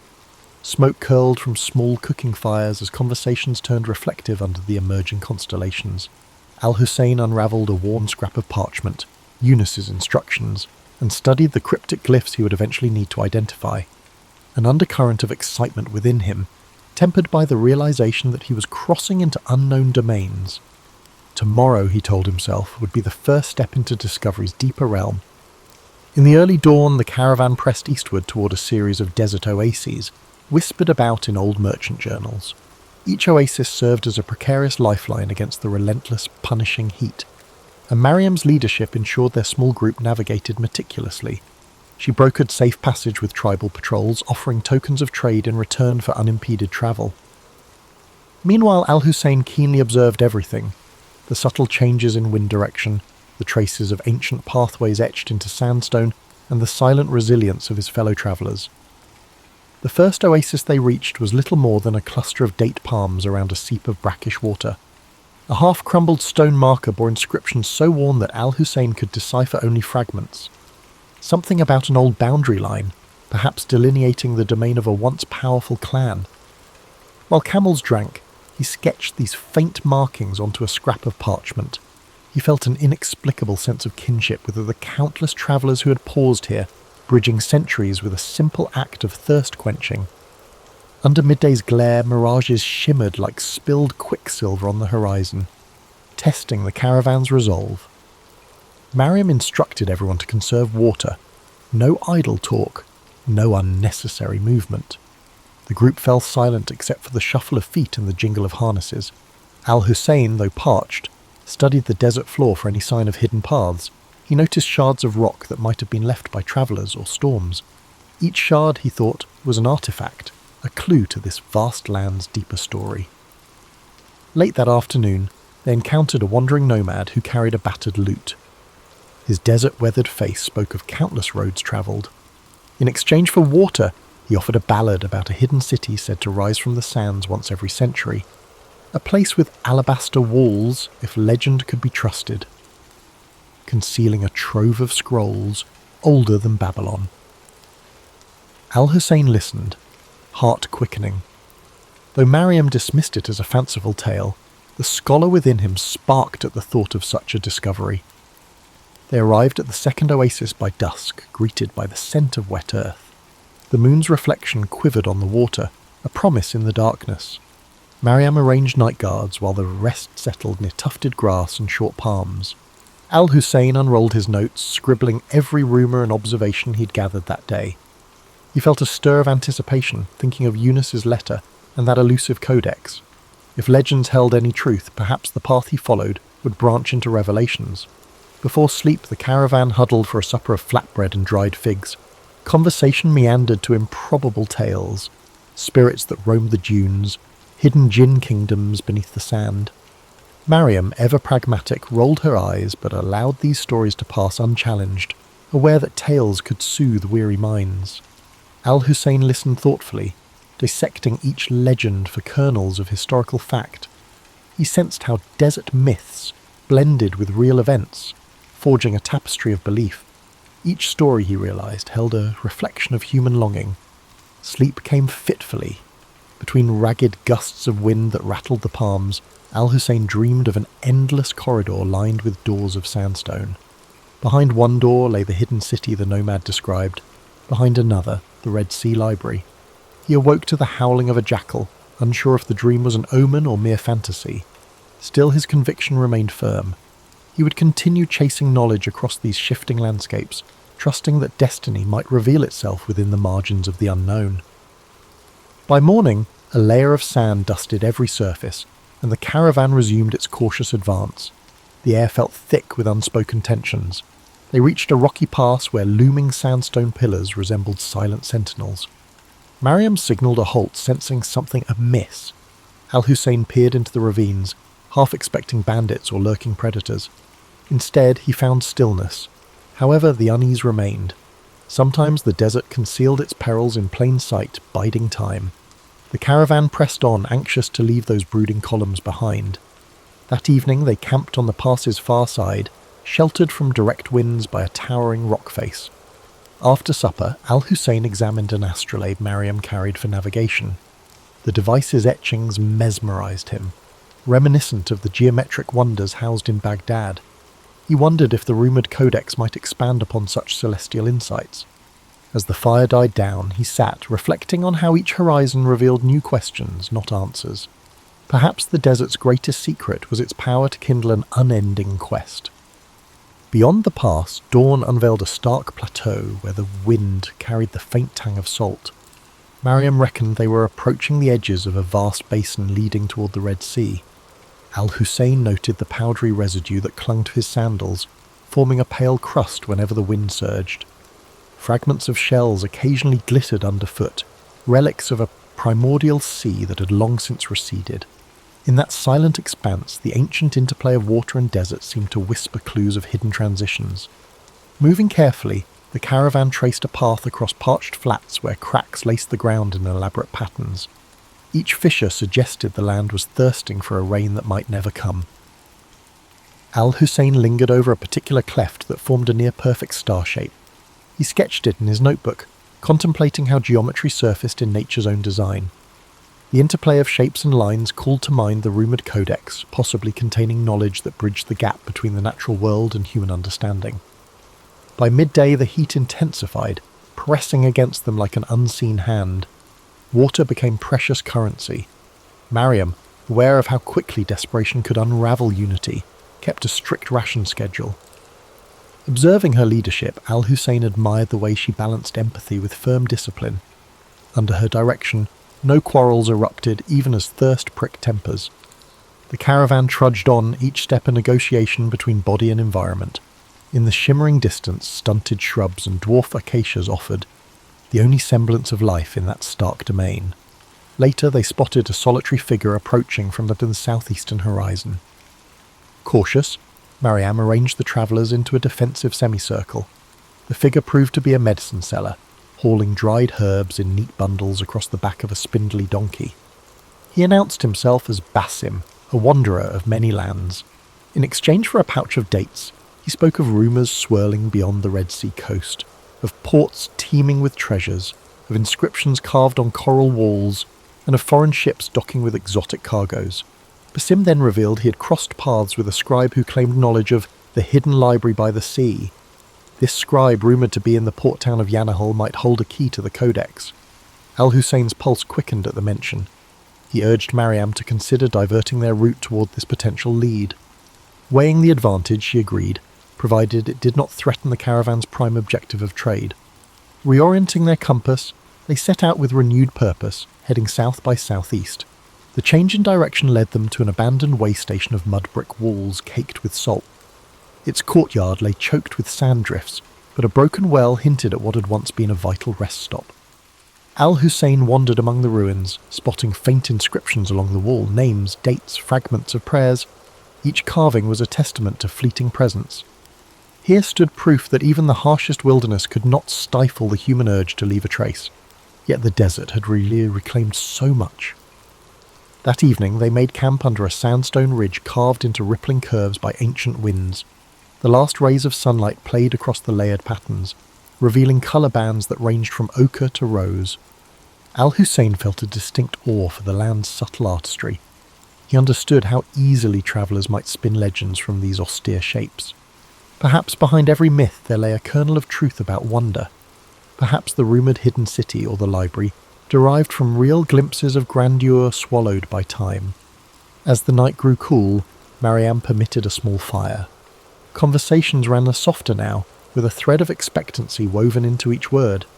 Basim spoke of trade centres bustling with sailors from distant empires, Zanj, Gujarat, even the far-flung kingdoms beyond the Indian Ocean.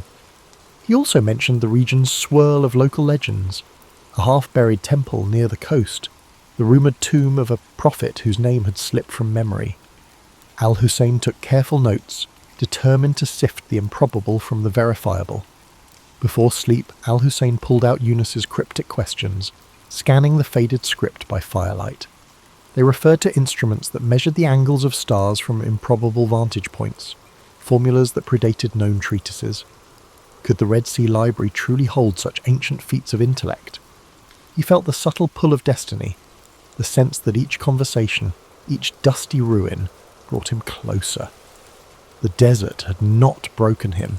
Instead, it was shaping him into something sharper. Morrow would carry them nearer to that beckoning shoreline. Dawn lifted the shadows from the ridge, exposing a horizon lined with jagged rock outcroppings. The caravan continued toward Yanahal, keen on reaching its port before supplies ran dangerously low. A subtle but steady breeze carried the faint smell of salt, confirming they were inching closer to coastal winds. Al-Husayn noticed changes in the environment. Scattered gulls wheeling overhead, traces of sea-polished stones littering the path. These small signals revived the group's spirits, reminding them that a new chapter of their journey lay ahead. By midday they encountered a caravan heading north. Mariam negotiated a swift exchange of information. The travellers warned of shifting alliances among local chieftains, each vying for influence in the lucrative maritime trade.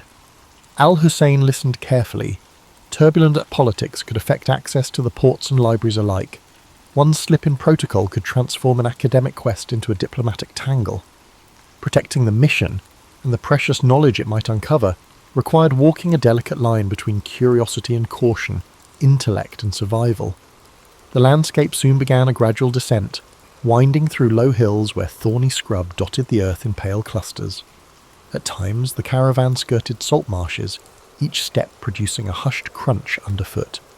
Tiny crabs scuttled in shallow brine pools, and the occasional heron soared overhead, a pale sentinel against the shimmering sky. Each sign of life felt like a small revelation after miles of barren desert. Al-Husayn found himself overwhelmed by the variety of forms the natural world assumed, even in the remote margins. Late that afternoon, they spotted Yanahal in the distance, a sprawl of mud-brick dwellings with roofs of thatch or tiled clay, punctuated by the taller silhouettes of warehouses near the docks. Thin pillars of smoke curled upward, and the distant clang of metal suggested blacksmiths plying their trade. Seabirds circled the bustling harbour, where dhows and small cargo vessels bobbed in the tide. For Al-Husayn, the sights and sounds of a place so different from Baghdad were a vivid reminder of the region's fluid tapestry of cultures. Mariam led the caravan through the town's outskirts, seeking a trustworthy local factor who could arrange secure storage for their goods. Children peered out from doorways, intrigued by the unusual mix of travellers. The air smelled of fish, spice, and damp rope, all woven together into a briny perfume. Al-Husayn scanned every detail, from the chipped walls covered with old maritime symbols to the lively banter between dockworkers. He made mental notes of how commerce thrived here, bridging deserts and oceans in a single breath. With arrangements in place, the group settled at a modest inn near the wharf. Basim quietly vanished among the waterfront stalls, murmuring about errands to run. Al-Husayn felt a twinge of concern, but was too eager about the library rumour to dwell on it. He quickly asked around for any mention of the scribe. Locals offered conflicting accounts. Some shrugged, while others claimed they had glimpsed a reclusive scholar searching for archaic port records. One old fisherman insisted the scribe left for the Coralstone Quarter. Determined, Al-Husayn set off with Mariam and 2 guards, weaving through narrow alleys that snaked between sun-baked walls. The sound of the sea grew louder, waves rolling and crashing in a steady rhythm. They soon found the Coralstone Quarter, a cluster of buildings fashioned from blocks quarried along the shore. The walls sparkled with flecks of shells embedded in pale limestone. While the architecture entranced Al-Husayn, it was the possibility of encountering the scribe that propelled him forward, heart-pounding with each echoing footstep. At last they arrived before a half-collapsed structure perched on the water's edge. Broken shutters and a leaning doorway bore witness to decades of neglect. Inside, scattered manuscripts lay in disarray atop a wooden table.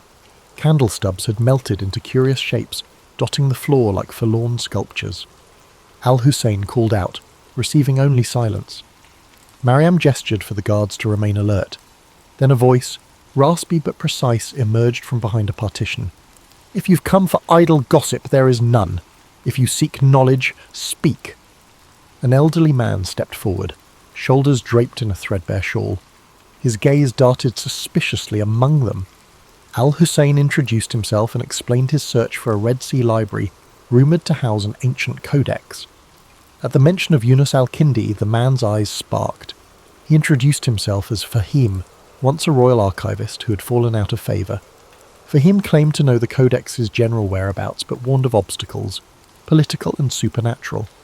Despite his guarded manner, he pointed to a scroll. "There," he said, "the trail begins." Under the scribe's watchful glare, Al-Husayn unrolled the scroll Fahim indicated. Faded script described a coastal stronghold called Makshaf, famed for its labyrinthine archives. Though the text offered scant details, it named a certain scholar, Ibrahim of Kulzum, who had once catalogued manuscripts within its walls. Fahim revealed that a naval blockade centuries earlier had forced the stronghold into obscurity. Few in Yanahal even recalled its name. The old archivist smirked. "If you wish to risk your neck, go. But be warned, those halls remain unforgiving." Mariam, standing nearby, studied the scribe's demeanour. She had dealt with enough merchants and officials to read a man's motives. Though Fahim's bitter tone implied grudges, he seemed sincere about the stronghold's existence. After a terse negotiation, she coaxed him to provide a rough chart of Makshaf's possible location. Al-Husayn promised to mention Fahim's name favourably in scholarly circles if they succeeded. The archivist waved them off as though disclaiming any further responsibility for their fate. Mystery, it seemed, was his final currency. Reconvening at the inn, Al-Husayn laid out the new findings. The stronghold of Makshaf appeared to lie southwest along a rugged coast where cliffside passes met tidal inlets. This was no typical trade route, and Mariam recognised the risk. Yet curiosity pulled them forward. Treasure for her, knowledge for Al-Husayn. To minimise complications, she decided that only a smaller detachment would continue. The main caravan could remain in Yanahal, selling goods and provisioning for the journey back to Baghdad. Al-Husayn and a handful of companions would venture on. Evening found Al-Husayn pacing the inn's modest courtyard, poring over Fahim's chart. Tiny notes etched beside rough sketches of landforms hinted at old conflicts, ruined watchtowers, and rumoured pirate hideouts. He traced the shoreline with his fingertip, imagining the waves crashing against the walls of Makshaf. What secrets might that stronghold's archives hold? remnants of civilizations unknown or advanced theories lost to time. The moonlight made the parchment glow, as if enticing him to see beyond its faded lines into uncharted territory. By dawn, Mariam had secured a light coastal vessel from a local captain named Taufik, whose family specialized in short-haul voyages along the Red Sea. With Basim's help, he had returned with unusual timeliness. They loaded supplies, water barrels, salted fish, a few goats for milk. Al-Husayn brought his notebooks, Eunice's letter, and whatever references Fahim had been willing to share. A hush fell over them as they boarded the vessel, the humid sea breeze a welcome change from desert dryness. Ahead lay the open sea, half illuminated by the rising sun. The boat rocked gently as they navigated away from Yanahil's harbour, leaving behind the tangle of masts and dockside chatter. Overhead, seabirds wove intricate patterns, while the horizon stretched indigo and gold. Al-Husayn inhaled the briny air, feeling a subtle exhilaration. This watery expanse was a far cry from the dusty roads he had known. Mariam stood at the prow, scanning for hazards. Despite the calm surface, she understood storms could blow in with devastating force. The Red Sea, like the desert, demanded vigilance. During the voyage, Taufik recounted local lore about hidden coves where pirates once stashed plunder or reefs that glowed with phosphorescence at night. Basim listened, occasionally offering a sly anecdote of his own. Al-Husayn jotted down each tale, uncertain which threads might lead to truth. The swirl of rumour only deepened his conviction that knowledge often lurked in the unlikeliest corners. Meanwhile, the coastline revealed layers of cliffs, dotted with vegetation clinging to cracks in the rock. Small huts or fishing camps occasionally dotted the beaches. On the second day at sea, dark clouds brewed on the horizon. Taufik urged them to find shelter before the squall hit. They steered toward a narrow inlet sheltered by limestone bluffs. Waves churned with increasing ferocity, and the wind whipped spray across the deck. Mariam and Basim helped secure the sails while Al-Husayn clung to the boat's railing, heart pounding. Thunder boomed overhead as they finally slipped into the inlet. There the water remained calmer, though the storm raged just beyond the protective cliffs. Huddled against the rain, they waited for the tempest to subside. Al-Husayn's mind raced. If the codex contained advanced understanding of astronomy, it might also hint at meteorological patterns. Could ancient scholars have deciphered the desert's or the sea's hidden rhythms? The storm's fury felt like a primeval test, warning him of the forces that shaped this realm. Perhaps Makshaf's long-sealed archives held not just forgotten texts, but an entire worldview alien to their era. As lightning flared overhead, he vowed that neither fear nor storm would deter him. With the morning sun came a deceptive calm. Clouds still hovered, but the winds had eased. Taufik guided the boat cautiously out of the inlet, skirting churning waters. The storm had left debris afloat, broken branches, strips of torn sail from some unlucky craft. Mariam eyed the horizon. Though the worst seemed past, the sea remained unsettled, each wave a reminder of nature's caprices. Al-Husayn, pages damp but intact, felt a renewed urgency. The storm's violence had sharpened his resolve to reach Makshaf and uncover its secrets. As they followed the coastline, steep cliffs rose, their bases gnawed by waves. Occasionally they glimpsed narrow ledges or goat paths zigzagging upward, suggesting that people once traversed these heights. Taufik pointed out a distant structure atop a cliff, a toppled watchtower, perhaps a remnant of Makshaf's old defences. The sight quickened everyone's pace. If that tower marked the outskirts of the stronghold, they were close. Still, the approach looked treacherous, with no easy landing place visible among the rocks and swirling currents. They eventually located a craggy beach where erosion had carved out a small pebbled cove. Unloading the vessel was a precarious dance of timing each wave's retreat. Mariam directed the transfer of provisions while Taufik secured the boat to a natural cleft in the rock. Overhead, seabirds screeched, and the wind whipped salt-laden spray against their faces. Al-Husayn carefully shielded the charts and manuscripts, mindful that a single misstep could end his entire quest. This shoreline felt like a threshold between rumour and tangible discovery. A short climb inland revealed a rocky plateau dotted with tough grasses and scattered boulders. Amid the distant cliffs, fragments of a fortification jutted skyward, tumbled walls and half-collapsed arches. Basim let out a low whistle, marvelling that such ruins still lingered after centuries of neglect. Mariam maintained her measured composure. though Al-Husayn guessed she shared the group's rising anticipation. Makshaf's silent outline beckoned. For all anyone knew, they were the first to set foot here in generations. Perhaps they stood at the edge of a dormant legacy. They advanced through a steep ravine, its sides etched with old chisel marks. Al-Husayn paused to examine them, suspecting that earlier inhabitants had quarried stone for the stronghold's construction. The ravine opened into a hidden valley where an arched gateway lay partially buried by debris. Time and storms had battered its keystone, leaving a sizable gap. Carefully they picked their way through fallen stones, each footstep sending echoes through the still air. A faint tang of seaweed permeated the ruins, as if the ocean had invaded this bastion long ago. Beyond the gateway stretched a courtyard choked with rubble and invasive plants. Broken pillars hinted at what might once have been an open colonnade. A series of corridors branched off from the far side, one leading to a stone staircase descending underground. Al-Husayn's pulse fluttered. Subterranean vaults often served as archives or storage facilities in older fortifications. He imagined shelves of manuscripts, layered with dust, awaiting rediscovery. Mariam tested a cracked step with her boot, finding it stable enough. They lit torches, bracing themselves for whatever lay below. The descending passage felt claustrophobic, each echo magnified by the damp walls. A battered iron gate at the bottom yielded to Basim's determined shove. Within lay a series of vaulted chambers. Water trickled from hairline cracks in the ceiling, pooling on the floor in irregular puddles. Their torchlight flickered over broken crates, corroded lanterns, and scraps of rotting cloth.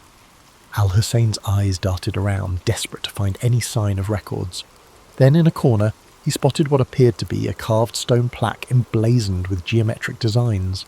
Approaching it, he realized the plaque was part of a larger fixture. A sealed doorway. Intricate lines fanned outward from a central motif, echoing the patterns in Eunice's cryptic notes. Could this be a hidden archive within the stronghold? Eagerly, Al-Husayn traced the grooves with a fingertip. Mariam hovered, scanning for potential threats. Basim ran his hand along the wall's perimeter, eventually finding the faint outline of a release mechanism. When he pressed it, the plaque shuddered, revealing a narrow gap. Stale air seeped out, carrying hints of mould and ancient parchment. Torchlight spilling through the gap illuminated a cramped chamber lined with stone shelves. Al-Husayn's heart soared. Rolled manuscripts lay scattered, some disintegrating at the touch of the moist air. He gingerly lifted a small codex bound in faded leather, its cover emblazoned with unfamiliar symbols. Though the text was partially illegible, diagrams of star charts and geometric constructs were visible, aware that he was crossing into the realm of legends made real. With mounting excitement, Al-Husayn and Mariam inspected the shelves, hoping for a more complete find. Many manuscripts had succumbed to rot or water damage, leaving illegible stains where words once lived. Still, glimpses of diagrams, star maps, and cryptic notations sparked Al-Husayn's imagination. Each surviving scrap offered a puzzle, references to advanced mathematics, mentions of distant lands, and hints of medical treatises. The codex Eunice had mentioned might lie deeper within or be scattered among these fragile scrolls that teetered on the brink of disintegration. Basim, less enthralled by the written page, explored adjacent chambers in search of anything valuable, coins, jewellery, or historical artefacts that might fetch a price. He returned empty-handed, muttering about collapsed tunnels and corridors blocked by a rubble. From one corridor a trickle of brackish water flowed, implying that parts of the stronghold might be submerged or entirely inaccessible. The group decided to work methodically, prioritising the drier sections first. Mariam posted a guard outside, aware that local pirates or treasure hunters could still pose a threat. Hour after hour, Al-Husayn catalogued each fragment they could salvage. He recognised partial translations from Greek, Coptic, and even Sanskrit. Whoever had curated these archives clearly embraced the same zeal for knowledge that fueled the House of Wisdom in Baghdad. Occasionally he stumbled upon a page detailing astronomical observations far more advanced than anything he'd encountered. He dreamed that if he could reconstruct these texts, they might reshape contemporary understanding of the cosmos, bridging centuries of lost scholarship. He remembered Eunice's cryptic list and felt a surge of vindication. Progress was slow, the air in the buried chambers remained thick, occasionally forcing them to retreat above ground for fresh air. In the process, They discovered an intact storeroom near the courtyard containing clay jars sealed with ancient wax. Basim pried one open, revealing well-preserved grains that, while impossible to eat, illustrated that this fortress once hosted a thriving community.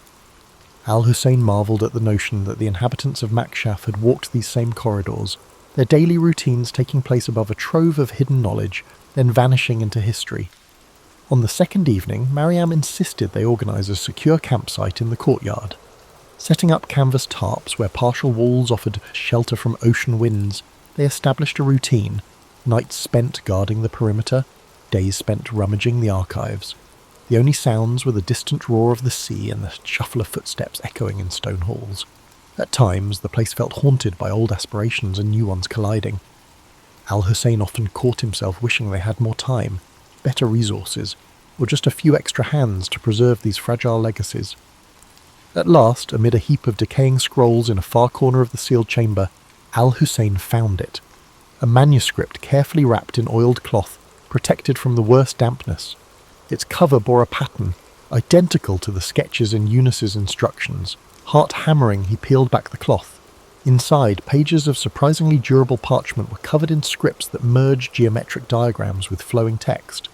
Marginal notes in a secondary hand suggested commentary, possibly added by later scholars. This had to be the codex. A quick survey revealed passages on astronomical alignments, references to mathematical proofs that predated known treatises, and arcane symbols that defied immediate interpretation.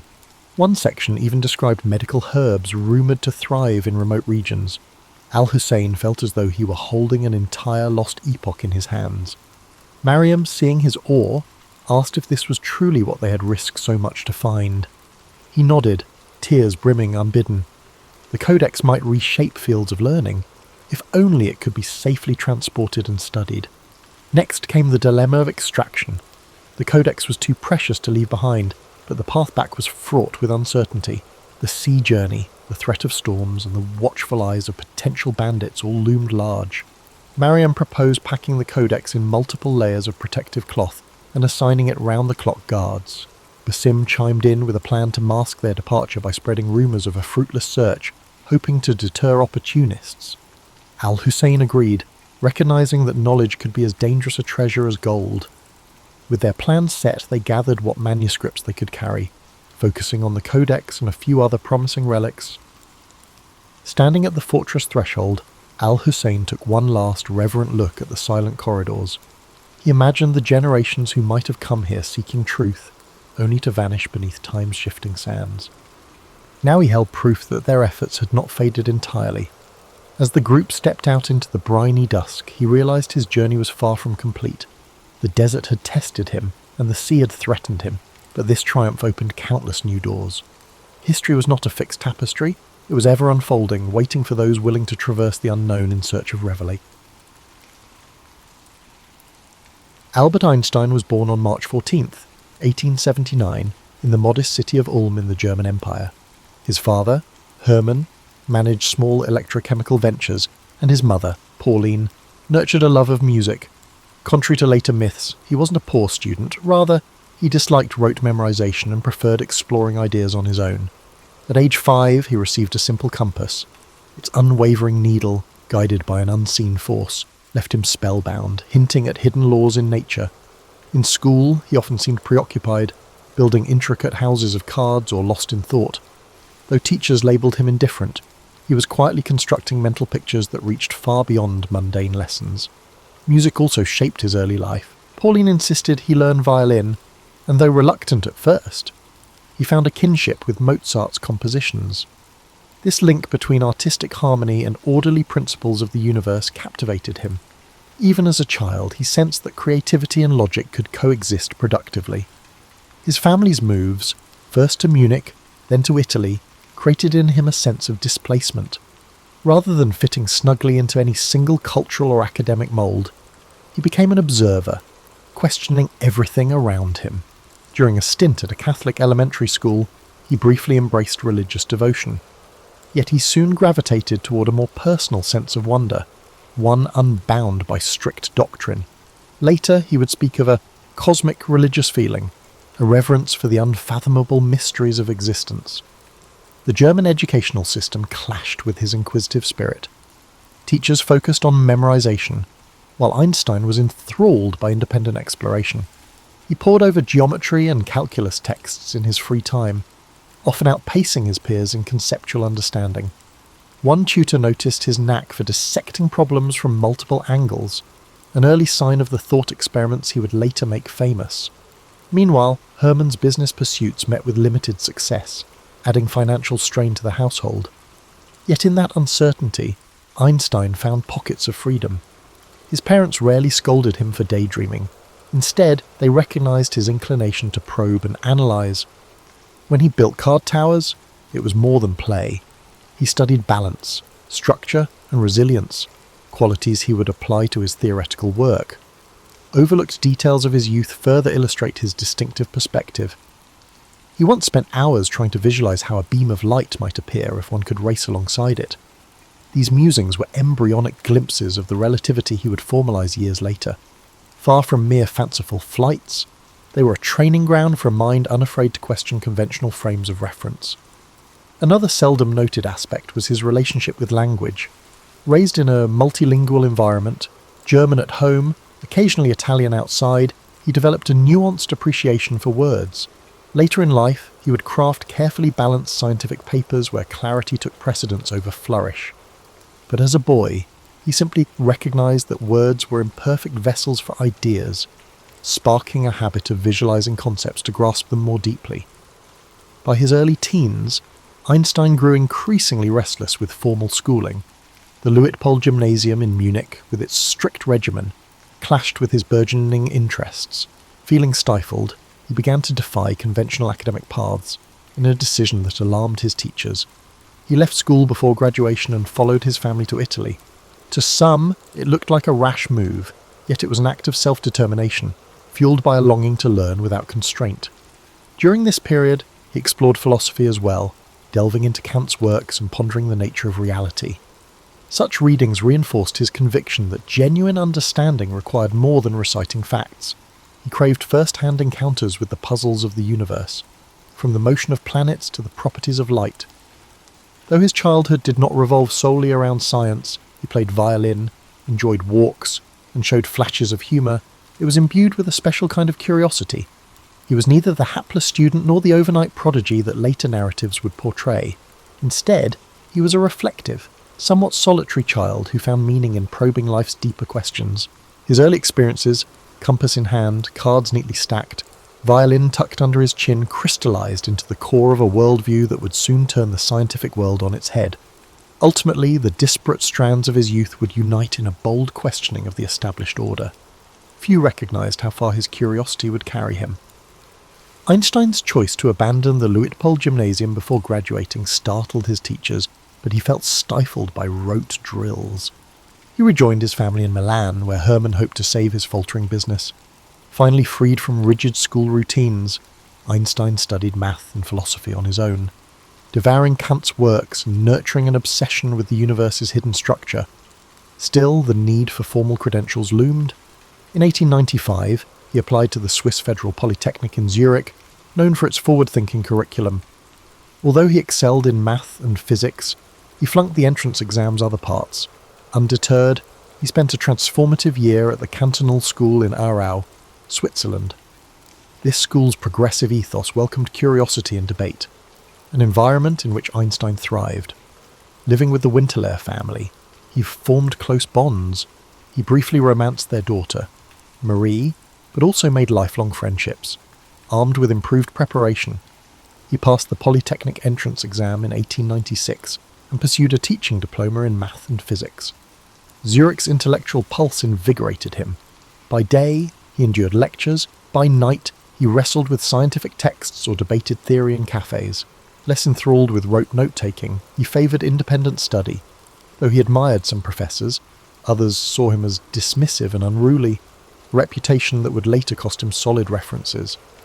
During this period, Einstein met Mileva Maric, the only woman in their physics cohort. She was bright and tenacious, undeterred by an academic world largely unwelcoming to women. Their bond intertwined intellectual exchange and romantic attraction. Letters between them reveal lively dialogues about abstract science and the deeper questions of existence. Critics sometimes question the extent of Maleva's contributions to Einstein's early work, but it's certain she engaged in stimulating discussions at a formative time in his career. Einstein graduated in 1900.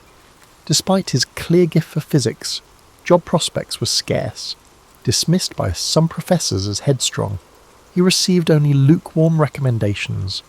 Over the next 2 years, he subsisted on tutoring gigs and part-time teaching roles, struggling to pay rent. Meanwhile, his relationship with Mileva grew more serious. They had a daughter, Liesel, whose fate remains one of the murkiest aspects of Einstein's life. Records suggest she may have been adopted, but details are sparse. Financial anxiety gnawed at him, and paternal disapproval of Mileva added stress. Yet his scientific passion never dimmed. Whenever he found a spare hour, Einstein tackled research problems in thermodynamics or statistical mechanics. Despite their lack of widespread attention, these small papers demonstrated Einstein's capacity to critically examine conventional assumptions. A modest beacon of stability arrived in 1902. Einstein secured a post as a technical expert, third class, at the Swiss Patent Office in Bern. While many might view patent reviewing as mundane, the job offered a predictable schedule and a steady wage, precisely what he needed. Crucially, it also left him mental space for independent thought. Far from being a lull, this period set the stage for his most significant breakthroughs. Bern itself was unassuming, but it possessed an understated cultural vitality. Einstein, ever sociable in an understated way, found a small circle of like-minded acquaintances. They shared books, debated philosophical ideas, and sometimes playfully referred to themselves as the Olympia Academy. The group's informal spirit aligned perfectly with Einstein's own approach, freewheeling, yet anchored by a deep respect for rational inquiry. Meanwhile, his personal life moved forward. He and Mileva married in 1903, hoping to create a steel home. Their union was hardly perfect, fraught with the usual challenges of newlyweds, compounded by Einstein's preoccupation with science and ongoing money worries. Still, having a supportive partner with a keen interest in physics likely encouraged his intellectual wanderings during these formative years. Between 1902 and 1904, Einstein churned through patent applications by day, evaluating new inventions for novelty and feasibility. At night, he scribbled equations and chased the big questions that had haunted him since childhood: the nature of light, the structure of time, and whether the cosmos had fundamental certainties. Little did anyone suspect that his quiet hours in Bern would yield a series of scientific papers that would upend centuries of accepted physics and elevate a once-errant student to the front ranks of modern science. In a few years, he would unleash a torrent of revolutionary ideas, proving that unorthodox paths can lead to remarkable destinations. Settled at the Swiss Patent Office in Bern, Einstein was officially a clerk, reviewing applications for new inventions. Unofficially, he was a theorist probing the bedrock of physics. The job's predictable routine left him time to explore the mysteries of light, motion, and energy, questions that had haunted him since childhood. His personal life had stabilized somewhat. He and Mileva, now married, lived modestly, mindful of every expense. Their son, Hans Albert, born in 1904, added new responsibilities. Yet Mileva's own physics background made her a supportive confidant for Einstein's musings, though the precise scope of her influence remains debated.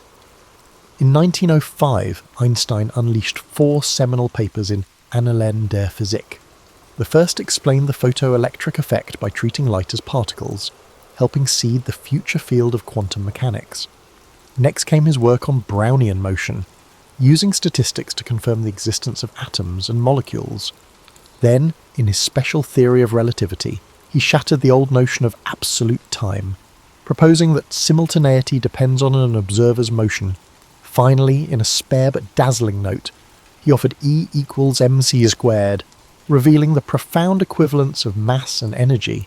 At first, these radical ideas met mixed responses.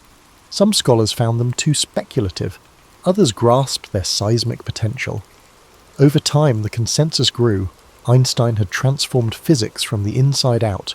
His reputation slowly spread, though he remained a patent clerk until 1909. He yearned for an academic post but faced challenges. He lacked the usual pedigrees, and some professors gave tepid recommendations. Eventually, the University of Zurich appointed him as a lecturer, opening the door to a more formal scientific community. Mileva managed their growing family, which now included a second son, Eduard, while Einstein wrestled with teaching duties and ongoing research. But their marriage started to show cracks, strained by the financial pressures and Einstein's single-minded devotion to work. Despite domestic tension, his scientific profile rose swiftly. Younger physicists marvelled at his knack for taking earlier insights, such as those from Hendrik Lorentz and Henri Poincaré, and unifying them into a cohesive vision. The outcome was more than a patchwork of theories. It was a radical recasting of how energy, space, and time interlock. He left Bern for Zurich in 1909, then moved to Prague in 1911 for another professorship. Mileva followed, but the demands of uprooting and the complexities of raising children chipped away at their partnership. In Prague, Einstein refined his thoughts on gravity, hinting at a broader framework to come. Though overshadowed by cultural and political tensions in the Austro-Hungarian Empire, the city still offered pockets of intellectual ferment. Einstein found colleagues intrigued by his work and critics sceptical of it. He thrived on debate, defending his theories with calm conviction. By 1912, he was back in Zurich at the Polytechnic, now as a professor. This time, he delved deeper into the mathematics needed to extend relativity to gravitational fields. His collaboration with mathematician Marcel Grossmann was vital, laying the groundwork for what would become the general theory of relativity. While special relativity had reconfigured space and time on a flat stage, Einstein now aimed to show how massive objects could warp that stage itself. In parallel, tensions at home worsened. Mileva's hopes for her own scientific contributions had faded into domestic obligations. Einstein's growing fame meant invitations to speak and collaborate, pulling him away for extended periods. At times, letters reveal a coldness creeping into their marriage. He could be absent-minded, impatient, and increasingly dismissive of Mileva's emotional needs. The personal costs of genius were mounting, even if the broadest world was beginning to admire him as a visionary.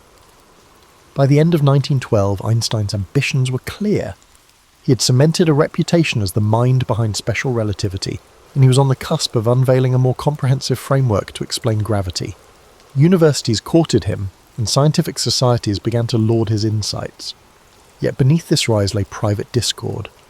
Tensions that would escalate once his career carried him to Berlin. For now, though, Einstein's path led inexorably toward one of the greatest intellectual feats in history, fueled by that same restless curiosity that once made him walk away from gymnasium classes and question the simplest wonders of nature.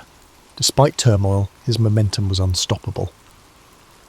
The stage was set for him to finalize a theory of gravity, a masterpiece that would reshape humanity's view of the cosmos. In 1913, the Prussian Academy of Sciences in Berlin-Base beckoned Albert Einstein with a prestigious post that required minimal teaching. By 1914, he was in the German capital, poised to perfect his theory of gravity. Yet the move magnified personal and political tensions. His marriage to Mileva was fracturing, and Europe stood on the brink of war. A pacifist at heart, Einstein found himself at odds with the fervent nationalism gripping Germany. Unperturbed by the storm outside, he pushed forward on general relativity, aided by mathematician Marcel Grossmann. Their goal was to show that gravity arose from curved space-time, a radical notion demanding complex tensor calculus. By 1915, Einstein had refined the field equations describing how mass deforms space-time and how that curvature dictates motion. A triumph soon followed. The new theory explained Mercury's orbital quirks better than Newtonian physics. Overjoyed, Einstein wrote to a friend that his heart shivered upon seeing the data align with his calculations, but his personal world was unravelling. Mileva struggled in Berlin's stifling atmosphere and felt increasingly isolated. Meanwhile, Einstein grew close to his cousin, Elsa Löwenthal. Letters show Mileva's despair and Einstein's emotional withdrawal. She took their sons back to Switzerland, and the marriage ended in divorce. He later wed Elsa, igniting gossip about his private life. Even as general relativity gained traction among physicists, his personal reputation became fodder for public speculation. World War I had also splintered scientific exchanges. While many German intellectuals endorsed the war, Einstein stood nearly alone, signing anti-war petitions and voicing pacifist views. His stance stirred resentment at home. Still, foreign scientists such as the British astronomer Arthur Eddington recognised the significance of Einstein's work. Eddington's 1919 eclipse expedition tested whether starlight passing near the sun would bend according to Einstein's predictions. The measurements matched, electrifying the global press and dethroning Newton in the public eye. Overnight, Einstein became a symbol of modern genius. Newspapers everywhere featured his thoughtful gaze and unruly hair. Invitations rained down from universities and societies. While he believed in sharing knowledge openly, he disliked the frenzied attention and grew uneasy with Germany's renewed nationalism. Post-war turmoil fanned political flames, and Einstein's pacifism drew ire from right-wing groups. Nevertheless, the validation of general relativity cemented his place atop the scientific hierarchy. Even skeptics admitted that his calculations matched observable reality in a way no previous theory could. With Mileva and Zurich caring for their sons, Einstein found both freedom and loneliness. He married Elsa in 1919, relying on her to manage his crowded schedule and mitigate public demands. As the 1920s dawned, Einstein was heralded as a visionary whose equations recast the universe as a pliable fabric shaped by energy and mass. These notions paved the way for cosmic models that would soon suggest an expanding universe, involving astronomers like Edwin Hubble.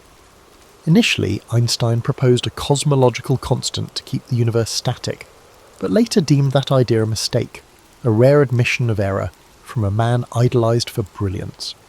Meanwhile, he turned his attention back to quantum mechanics, a field he had inadvertently sparked with his photoelectric paper. Newcomers like Werner Heisenberg and Erwin Schrödinger advanced ideas that clashed with Einstein's comfort zone. He balked at the probabilistic nature they proposed, insisting there must be a deeper deterministic layer. Thus began the famed series of debates with Niels Bohr, with Einstein challenging the notion that reality might hinge on randomness. By mid-decade, Einstein's travel schedule ballooned. He toured the United States and parts of Europe, drawing huge crowds. Statesmen, celebrities, and fellow scholars courted his presence. In Germany, however, he faced mounting hostility from nationalist factions who derided his theories as Jewish science. Unfazed, he pressed on, confident that empirical evidence would outlast prejudice. His personal realm, now tethered to Elsa, offered stability. She shielded him from ceaseless demands, allowing him to pursue his ideas in relative peace. Yet the creeping political tide would soon overshadow even Einstein's lofty pursuits. At the dawn of the next decade, Einstein found himself a global icon, yet behind that fame lay deeper struggles and fresh challenges that would shape his destiny. The 1920s were a whirlwind for Einstein, blending scientific milestones with worldwide acclaim. Ever the restless thinker, he spent these years grappling with quantum theory while maintaining his fascination with relativity. Though his general theory of relativity was universally hailed, he grew increasingly uneasy about the indeterminate flavour of quantum mechanics. To him, the idea that fundamental processes could be governed by pure chance seemed incomplete. Einstein's public image soared as he toured Europe and North America. Lecture halls overflowed.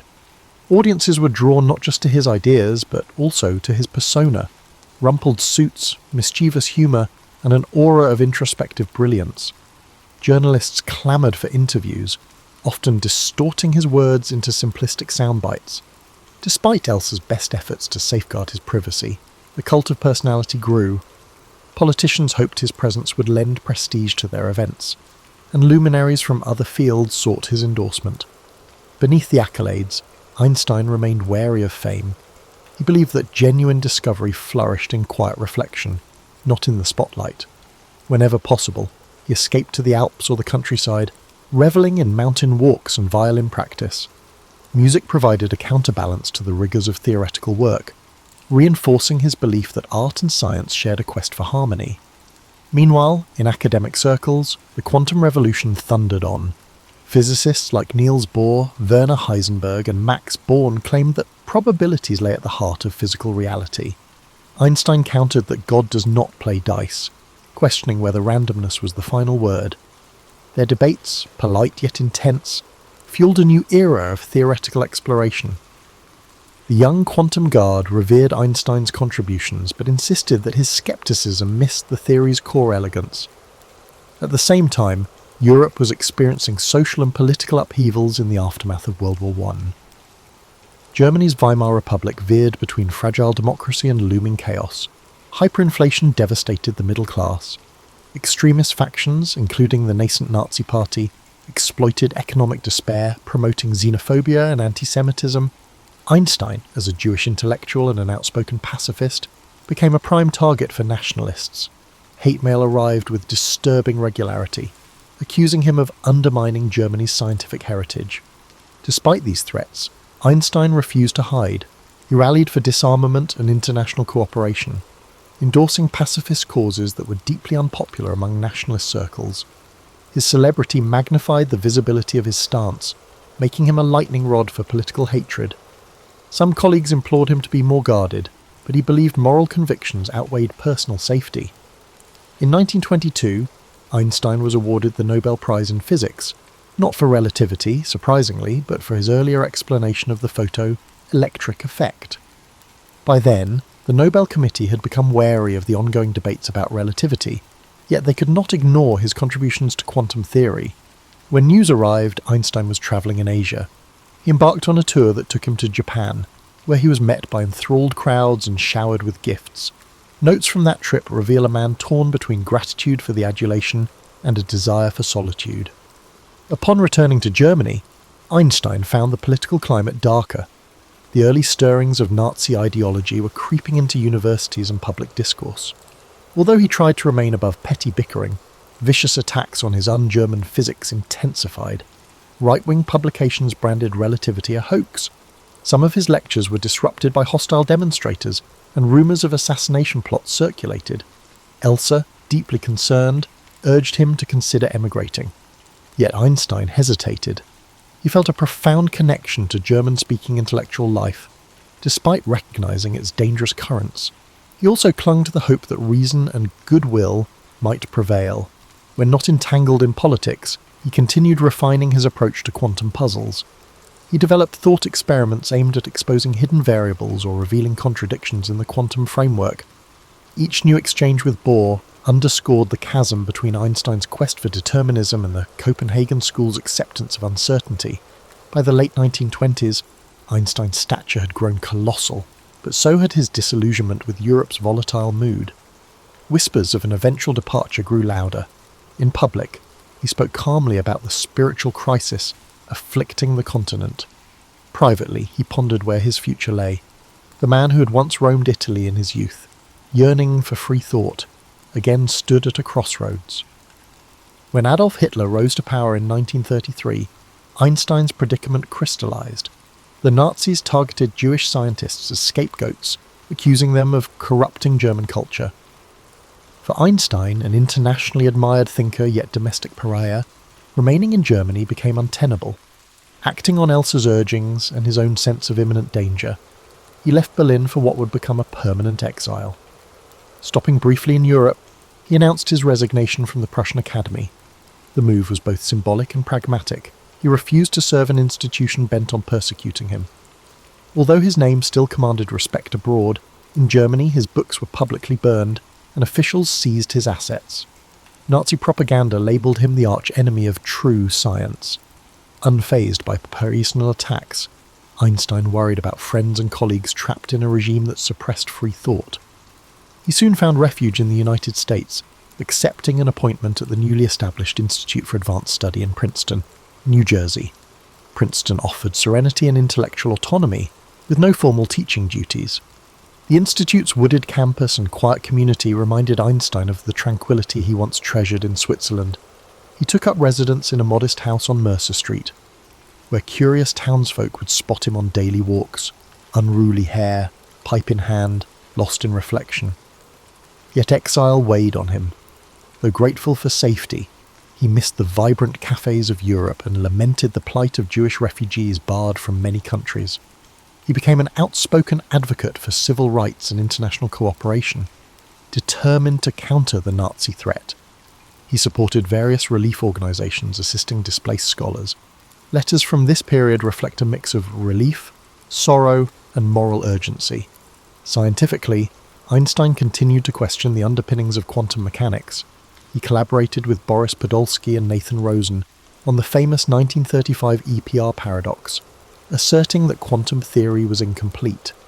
This paper challenged the Copenhagen interpretation by suggesting that spooky action at a distance conflicted with the principles of locality and realism. Though intended to reveal quantum mechanics' shortcomings, the paper instead paved the way for future breakthroughs in quantum entanglement research, ironically fueling the very field Einstein doubted. Meanwhile, global tensions escalated. As Nazi Germany expanded its militaristic ambitions, Einstein was drawn into geopolitical concerns he had tried to avoid.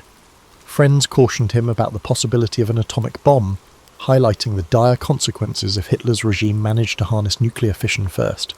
Ironically, it was Einstein's own mass energy equivalence E equals mc squared that foreshadowed the destructive power of splitting the atom. Alarmed by such prospects, he allowed Hungarian émigré physicist Leo Szilard to draft a letter in 1939, alerting US President Franklin D. Roosevelt to the possibility of a German atomic program. This letter, bearing Einstein's signature, catalyzed the Manhattan Project, though Einstein himself never worked directly on atomic weapons. Regret haunted him. In later recollections, he lamented that had he foreseen the scale of devastation nuclear arms would bring, he might never have signed the warning. Yet at the time, Einstein's pacifist leanings clashed with realpolitik, a painful contradiction he carried to the end of his life. Princeton gradually became home.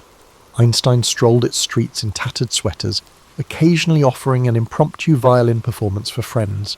He fielded letters from admirers worldwide, often replying with brief but thoughtful notes. Photos from the era show a gentle-faced figure, equal parts grandfatherly and inscrutable. He advised younger scientists, although his own research shifted away from mainstream physics. Fixated on unifying gravity with electromagnetic forces, he pursued a theory of everything that increasingly isolated him from the cutting-edge work on quantum fields. Outside the academic sphere, Einstein gained a voice in public debates. He spoke out against racism in America, comparing it to the anti-Jewish sentiments he had witnessed in Europe. He supported civil rights activists and forged friendships with prominent black leaders, despite the era's pervasive discrimination. Occasionally, he faced criticism for meddling in social issues rather than sticking to science. But Einstein considered moral responsibility inseparable from intellectual freedom. As World War II raged, Einstein's heartbreak was twofold. Germany, once his intellectual cradle, had become a synonym for barbarity, while the Allies were forced to develop weapons of unprecedented lethality. He could only watch from afar, offering moral support and condemnation of fascist ideologies. In the aftermath of World War II, Albert Einstein's status as a global icon solidified. Yet his latter years were marked by reflection and a sense of unresolved questions.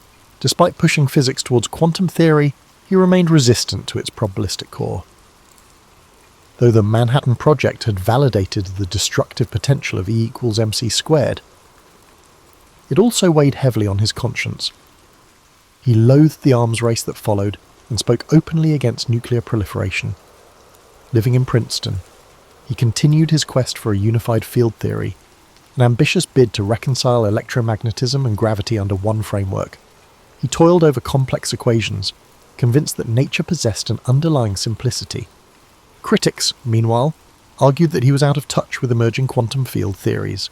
Undeterred, Einstein pursued his unification program almost in solitude, likening himself to a lone traveller on a winding road.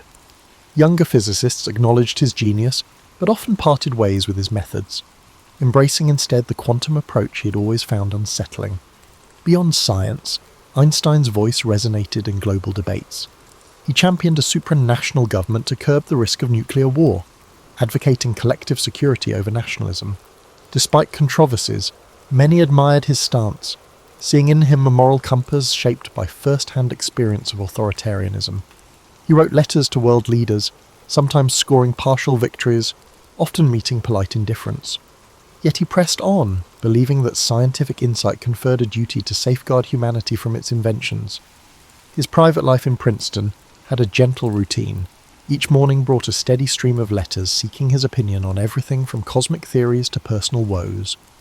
He obliged when he could, but dismissed frivolous requests. Afternoons often involved slow walks or reading classical literature. Evenings might find him improvising on the violin, seeking solace in music's structured freedom. Friends found him warm but occasionally aloof, an introvert who valued genuine conversation yet disdained small talk. Elsa's death in 1936 had left an emotional gap that he filled through companionship with his stepdaughter, Margot, and a circle of close confidants. His older son, Hans Albert, pursued an engineering career, while younger son Eduard battled health challenges that Einstein struggled to comprehend, but he remained steadfast in providing financial and emotional support from afar. As the Cold War dawned, Einstein found himself in a complicated political environment. Paradoxically, the FBI kept files on him, viewing his pacifist leanings and global outlook as potentially subversive. Rumours circulated that he was sympathetic to communist causes, though he consistently denounced Stalinist oppression. Instead, Einstein championed universal human rights. He grew vocally critical of McCarthyism, branding it an assault on intellectual freedom akin to the political witch hunts he had fled in Germany. By the early 1950s, health issues nudged him toward a quieter pace. Yet his mind remained agile, and he sometimes engaged in public letters urging scientists to unite for peaceful endeavours. He admired younger luminaries like Kurt Gödel and conversed with them about the nature of logic and mathematics. But he found little common ground with the new wave of particle physics. Students worldwide still saw him as an emblem of pure genius, while Einstein himself downplayed personal accolades, insisting he had simply followed his curiosity wherever it led. In 1955, Einstein experienced internal bleeding from an abdominal aneurysm.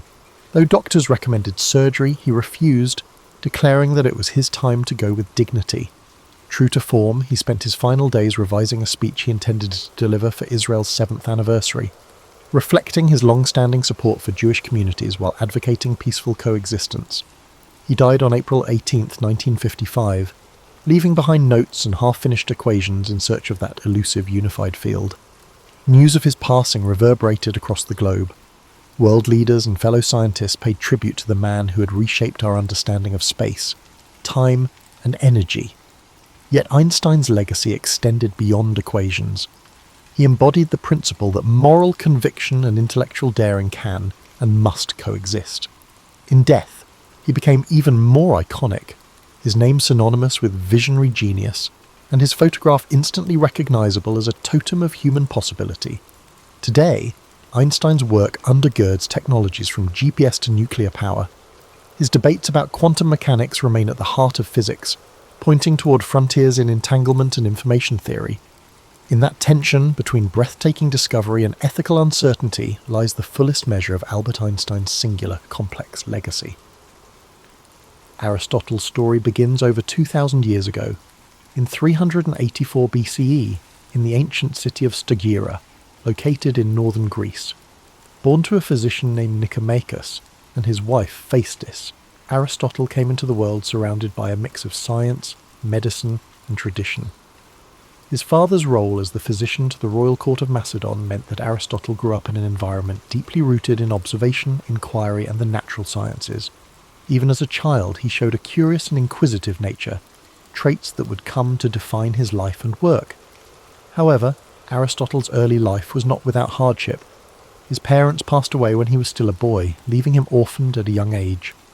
Despite this loss, he was taken in by a guardian and received an education that emphasized both discipline and exploration. His early exposure to the workings of the natural world, combined with the structured environment of his upbringing, set the stage for his intellectual journey. At the age of 17, Aristotle travelled to Athens, the intellectual and cultural centre of the ancient world. There, he enrolled in Plato's Academy, a prestigious school founded by the renowned philosopher Plato. Aristotle quickly distinguished himself as a brilliant student, one whose mind seemed boundless in its capacity for inquiry. For 20 years he studied under Plato, immersing himself in philosophy, mathematics, and the natural sciences. Though Aristotle greatly admired Plato, he did not always agree with his teacher's ideas. While Plato focused on the realm of ideal forms, Aristotle's mind was drawn to the tangible, the observable, and the concrete. He believed that understanding the world required examining it directly, through observation and experience. This difference in approach would later define Aristotle's own philosophy, setting it apart from that of his mentor. After Plato's death, Aristotle left Athens and began a period of travel and teaching. He journeyed across the Greek world, sharing his knowledge and expanding his understanding of different cultures and environments. During this time, he also married a woman named Pythias, with whom he would have a daughter. His travels brought him to the court of King Philip II of Macedon, where he was tasked with an extraordinary responsibility, tutoring the young prince, Alexander, who would later become known as Alexander the Great. Aristotle's influence on Alexander was profound. While the prince was destined for military conquest and political leadership, Aristotle introduced him to the worlds of philosophy, science, and ethics. He encouraged Alexander to think critically and to approach his rule with wisdom and fairness. Though their paths would eventually diverge, the relationship between teacher and student left a lasting impact on both. In 335 BCE, Aristotle returned to Athens and established his own school, the Lyceum. The Lyceum was more than just a place of learning. It was a community of thinkers and scholars dedicated to exploring every aspect of the world. Aristotle and his students walked the grounds of the Lyceum, engaging in discussions that range from biology and physics to ethics and politics. These peripatetic discussions, as they were called, became a hallmark of Aristotle's teaching style. Aristotle's curiosity knew no bounds. He sought to understand the world in its entirety, cataloguing plants and animals, studying the stars, and analysing human behaviour. His work was both broad and detailed, reflecting his belief that knowledge was interconnected. To Aristotle, understanding one aspect of the world helped illuminate the others. His contributions to philosophy were groundbreaking. Aristotle developed a system of logic that laid the foundation for scientific inquiry. He believed that knowledge could be built through observation, reasoning, and experimentation. This approach contrasted with the purely theoretical methods of his predecessors, and it marked the beginning of a more empirical way of thinking that would influence science for centuries to come. Aristotle's writings covered nearly every subject imaginable. He explored metaphysics, examining the nature of existence and reality. He wrote extensively on ethics, proposing that the goal of life was to achieve eudaimonia, or flourishing through the cultivation of virtue. In politics, he analysed the structures of government and society, emphasising the importance of balance and justice. Yet, Aristotle was not infallible. Like all thinkers of his time, his work was shaped by the cultural and historical context in which he lived. Some of his ideas, particularly those on natural hierarchy and gender roles, reflected the limitations of his era. Even so, his methods of inquiry and his commitment to understanding the world continue to resonate. As Aristotle's influence grew, so too did the challenges he faced. In his later years, political tensions in Athens made his position increasingly precarious. Following the death of Alexander the Great, anti-Macedonian sentiment in the city put Aristotle, with his ties to the Macedonian court, under scrutiny. Accused of impiety, he chose to leave Athens, reportedly saying that he would not allow the city to sin twice against philosophy, a reference to the execution of Socrates decades earlier. Aristotle spent his final years in the city of Chalcis, where he continued to write and reflect. He passed away in 322 BCE at the age of 62, leaving behind a legacy that would endure for millennia. His works, preserved and studied over the centuries, became a cornerstone of Western thought, influencing fields as diverse as science, ethics, politics, and art. As you reflect on Aristotle's life, let the calm rhythm of his story guide you into a peaceful state of relaxation. His journey reminds us of the power of curiosity, the value of inquiry, and the interconnectedness of all knowledge. Aristotle's life was not just about answers, it was about asking the right questions and seeking understanding in all things. Feel the quiet wisdom of his teachings as they settle in your mind, a gentle reminder that the pursuit of knowledge is a journey, not a destination. Let the story of Aristotle inspire you to embrace curiosity and to find wonder in the world around you. Now, as you drift off to sleep, imagine the serene halls of the Lyceum, the soft murmurs of philosophical discussions, and the gentle rustling of leaves as Aristotle and his students walk under the shade of ancient trees. Let these images carry you into restful dreams, where the wisdom of the past illuminates the infinite possibilities of tomorrow. As you continue to relax, let the profound legacy of Aristotle's life unfold in your mind. His dedication to understanding the world wasn't just about acquiring knowledge. It was about seeking harmony, balance, and truth in everything around him. Aristotle believed that knowledge was interconnected, and through his teachings, he encouraged others to see the unity between the natural world, human behaviour, and the cosmos itself. Imagine Aristotle walking through the Lyceum, the warm sun filtering through the trees as he engaged in thoughtful discussions with his students. His words carried a sense of purpose, guiding those who followed him to think critically and observe the world with care. These walks, known as peripatetic lectures, were not just a means of sharing knowledge, they were a journey of discovery, where every step brought new insights and understanding. Aristotle's influence reached far beyond his own lifetime. His writings were preserved and studied by scholars throughout history, shaping the foundations of many disciplines. In the Middle Ages, his works became central to both Islamic and European philosophy, earning him the title of the philosopher among medieval scholars. His contributions to logic, ethics, and the natural sciences provided a framework for future thinkers, from Thomas Aquinas to Galileo Galilei. In the realm of ethics, Aristotle's concept of virtue remains timeless. He believed that the key to a fulfilling life was finding the balance between extremes, a concept he called the golden mean. For Aristotle, courage lay between recklessness and cowardice, generosity between stinginess and extravagance. This philosophy of moderation offers a calming and thoughtful perspective, reminding us that harmony often lies in balance. As you reflect on these teachings, let their wisdom bring a sense of calm and clarity. The idea that life's challenges can be approached with balance and thoughtfulness is a comforting reminder that, even in times of uncertainty, there is a path forward that brings peace and understanding. Aristotle's work on the natural sciences was equally revolutionary. He believed that observation and experience were the keys to understanding the world. He meticulously studied plants, animals, and celestial phenomena, striving to uncover the principles that governed their existence. His efforts to categorize and explain the natural world laid the groundwork for modern scientific inquiry, inspiring countless generations of researchers to follow in his footsteps. Picture Aristotle seated in quiet contemplation, surrounded by scrolls and diagrams, his mind alight with questions about the universe. The gentle hum of the world around him, the rustling of leaves and the distant chirping of birds served as the backdrop to his endless curiosity. This serene image reminds us of the beauty of learning and the quiet joy of discovery. In his exploration of politics, Aristotle emphasized the importance of community and the role of government in promoting the common good. He studied different forms of governance, analyzing their strengths and weaknesses.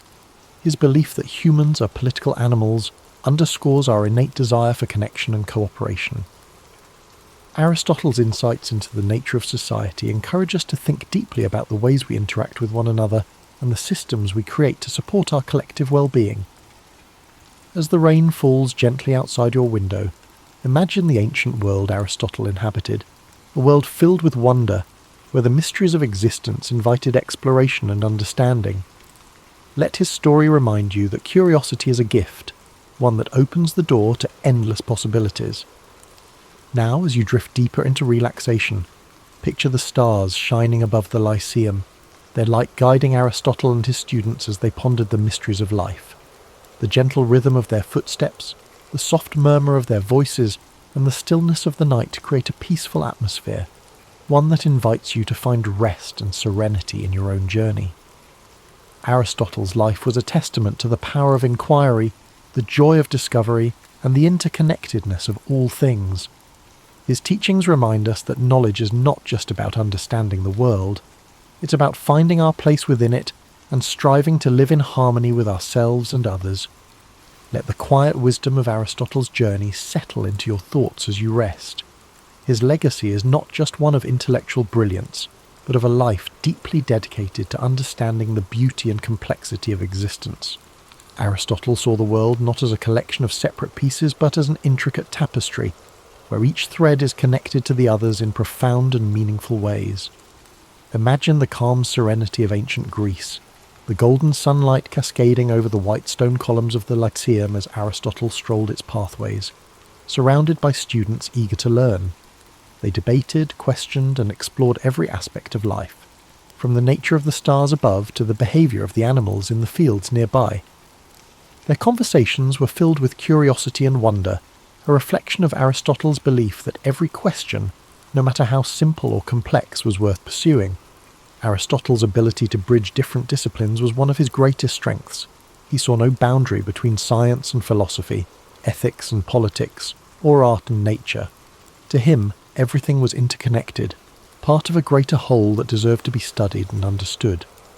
This holistic view of the world is a reminder of the beauty that lies in seeing the bigger picture, in understanding that each small piece contributes to something far greater than itself. As you drift further into relaxation, let the harmony of Aristotle's teachings bring you peace. His philosophy of balance and moderation encourages us to find calm in the chaos, to seek the middle ground where we can flourish. The idea of the golden mean is not just a guide for making choices, it is an invitation to live with grace and intention, to approach life with a steady and thoughtful heart.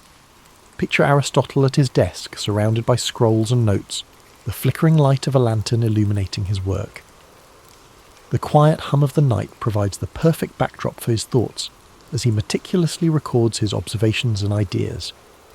Each stroke of his pen represents a step forward in humanity's understanding of the world. This image is a reminder that even the grandest achievements begin with quiet moments of reflection and dedication. Aristotle's life was also a testament to resilience. Despite the challenges he faced, from personal loss to political exile, he never stopped asking questions, never stopped seeking to understand. His commitment to learning and teaching, even in the face of adversity, is a powerful reminder that knowledge and curiosity are forces that can overcome even the greatest obstacles. Now, as you relax and prepare to drift into sleep, imagine the gentle sound of waves lapping against the shores of ancient Greece, the rhythmic flow of the sea echoing the timeless nature of Aristotle's wisdom. His story reminds us that the search for knowledge is an endless journey, one that brings us closer not only to the world around us, but also to ourselves. Let your breathing slow as you picture the peaceful gardens of the Lyceum, where Aristotle's students gathered to learn and grow.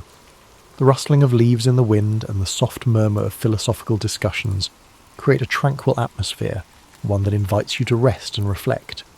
As the calm of the night surrounds you, let the echoes of Aristotle's wisdom carry you further into a restful state. His life's journey reminds us of the power of patience and persistence, the idea that true understanding unfolds slowly, like the petals of a flower opening to the morning sun. Each step he took, each question he asked, was a step toward unravelling the mysteries of life. Imagine the gentle rhythm of Aristotle's daily routines at the Lyceum, the sun casting soft shadows over the gardens, where he and his students would walk and talk. The air would have been filled with the scent of blooming flowers and the distant sound of birds singing, creating a serene environment for thought and reflection. It was in these simple, unhurried moments that some of the most profound ideas in human history were born. Aristotle's approach to life and learning reminds us that it's okay to take our time, to explore the world with curiosity and wonder. He understood that knowledge is not something to be rushed. It is a lifelong journey, one that unfolds gradually and beautifully. This philosophy of patience and exploration is one we can carry with us, a gentle reminder to approach our own lives with care and intention. Aristotle often turned his gaze upward, marvelling at the vastness of the universe and pondering the mysteries it held. To him, the stars were not just distant points of light. They were part of a grand, interconnected cosmos, a reminder of our place within something far greater than ourselves. Let this thought bring you a sense of peace and wonder as you rest. Aristotle's teachings also emphasized the importance of community and connection. He believed that humans are social beings, meant to live and work together in harmony. His ideas about politics and ethics were grounded in this belief, highlighting the value of cooperation, fairness, and mutual respect. These principles continue to resonate, reminding us of the importance of building strong, supportive relationships with those around us. As you relax further, imagine the soft murmurs of conversation in the Lyceum, the voices of students and scholars blending together in a gentle symphony of learning. The warmth of their shared curiosity and the strength of their connections created an environment where ideas could flourish. Let this image remind you of the power of community, the way it supports and uplifts us, even in our quietest moments. Aristotle's dedication to understanding the natural world was unparalleled. He believed that by observing and studying the world around us, we could uncover the principles that govern life itself. From the smallest insect to the vast expanse of the heavens, Aristotle approached every subject with the same level of curiosity and care. His work laid the foundation for countless discoveries, inspiring generations of thinkers to explore and question. Now, as you drift closer to sleep, picture Aristotle walking along a quiet beach at sunrise, the waves gently lapping at the shore. The golden light of dawn illuminates his path, a symbol of the new ideas and possibilities that each day brings. This peaceful scene reflects the quiet strength of his mind and the endless potential for discovery that lies within us all. Let your breathing slow as you embrace the calm and tranquility of this moment. The story of Aristotle's life is one of resilience, curiosity, and an unyielding desire to understand. His teachings remind us that no matter how complex the world may seem, there is always beauty to be found in the search for knowledge. As you fall into a deep, restful sleep, let the timeless wisdom of Aristotle's journey inspire your dreams. Imagine the serenity of the Lyceum, the warmth of shared ideas, and the quiet joy of exploring the mysteries of life. Thank you for spending this time with us at History and Sleep. May your dreams be peaceful and filled with wonder. Sweet dreams, and we look forward to seeing you again soon. In the year 742 CE, the prosperous city-state of Khorasan glittered under the noonday sun. A nexus for caravan routes feeding distant empires, Khorasan thrived on the exchange of saffron, silk, star charts, and rumours whispered behind curtained alcoves. At its centre loomed a grand marketplace whose vaulted roof trapped the daily bustle in a ceaseless echo. Traders from Byzantium, Tang China, the Abbasid Caliphate, and beyond, mingled among stalls stacked high with lapis lazuli, dried fruit, and perfumed sandalwood. Some hailed it as a marvel of cosmopolitan life, where fortunes might pivot in a single conversation. Among the people navigating the throng was Kariya bint Yazd, a travelling scholar whose lineage traced back to the once-renowned Zoroastrian priests of Persia. Her face betrayed concentration as she studied hieroglyphic notations in a weathered scroll. Unmarried and unconcerned with the expectations placed upon a woman of her station, she had roamed from one end of the Silk Road to the other, piecing together knowledge that seldom found its way into the official annals. The swirl of Khorasan's commerce did not distract her. She focused on a lead suggesting that rare manuscripts had surfaced in a private collection near the city's eastern quarter. This rumour, if proven true, could illuminate corners of history barely glimpsed by modern scholars. Kariya pressed deeper into a labyrinth of narrow lanes behind the main bazaar, guided by a coded map etched into her memory. Eager boys offered to carry her satchels for a coin, and watchful guards in brass-trimmed uniforms eyed each passer-by. She brushed off all offers of help. Too many watchers, too many ears. At last, she arrived at a courtyard hidden behind a plain wooden door. Its walls were plastered in cream white, while vines spiralled up lattices under a hazy afternoon sky. Within that secluded enclave stood an elderly bibliophile named Kazem al-Talibi, his hands trembling under the burden of a slender volume bound in jade-green leather. Their meeting was brief. Kariya offered him carefully wrapped objects, fragments of ancient mathematics tablets uncovered near Samarkand, and, in exchange, Kazem relinquished the jade-bound text. He warned her that certain circles would stop at nothing to keep these pages hidden, for they revealed knowledge rumoured to disrupt any empire reliant on controlling scholarship. She nodded gravely, accustomed to the shadows that dogged rare manuscripts. Across the years, she had learned that truth took many forms, each requiring a subtle approach to keep it from vanishing under official censure. Emerging once again into the main bazaar, Kariya carefully hid the new acquisition beneath her travelling cloak. She knew better than to linger. Khorasan's seeming tolerance of foreign ideas could transform abruptly if power shifted. Memories of burned scrolls and harassed scribes in other dominions haunted her, fueling her determination to preserve the text at any cost. She arranged with a local caravan heading eastward, its leader a woman named Husayn, who had a reputation for outmanoeuvring desert bandits. Without illusions, Kariya recognized that partnering with such a skilled merchant would cost her, yet safety for the jade-bound book was paramount. Before the caravan departed, Kariya paid her respects at a small shrine dedicated to wise men of antiquity. A single candle flickered by the altar, illuminating offerings left by travellers praying for clear roads and fair weather. She exhaled a silent oath that she would not let ignorance devour the precious knowledge in her care. Beyond the city's gates lay an expanse of desert and studded with dunes and hammered by fierce winds, but her route led even farther, along mountain trails rumoured to house hidden monasteries and ephemeral oasis towns. The unstoppable pulse of curiosity drove her to press forward, regardless of perils that might lurk in the next bend of the road. Dawn arrived, painting the sky with ochre and salmon hues. Carrier joined Afsoon and the other travellers at the designated meeting point, where camels brayed and donkey drivers prepared loads of barley and dried fruit. The caravan's synergy was immediately evident. Each person had a distinct task, ensuring that by the time the sun fully breached the horizon, they were on the move. Carrier walked near Afsoon, who shared glimpses of the terrain ahead and introduced Carrier to the caravan's unspoken rules: trust the signals, ration water meticulously, and never question the necessity of midnight halts. In these borderless regions, vigilance was currency.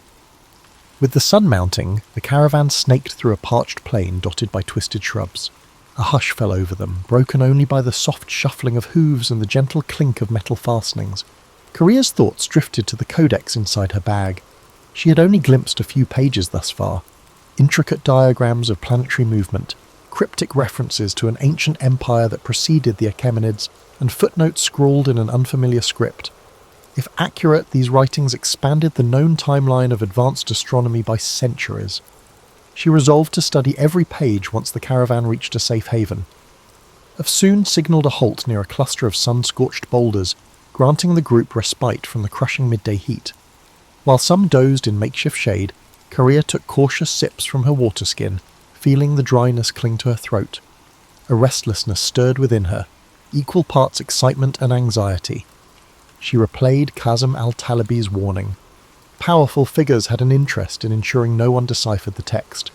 For them, knowledge was a finite resource, best kept under strict watch.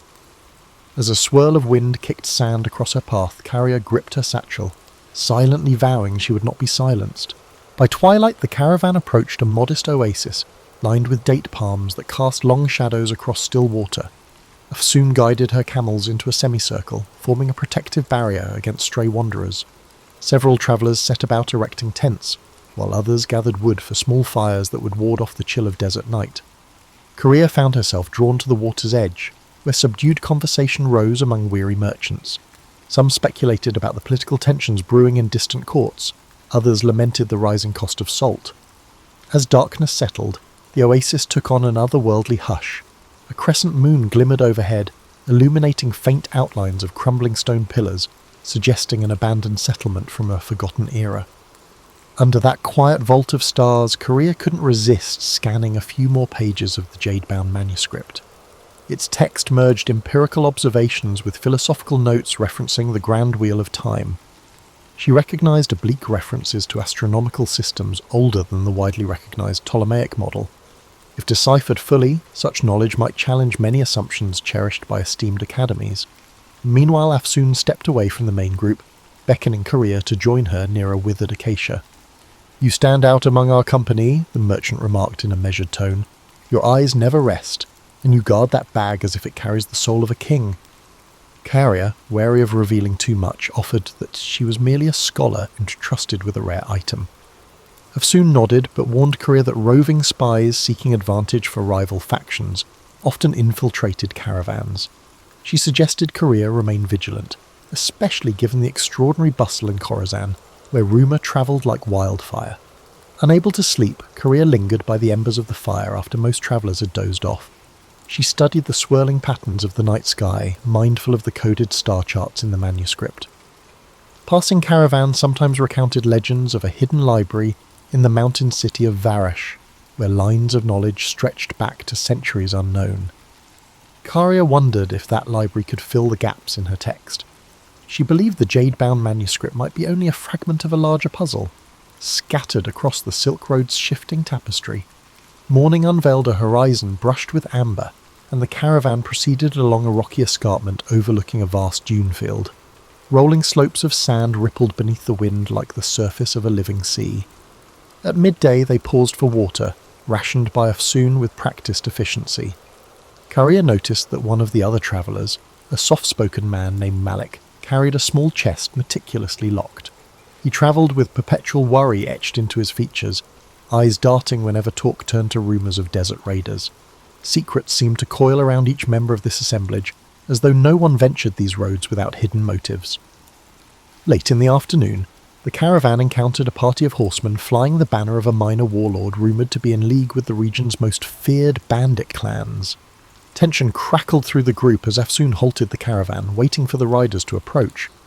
After a terse greeting, the horsemen rode on, apparently uninterested in conflict, but the encounter rattled everyone. Courier noticed Husayn's posture remained rigid with caution long after the riders vanished in a plume of dust. The merchant murmured about changing their route, seeking narrower trails less patrolled by predatory chieftains. That evening brought them to a narrow gorge, its walls towering on either side in jagged ridges. Husayn insisted they make camp in a sheltered alcove half hidden behind weathered boulders. By the flicker of firelight, Courier finally delved into the central chapter of the manuscript. Strange symbols, part cuneiform, part unknown script, decorated the margins, each sign accompanied by cryptic commentary.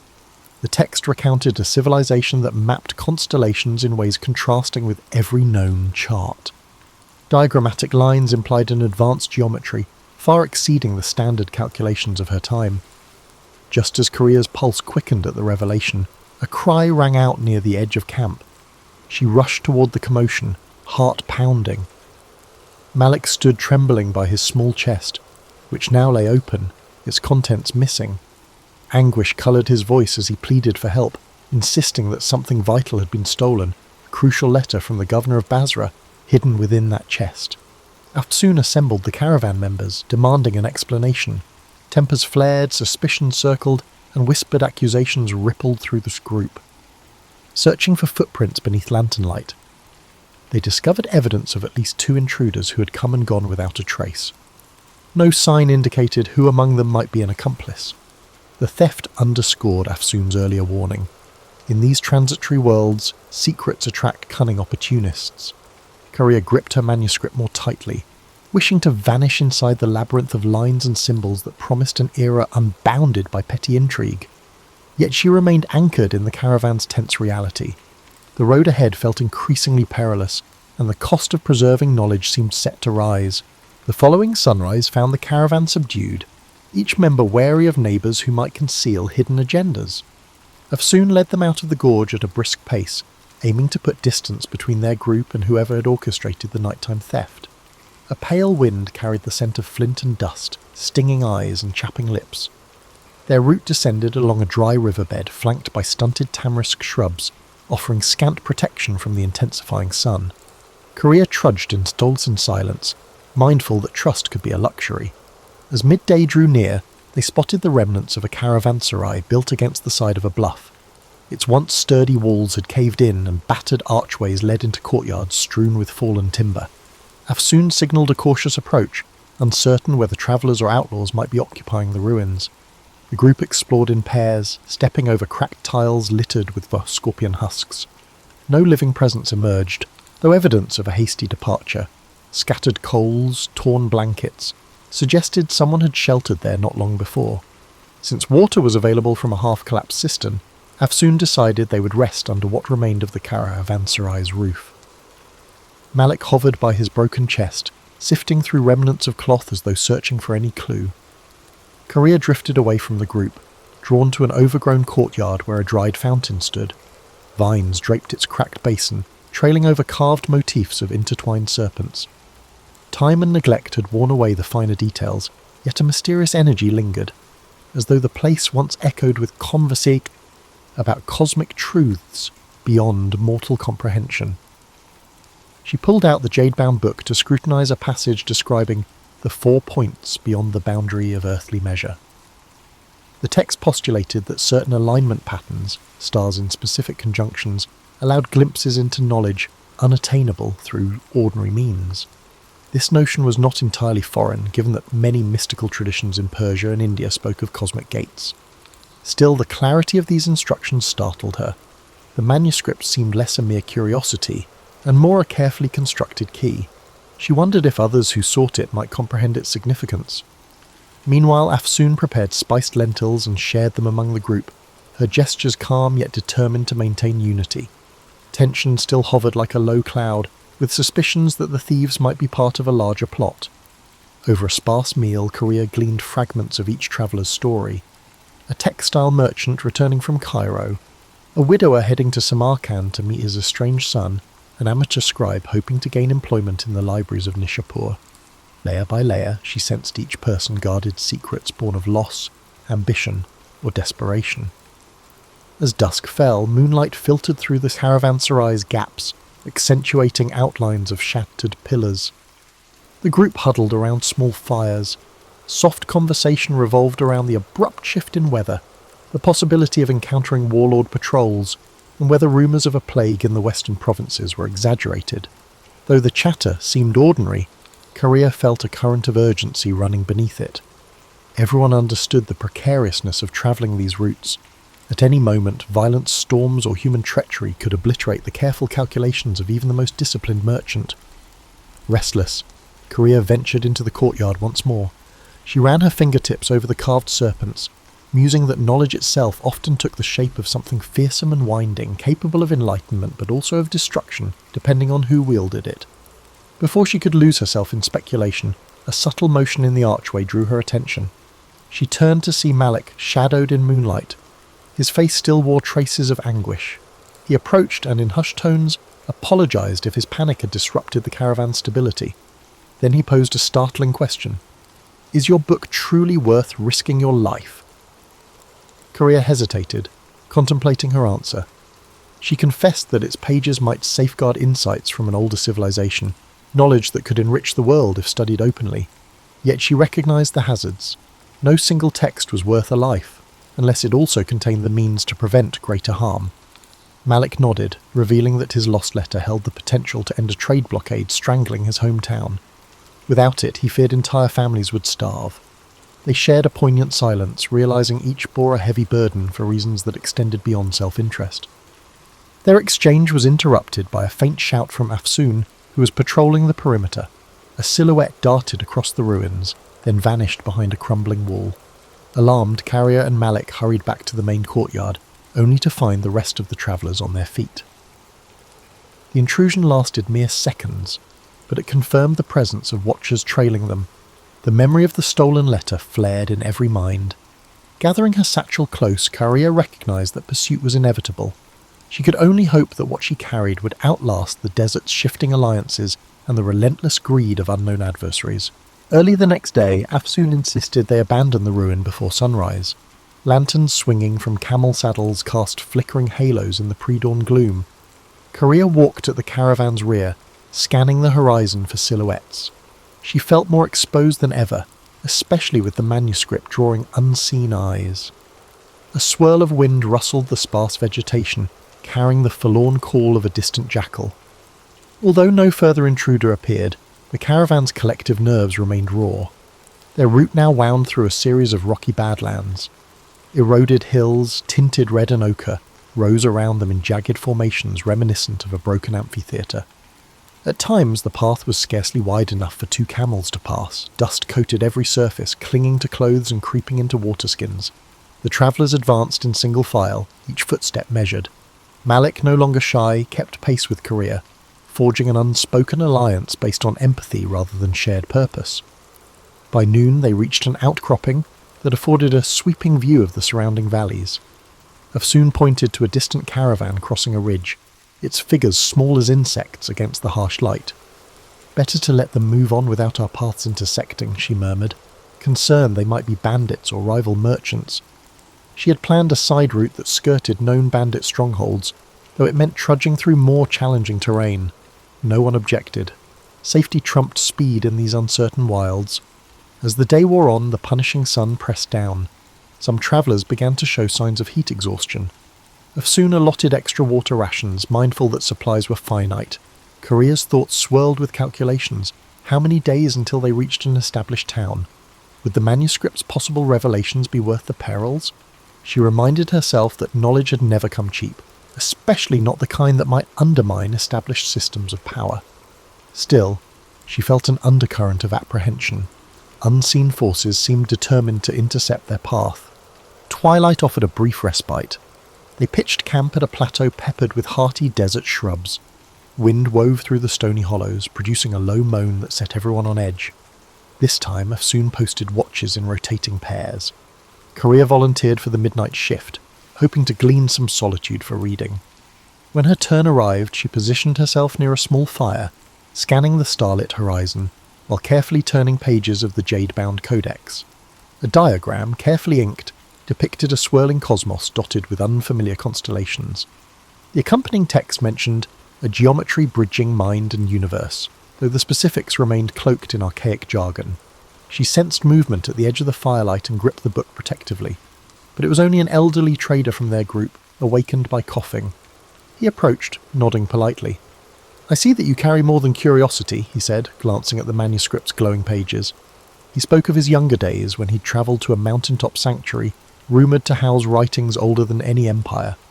The priests there, he claimed, hinted that scattered relics across the Silk Road formed pieces of a grand puzzle.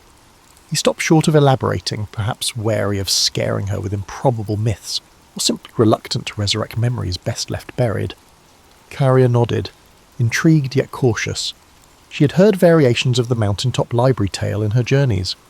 One version placed it in Tibet, another in the highlands of Persia, and yet another in the Himalayas near the Indus. Regardless of location, the consistent theme was that a hidden repository of ancient texts might hold radical knowledge of mathematics, medicine, and astronomy. Could her manuscript be part of that lost legacy?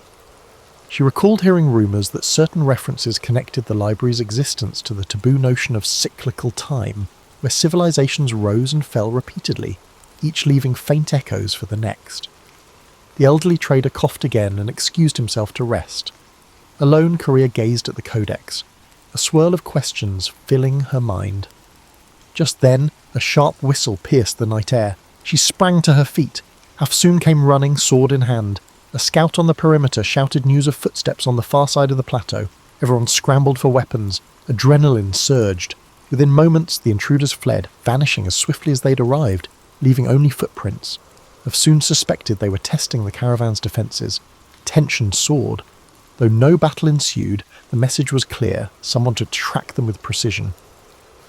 As the group attempted to settle back into a semblance of rest, Korea's mind refused to quiet. She wondered if the vanished intruders belonged to a clandestine order or were simply bandits with a knack for intimidation. Either way, the manuscript's significance seemed amplified. In that uneasy darkness, she cradled her precious book, feeling the weight of unspoken centuries pressed between its covers. The next day would bring new confrontations, but for now she could only watch the flickering embers and await the uncertain dawn. Dawn arrived with a brittle clarity that rendered every stone, shrub and wary expression in sharp focus. Afsoon wasted no time ordering a quick departure. The caravan assembled under a sky streaked with lavender and rose, a fleeting beauty overshadowed by a need for vigilance. Camels loaded, watch rotations decided, they moved out, following a narrow winding track that descended toward lower elevations. The arid air tasted metallic, as if charged with pent-up tension. By mid-morning, the landscape began transitioning to hill country. Small streams, fed by recent rains, cut through the tough terrain, offering a chance to refill water skins. The travellers approached a shallow creek where reeds rustled in the wind. Carrier noticed footprints in the soggy earth. A separate group had passed here recently, heading in the same direction. Soon scowled, muttering about the possibility that in Mao they might be trailing those who had invaded their camps. Concern rippled through the caravan. Eager to stay ahead, Afsoon pushed the group onward at a grueling pace.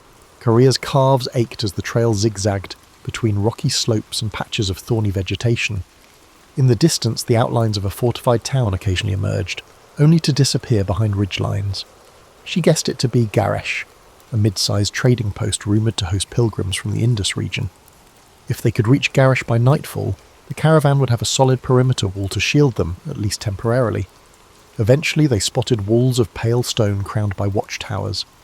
Afsoon signalled for calm, reminding everyone that unknown dangers could lurk within a walled town as readily as outside.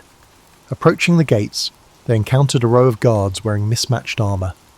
After examining Afsoon's travel permits, the guards allowed them entry in exchange for a modest toll. Inside, the streets were cramped with stalls selling earthenware, dyed cloth and hammered bronze jewellery. The aromas of grilled meat and fresh bread teased weary travellers, but an undercurrent of wariness ran through the crowd. Afsoon found a secure compound where the caravan could rest. Stone walls enclosed a courtyard that provided storage for the camels and a small stable for donkeys. Carrier, anxious to glean any insight into who might be pursuing them, ventured into the town's winding lanes. She discovered a public square where men played strategy games on carved wooden boards. Nearby, a cluster of pilgrims chanted verses in a language unfamiliar to her. Amid these scenes, rumours floated. A band of masked riders had passed through a day earlier, asking about a certain travelling scholar. The mention chilled her. She hurried back to the compound, only to find Malik pacing by the gate, fidgeting with a leather pouch. He had overheard similar chatter, strangers seeking news of a woman carrying forbidden documents. Korea realised the net was tightening. They still had a window to slip away, but not much of one. She conferred with Afsoon, who suggested leaving Koresh under cover of darkness, continuing east along seldom-used back roads. Although it entailed more risk, waiting might let their pursuers converge. After sunset, the caravan packed up stealthily. Torches were kept minimal, camels silenced with calm handling. A hush enveloped them as they slipped through Goresh's secondary gate, bribing a night watchman who scarcely looked at their faces. Outside the walls, moonlight glimmered on the grassland. Korea clutched the manuscript, absorbing the night's chill. She couldn't escape the conviction that her mission had become a race, one in which the cost of failure was irreparable loss, not just for her, but for an entire lineage of knowledge that might vanish again. Guided by Afsoon's careful planning, they pressed into a region of rolling hills shaped by centuries of flood and drought. Occasional clusters of cypress trees broke the monotony. Crickets chirped in the darkness. The group maintained strict silence, halting often to listen for sounds of pursuit. Each time the night breeze whispered through the brush, Korea braced for a distant hoofbeat or a flash of torchlight. Yet hours passed with no sign of the ambush. As the moon descended, they reached a shallow ravine dotted with smooth, ancient boulders. Afsoon called for a halt to rest the animals. Korea found a flat rock and sank onto it, physically spent but mentally alert. She glanced at Malik, whose eyes reflected the same exhaustion mixed with defiance. The sky above them showed the faint glow of approaching dawn. Tomorrow, or perhaps the next day, they would come upon the mountain routes leading to Varash, the rumoured city of hidden monasteries. If the caravan made it that far, the Jade manuscript might finally find a place where its arcane revelations could be deciphered without fear. But that hope remained fragile, like a candle flame in a gusty corridor. The first rays of morning lit the ravine, revealing dusty grass and scrub that offered little camouflage. Wearily the caravan assembled and continued, mindful that speed was their best defence. Over the next hours they traversed rolling slopes that ascended gradually into stony highlands. The trail grew hazardous, lined with the loose gravel and sharp descents. Several times a misstep nearly sent a donkey tumbling into a gorge. The group's morale, though frayed, held steady under Afsoon's firm direction. Korea noticed the air thinning as they climbed, accompanied by a crisp coolness that sharpened her senses. Tiny alpine flowers clung to crevices, their vivid petals a welcome contrast to weeks of unrelenting dust. From a vantage point overlooking a sprawling valley, she glimpsed distant peaks wrapped in mysterious haze. Locals called these the 1,000-Year Mountains, rumoured to shelter monastic retreats older than recorded dynasties. The prospect of reaching them bolstered her spirit, even as her body complained of fatigue. Near midday, the caravan stopped by a rivulet trickling through a rocky defile. While watering the animals, Afsoon and Korea consulted a hand-sketched map that indicated Varash lay 2 more days beyond the far ridges. The path ahead would be even more treacherous, cutting across unpredictable passes sometimes blocked by landslides. Korea felt her heartbeat quicken, recalling rumours that entire caravans had been buried by sudden rockfalls in these mountains, yet the urgency to evade pursuers overshadowed every other fear. They pressed on, the route turning into a steep climb dotted with ancient stone markers. At each switchback, Carrier saw inscriptions worn by centuries of weather. She paused to trace her fingers over a faint symbol, a stylized sun encompassed by the intersecting circles. Something about it resonated with the diagrams in her jade-bound codex. She made a mental note to compare them later, suspecting these markers might be vestiges of the same civilization described in the manuscript's cryptic pages. Whenever she glimpsed fresh inscriptions, her curiosity ignited anew. Late in the afternoon, the skies darkened ominously. Thunder rumbled among the peaks, and a biting wind heralded an approaching storm. Soon urged everyone to hurry. They located a natural overhang near a rocky ledge, providing partial shelter from the elements. Rain unleashed its fury soon after they took cover, slamming the landscape in waves. Lightning tore the sky, illuminating ragged silhouettes of mountains. The downpour threatened to wash away the path. Huddled together, the travellers watched rivulets form across the rocky ground, carrying pebbles and debris downhill. The storm raged for hours, pinning them under the overhang. Korea used the enforced pause to unwrap the codex, sheltering it beneath a canvas. She examined the sections she had not yet deciphered, focusing on references to a temple of horizons. The text included mathematical guidelines for charting star positions from an elevated vantage. With each flash of lightning, she glimpsed the manuscript's swirling lines and felt a peculiar kinship with those unknown scholars from centuries past. They had once braved the wilderness of ideas.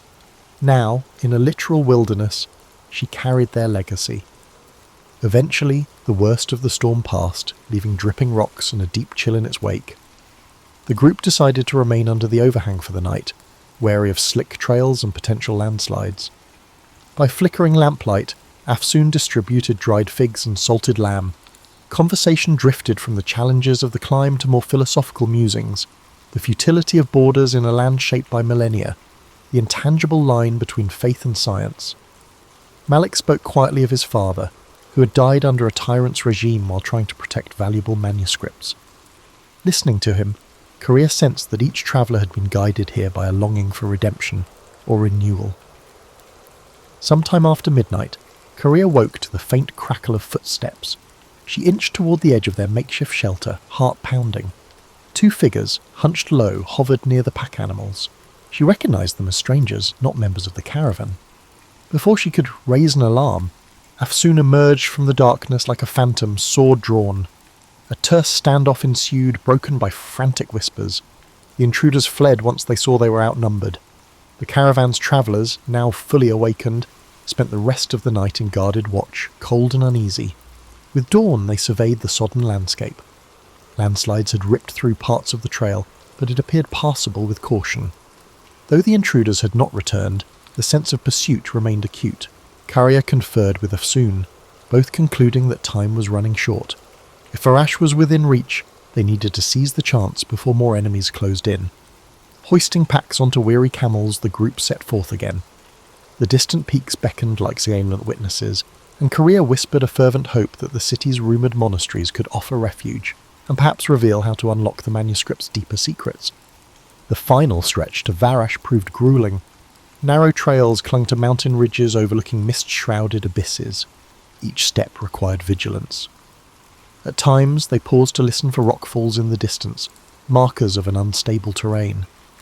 The air grew thinner, and breath came in short gasps, yet beyond every precarious turn a new vista opened. Crisp lakes reflecting the sky, hidden valleys studded with wildflowers, the occasional stone ruin perched on a ledge like an ancient sentinel. The extremes of this landscape both awed and unsettled the travellers. By late afternoon, the slopes relaxed into a wide plateau. Rising from the plateau's edge stood Varash, enclosed by a high stone rampart. At first glance, the city appeared carved from the mountain itself, its walls blending with the surrounding cliffs. Mist swirled around parapets, creating a dreamlike vision. According to legend, Varash was older than any recorded dynasty, built upon a site revered for its celestial alignments. A hush fell over the caravan as they approached the massive gates. Inside, the city's winding streets ascended in tiers. Houses with slate roofs leaned against sturdy ramparts, while cobblestone lanes converged on a central square. Steam rose from communal baths that tapped into natural hot springs. Monks in dark robes shuffled along the corridors, carrying scrolls tucked beneath their arms. Carrier's senses ignited at the first glimpse of this environment. She could feel an undercurrent of scholarship humming through the city like a subterranean river, a potent contrast to the chaotic markets of Khorasan. Afsoon guided the caravan to a spacious courtyard inn used by trade emissaries. Soon after settling, Korea excused herself and ventured into the city's upper levels, following directions gleaned from a scribe at the inn.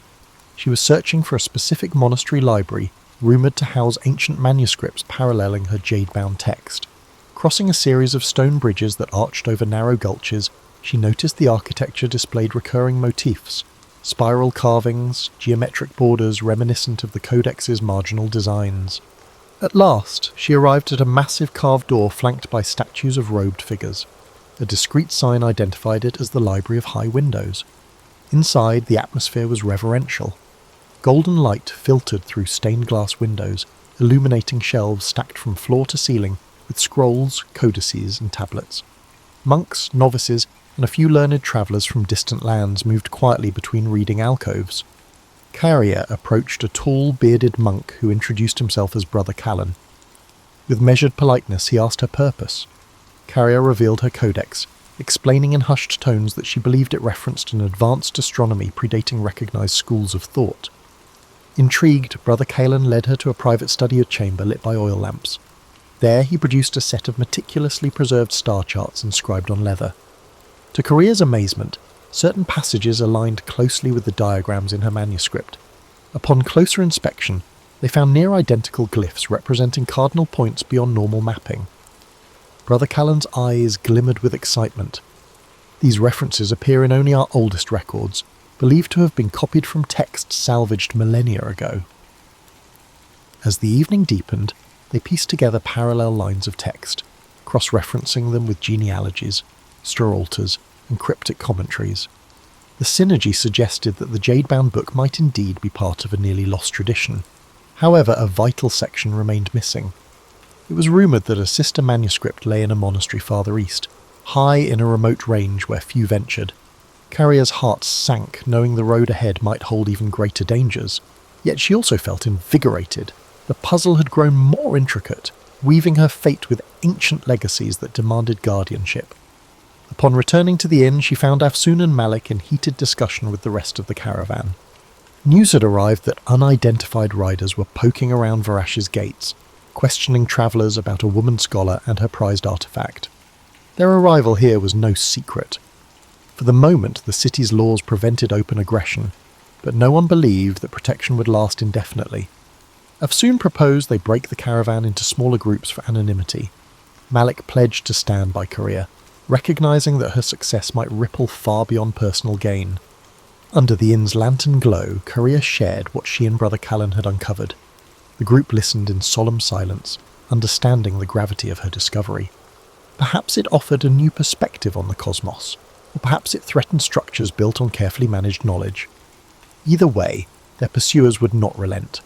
Still, Korea felt a renewed determination. The tapestry of centuries had woven her path into this moment. With the city of Varish as an unlikely refuge, she now held a clearer vision of the manuscript's purpose. Dawn would bring decisions, whether to remain, to search for the sister text, or to brave unknown dangers. In that flickering moment of possibility, each traveller realised they had become part of a tale larger than themselves, a saga carried along by caravans, forged in hidden libraries, and destined to echo across the shifting dunes and precarious peaks of time. Nikola Tesla's boyhood in the small village of Smiljan, nestled in the rural reaches of the Austrian Empire, now Croatia, was as far removed from the noise of modern contraptions as one might imagine. Yet even amid this pastoral backdrop, Tesla found ways to indulge his curiosity. His father, Milutin, was an Orthodox priest often occupied by religious duties, but he also possessed a serious library where young Nikola snuck away to read. In fact, Tesla frequently credited these secretive explorations for sparking his fascination with science. Meanwhile, his mother, Juka, a resourceful and gifted woman, crafted household tools with her hands, granting Tesla a first-hand look at the interplay between imagination and utility. One story that rarely gets retold, overshadowed perhaps by grander anecdotes, involved a small wooden water wheel he built at age 9, determined to harness the churning stream that ran behind his home. Tesla carved rough paddles from scavenged driftwood and improvised an axle from a broken cart part. While the contrivance was crude, it worked, sort of. It sputtered and jammed more often than it spun, but this half-success taught him the power of redirecting natural forces. Even as a child, he recognized that nature housed tremendous energy, just waiting to be tapped. It was also during these early years that Tesla started experiencing acute visualizations. Later, he described how bright flashes before his eyes would conjure vivid images of objects he hadn't even witnessed before. This phenomenon, which he called his mind's eye, sometimes unsettled people around him, but it had a silver lining. Whenever an idea flickered through his consciousness, he could examine its details in these mental pictures, rotating and refining them before he ever set pen to paper. This unique ability, often minimized in popular accounts, shaped his inventive process.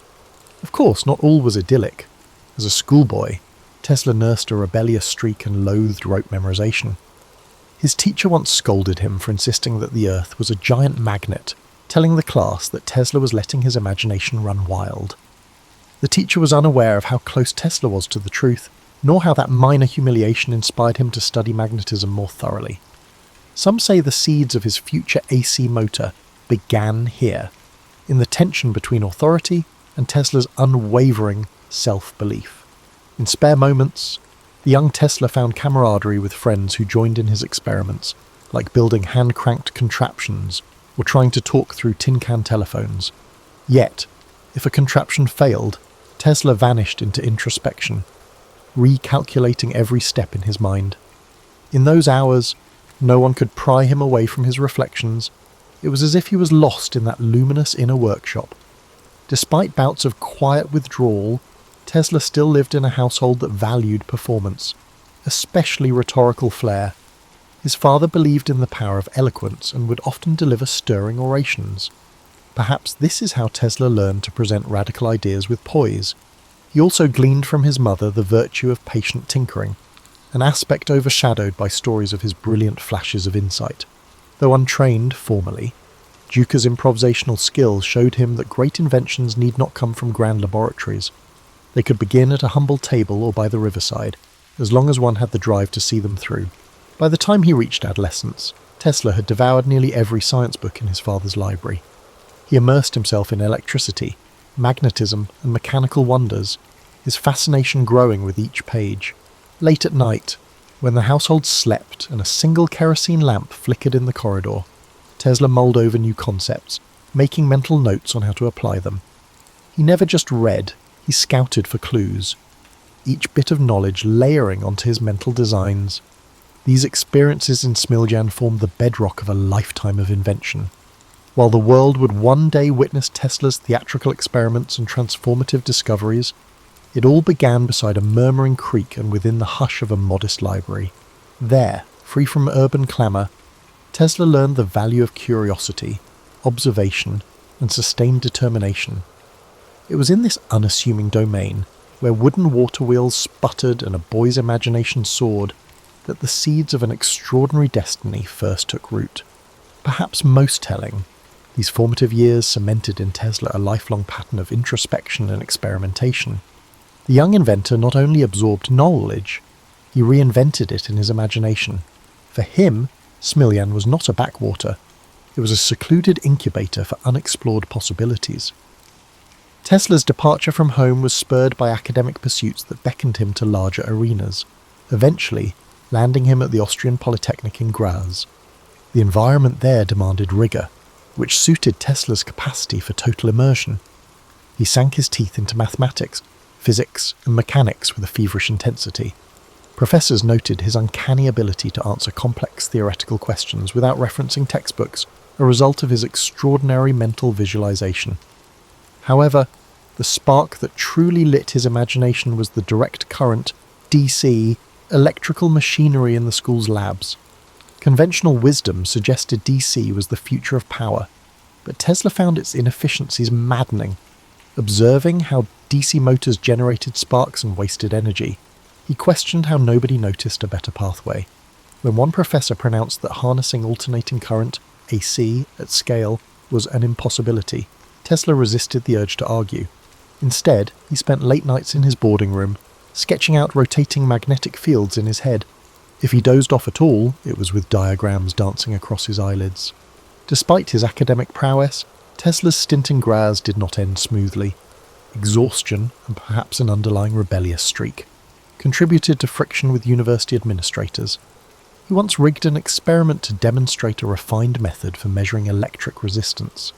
When the apparatus short-circuited, Tesla found himself facing the wrath of a professor outraged by unorthodox experimentation. Feeling unwelcome, Tesla walked out, leaving conventional academia behind. From grads, Tesla moved to other opportunities, including a brief and often overlooked period in Marburg, now Maribor, Slovenia. There, a shadow seemed to fall over him. Separated from the camaraderie of classmates, he grappled with bouts of anxiety. Without structured lab access, Tesla turned to solitary experiments, tinkering with leftover scraps of metal and wire. Yet the gloom of isolation gnawed at him, and he eventually returned home for a spell. His confidence rattled, but not shattered. It was in Budapest, while working at the Budapest Telephone Exchange, that Tesla began to regain his footing. In that frenetic workspace, he was tasked with improving the nascent telephone system's design. One lesser circulated story details how Tesla once clambered onto a rooftop to adjust overhead lines, the lightning flashes giving him new ideas about high-frequency current. Colleagues regarded him as eccentric competent. Crucially, it was during a routine walk through Budapest's city park that the notion of the rotating magnetic field crystallized in his mind. Inspired by a poem he recited aloud, Tesla abruptly stopped, drew a stick from the ground, and began tracing swirling diagrams in the dirt. He explained to his companion how two or more alternating currents, out of phase, could induce a rotating field capable of spinning a motor. That eureka moment set the course for his next inventions. It was an unveiling of practical AC concepts in the most unassuming of settings, far from any official laboratory. Shortly after, Tesla found himself with an opportunity in Paris, working for the Continental Edison Company. His tasks involved troubleshooting installations of Edison's DC systems, the very technology that had vexed him back at grads. Even so, the job introduced him to real-world engineering challenges, from power outages to generator malfunctions. By day, Tesla tackled these issues, becoming something of a specialist in diagnosing electrical breakdowns. By night, he refined sketches of his AC motor, desperately wishing for the chance to build a prototype. The interplay between the daily grind of DC hardware maintenance and the nightly pursuit of AC innovation lent Tesla's life a peculiar duality, an unresolved tension between the present and what he believed the future should be, although overshadowed by the high drama of later years. These formative experiences taught Tesla resilience. He learned how to negotiate limited resources, how to observe the smallest anomalies in mechanical performance, and how to coax visions from his mind into workable sketches. More importantly, his confidence in the feasibility of AC power solidified, even as he undertook the tedium of DC-based assignments. The world around him might have regarded AC as a flight of fancy, but in his eyes it was the rightful heir to the electrical throne, waiting for its moment to shine. Tesla's fateful journey to the United States in 1884 has often been romanticized, yet a host of lesser-known details enrich that narrative. He arrived in New York with next to nothing, carrying a letter of introduction to Thomas Edison from his former employer in Paris. The letter supposedly claimed Tesla was an exceptional engineer who would produce wonders. In popular retellings, this encounter frames Tesla and Edison as instant rivals. But in truth, their relationship began with cautious respect. Edison recognized Tesla's competence right away and put him to work on projects deemed too intricate or menial for others. There's a story, one not widely circulated, that Tesla fixed a defective shipboard lighting system, saving Edison's company from contract penalties. Tesla never used it as leverage. Still, Edison noticed. Intrigued by Tesla's meticulous approach, he assigned him to redesign DC generators. Tesla toiled day and night, confident his improvements would prove their worth. And they did, but when he sought remuneration, misunderstandings piled up. It wasn't a single dispute over a massive bonus, more a pattern of unkept promises and blurred expectations. By early 1885, the veneer of cordiality evaporated, and Tesla left Edison's employ. That was the genesis of a rivalry later amplified by newspapers, driven more by conflicting technologies than personal hatred. Financial troubles beset Tesla almost immediately. With few acquaintances in New York, he found himself digging ditches for $2 a day. Yet it might have been that physical labour, under a harsh sun, that sharpened his resolve. He told a friend that while his body dug ditches, his mind was far away, describing elliptical arcs of thought. Where some might have fallen into despair, Tesla saw an interval to refine his intended path. That path led to the formation of Tesla Electric Light and Manufacturing, his first entrepreneurial venture in America. He secured backers who, at first, promised to let him develop arc lighting systems and eventually his prized AC motors. However, once Tesla delivered an efficient arc lighting solution, those investors showed no interest in AC. Capital wanted quick returns, not imaginative leaps. Frustrated, Tesla found himself pushed out of the very company bearing his name. This episode left him wary of business partnerships and taught him that investors valued immediate profit over long-term vision. Undeterred, Tesla began to demonstrate his AC motor concept in small lecture halls around the city. One venue, the back room of a modest Manhattan building, had an audience of barely 20 people. But among them was Alfred S. Brown, a Western Union superintendent who recognized Tesla's potential. Another backer, Charles Peck, also attended. Together, they formed a partnership with Tesla, pledging to support his AC technology. These unglamorous sessions laid vital groundwork for Tesla's next breakthrough. Soon, with newfound supporters, Tesla established a laboratory at 89 Liberty Street, Manhattan. Amid coils of wire and improvised setups, he tinkered relentlessly. The space was cramped but offered freedom. He constructed prototypes of the polyphase AC motor, painstakingly refining them until they could run smoothly under load. Maintaining a consistent rotating magnetic field was one challenge. Ensuring it didn't damage the apparatus over time was another. Tesla tackled each obstacle systematically, relying on mental simulations before any real-world tests. One anecdote from this period recounts Tesla experimenting with high-speed turbines that let out unnerving whines. Passers-by grew wary, prompting multiple visits from the local fire brigade after neighbours complained of sparks. Tesla, oblivious to the fuss, would apologise earnestly, then resume his adjustments the moment they left. Such episodes highlight his tendency to live almost entirely in his realm of ideas, paying little heed to outside alarm.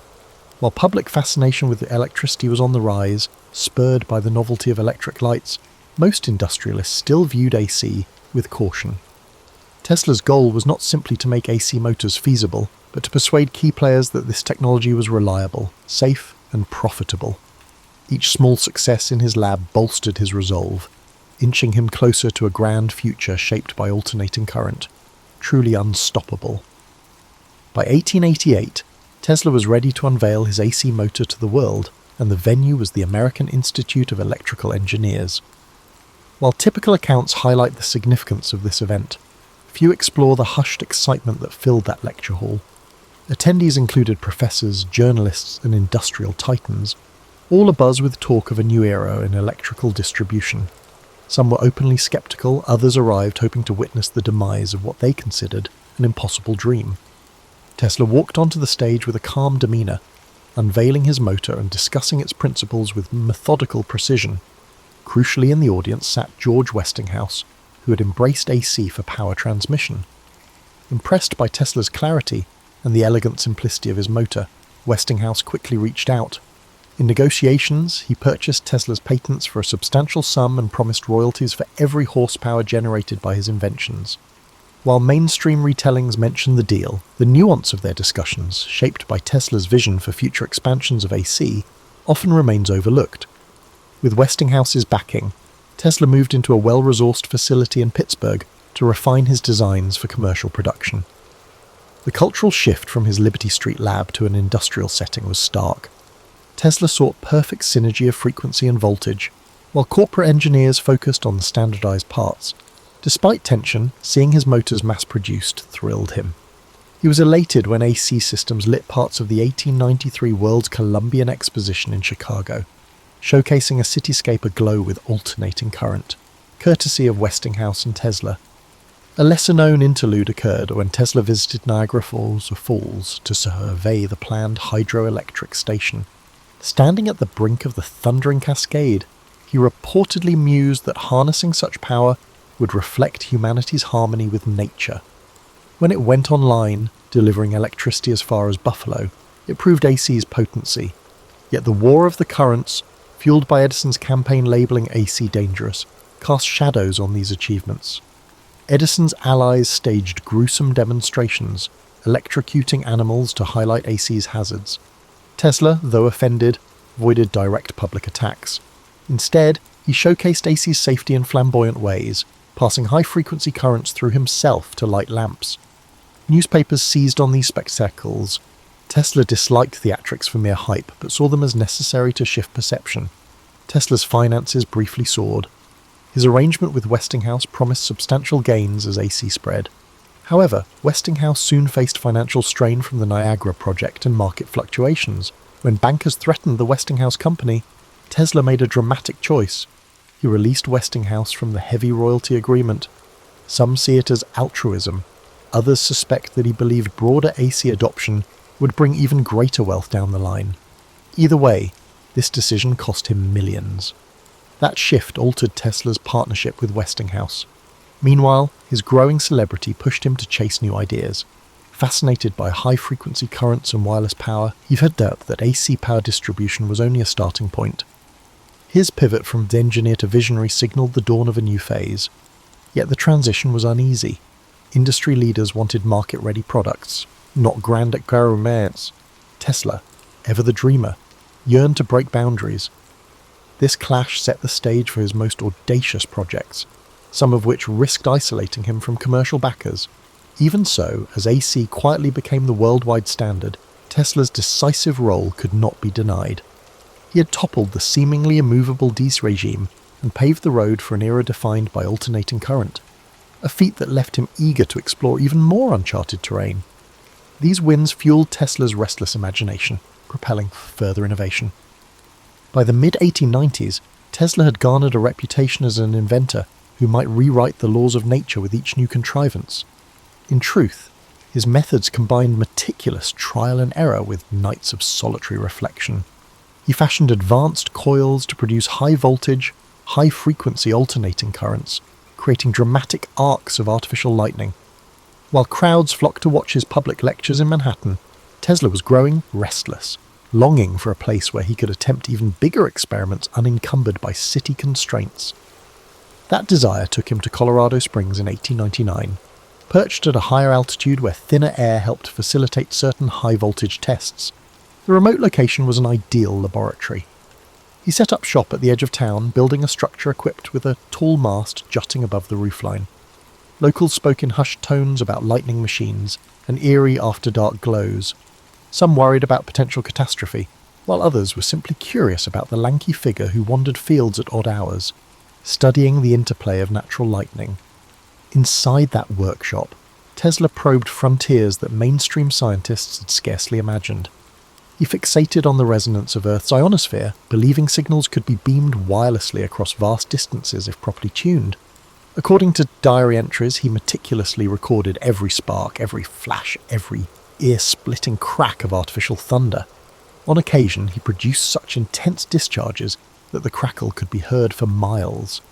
One account claims that he caused the local power station's generator to overheat, prompting a short-lived blackout. Ever the polite guest, Tesla apologized, then resumed tinkering. In Colorado, Tesla crystallized his grand vision, a system of global wireless communication and power distribution. The townspeople, hearing rumors of free electricity, speculated he might supply power at no cost. Tesla's goals, however, were subtler. He pictured networks of towers resonating with the Earth's natural electrical charge, carrying voice or energy anywhere.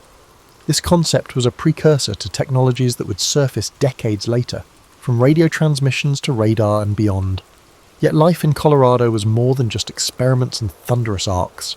Tesla occasionally mingled with the locals, regaling them with tales of Europe and his earlier exploits in New York. Despite his eccentric schedule, he possessed impeccable manners.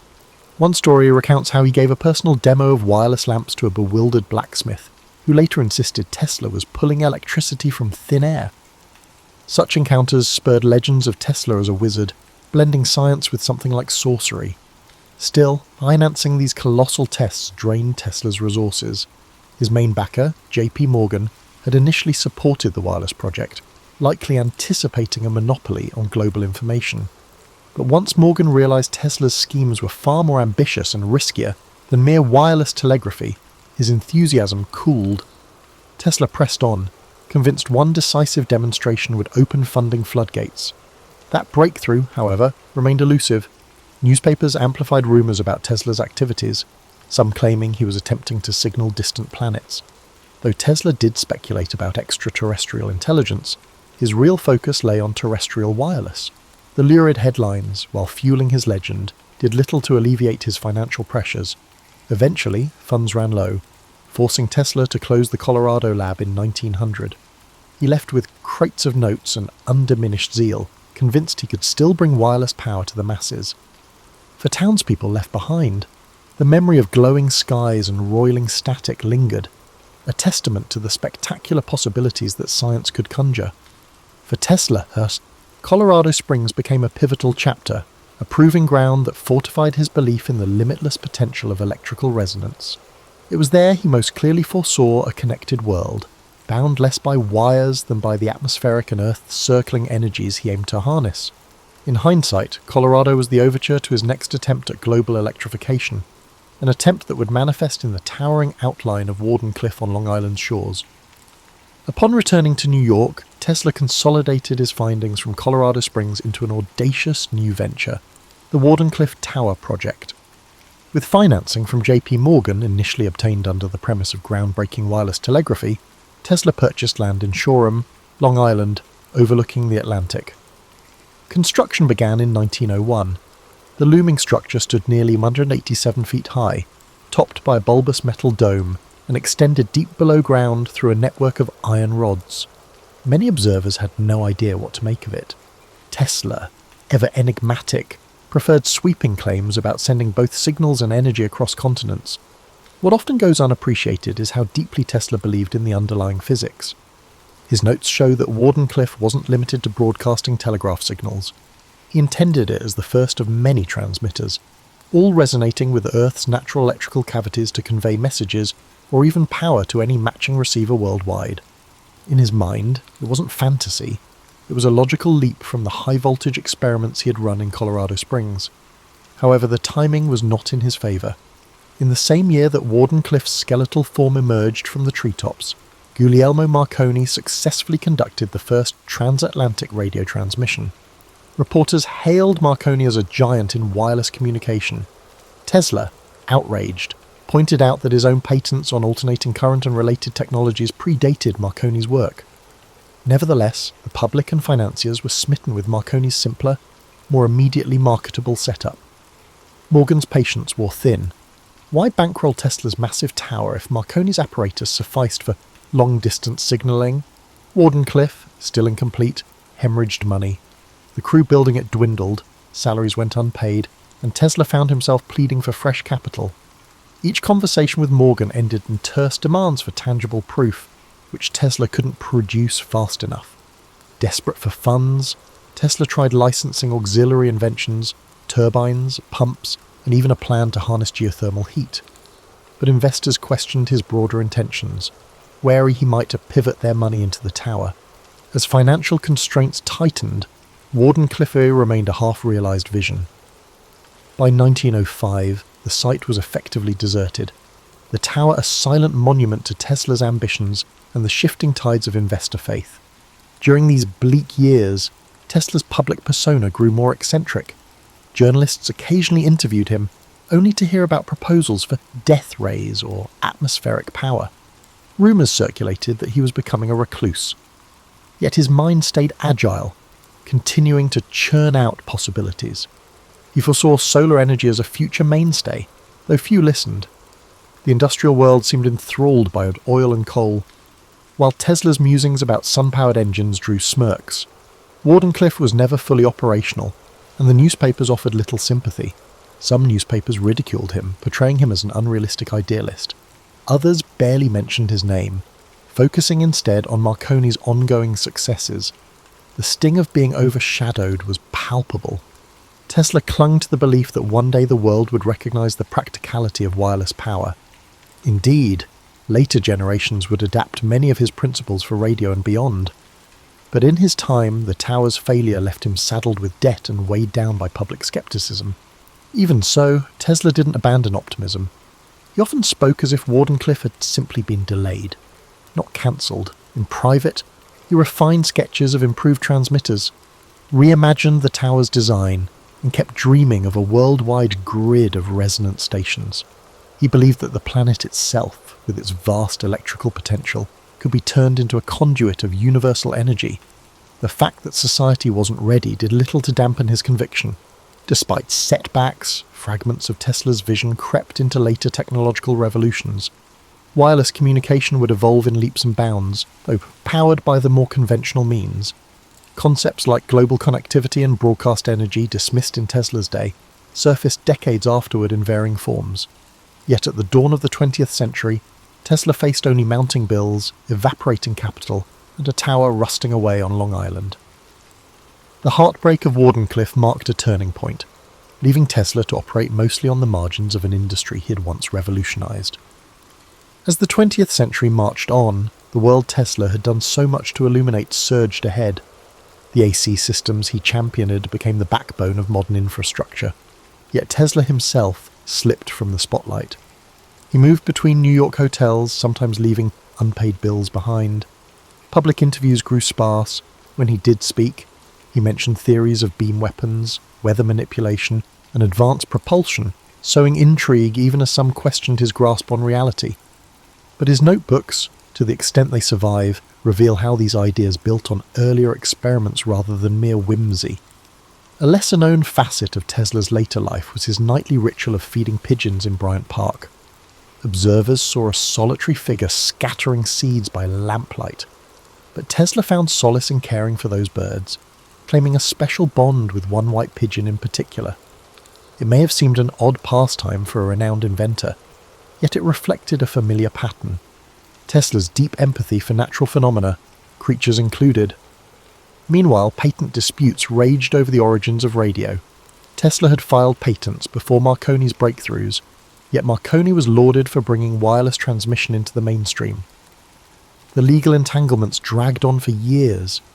In 1943, the US Supreme Court finally recognized Tesla's priority for certain critical radio patents, though this vindication arrived too late to alter his financial straits.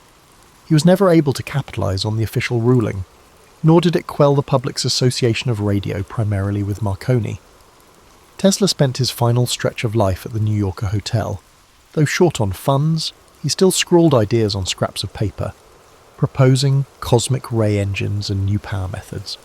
Visitors who managed to see him might find him animated and eloquent, speaking in polished tones about harnessing the energy of the sun or channeling power from the Earth's magnetic field. He believed that a teleforce beam could end war by making national borders impenetrable. To many, these notions sounded impossible, yet Tesla's track record left room to wonder. When he passed away on January 7, 1943, in room 3327, he left behind boxes of documents that soon became the subject of intense scrutiny. Authorities seized some of his papers, fueling rumours of hidden innovations or weapons too dangerous for public consumption. Conspiracy theories flourished. While the reality likely involved routine security concerns, the secrecy lent mystique to Tesla's legacy. It became hard to disentangle fact from folklore over the decades. Tesla's standing in popular consciousness swung wildly. Edison's name overshadowed his for a time, especially in school textbooks. Only later did movements rise to credit Tesla for his revolutionary contributions to AC power, radio technology, and more. Modern engineers, scientists, and curious laypeople uncovered his patents and writings, marvelling at how he'd anticipated entire fields of inquiry, from robotics to wireless communication. His pioneering theories on resonance and frequency also informed aspects of modern electronics, though that debt was seldom acknowledged until much later, in daily life. Tesla's true genius shines in the simplest of ways. Flick a light switch, and you reap the benefits of alternating current. Use wireless devices, and you operate on a principle Tesla believed could reach across the planet. The synergy he envisioned, between inventor, nature, and the unstoppable march of progress, remains a potent reminder of how one brilliant mind can shape whole eras. Tesla's story is, above all, a study in perseverance and paradox. He shunned the pursuit of wealth yet needed capital to materialize his dreams. He relished public demonstrations yet often worked alone, lost in interior worlds. He was both lauded and dismissed, recognized as a key figure in electrifying the modern world, yet branded at times as an eccentric on the fringes of acceptable science. Even so, he left an imprint rivaled by few. Long after his death, the hum of AC power lines, the glow of electric lamps, and the chirp of wireless signals echo Tesla's influence. He never saw the breadth of his triumph in person, yet the future he glimpsed was not mere fantasy. It was an inevitable extension of the forces he harnessed so elegantly. And though the man himself passed in relative obscurity, his ideas still crackle with a vitality that defies the boundaries of time and imagination. He was born in Frankfurt in 1929, entering a world already trembling beneath financial hardship and political acrimony. From the outset, she displayed a lively temperament, an eagerness to scribble down thoughts on scraps of paper, a tendency to examine curious objects in the house with unguarded fascination, and a readiness to question the grown-ups around her. Yet before she truly got to know the city of her birth, before she could form a bond with the rhythms of German streets, her family decided to leave. A gathering storm which transformed from sporadic political slogans into a monstrous force dictating who deserved to exist freely and who did not, compelled them to leave. Her father, Otto Frank, was a thoughtful man, by turns reserved and quietly determined. He had no taste for radical politics. His mind was anchored to the practical. Otto recognised that Germany was changing. He had once pictured it as a place of vibrant culture, his homeland, a nation that championed arts, literature, and philosophy. But by the time Anne was 4, it had become a place that turned hateful eyes toward Jewish families like his. The Franks uprooted themselves, leaving old neighbours behind and stepping into what they hoped was a kinder environment in Amsterdam. Amsterdam in the early 30s was not entirely tranquil. No place in Europe could claim complete serenity then, but it at least allowed the Franks to breathe without immediate fear. For Anne, it was a wonderland of bicycles clacking over cobblestones, flower stalls lining canals, and people whose different accents floated through the city like a living orchestra. She was intrigued by each subtlety of daily life. She watched the canal waters shift from grey to glittering green and found novelty in the simplest tasks, from brushing up on Dutch words to examining the swirl of watery reflections on her window. Still, life was not always breezy. Otto took on various entrepreneurial ventures in Amsterdam, a spice business, then one dealing with pectin for jam making, attempts at building stability for his family in uncertain times. Yet, beyond the household table, talk about balancing budgets and maintaining a reputable standing among local merchants, Anne had her personal curiosities. She was the type of child to craft stories in her head while overhearing adult conversations, weaving little narratives about the passers-by she saw from her vantage point by the window. Outside her home, she was known to be friendly but occasionally moody, quick-witted in a way that others sometimes found surprising in someone so young. Certain teachers at her school found her liveliness endearing, others found it distracting, especially when she giggled during lessons or whispered jokes to her classmates during grammar drills.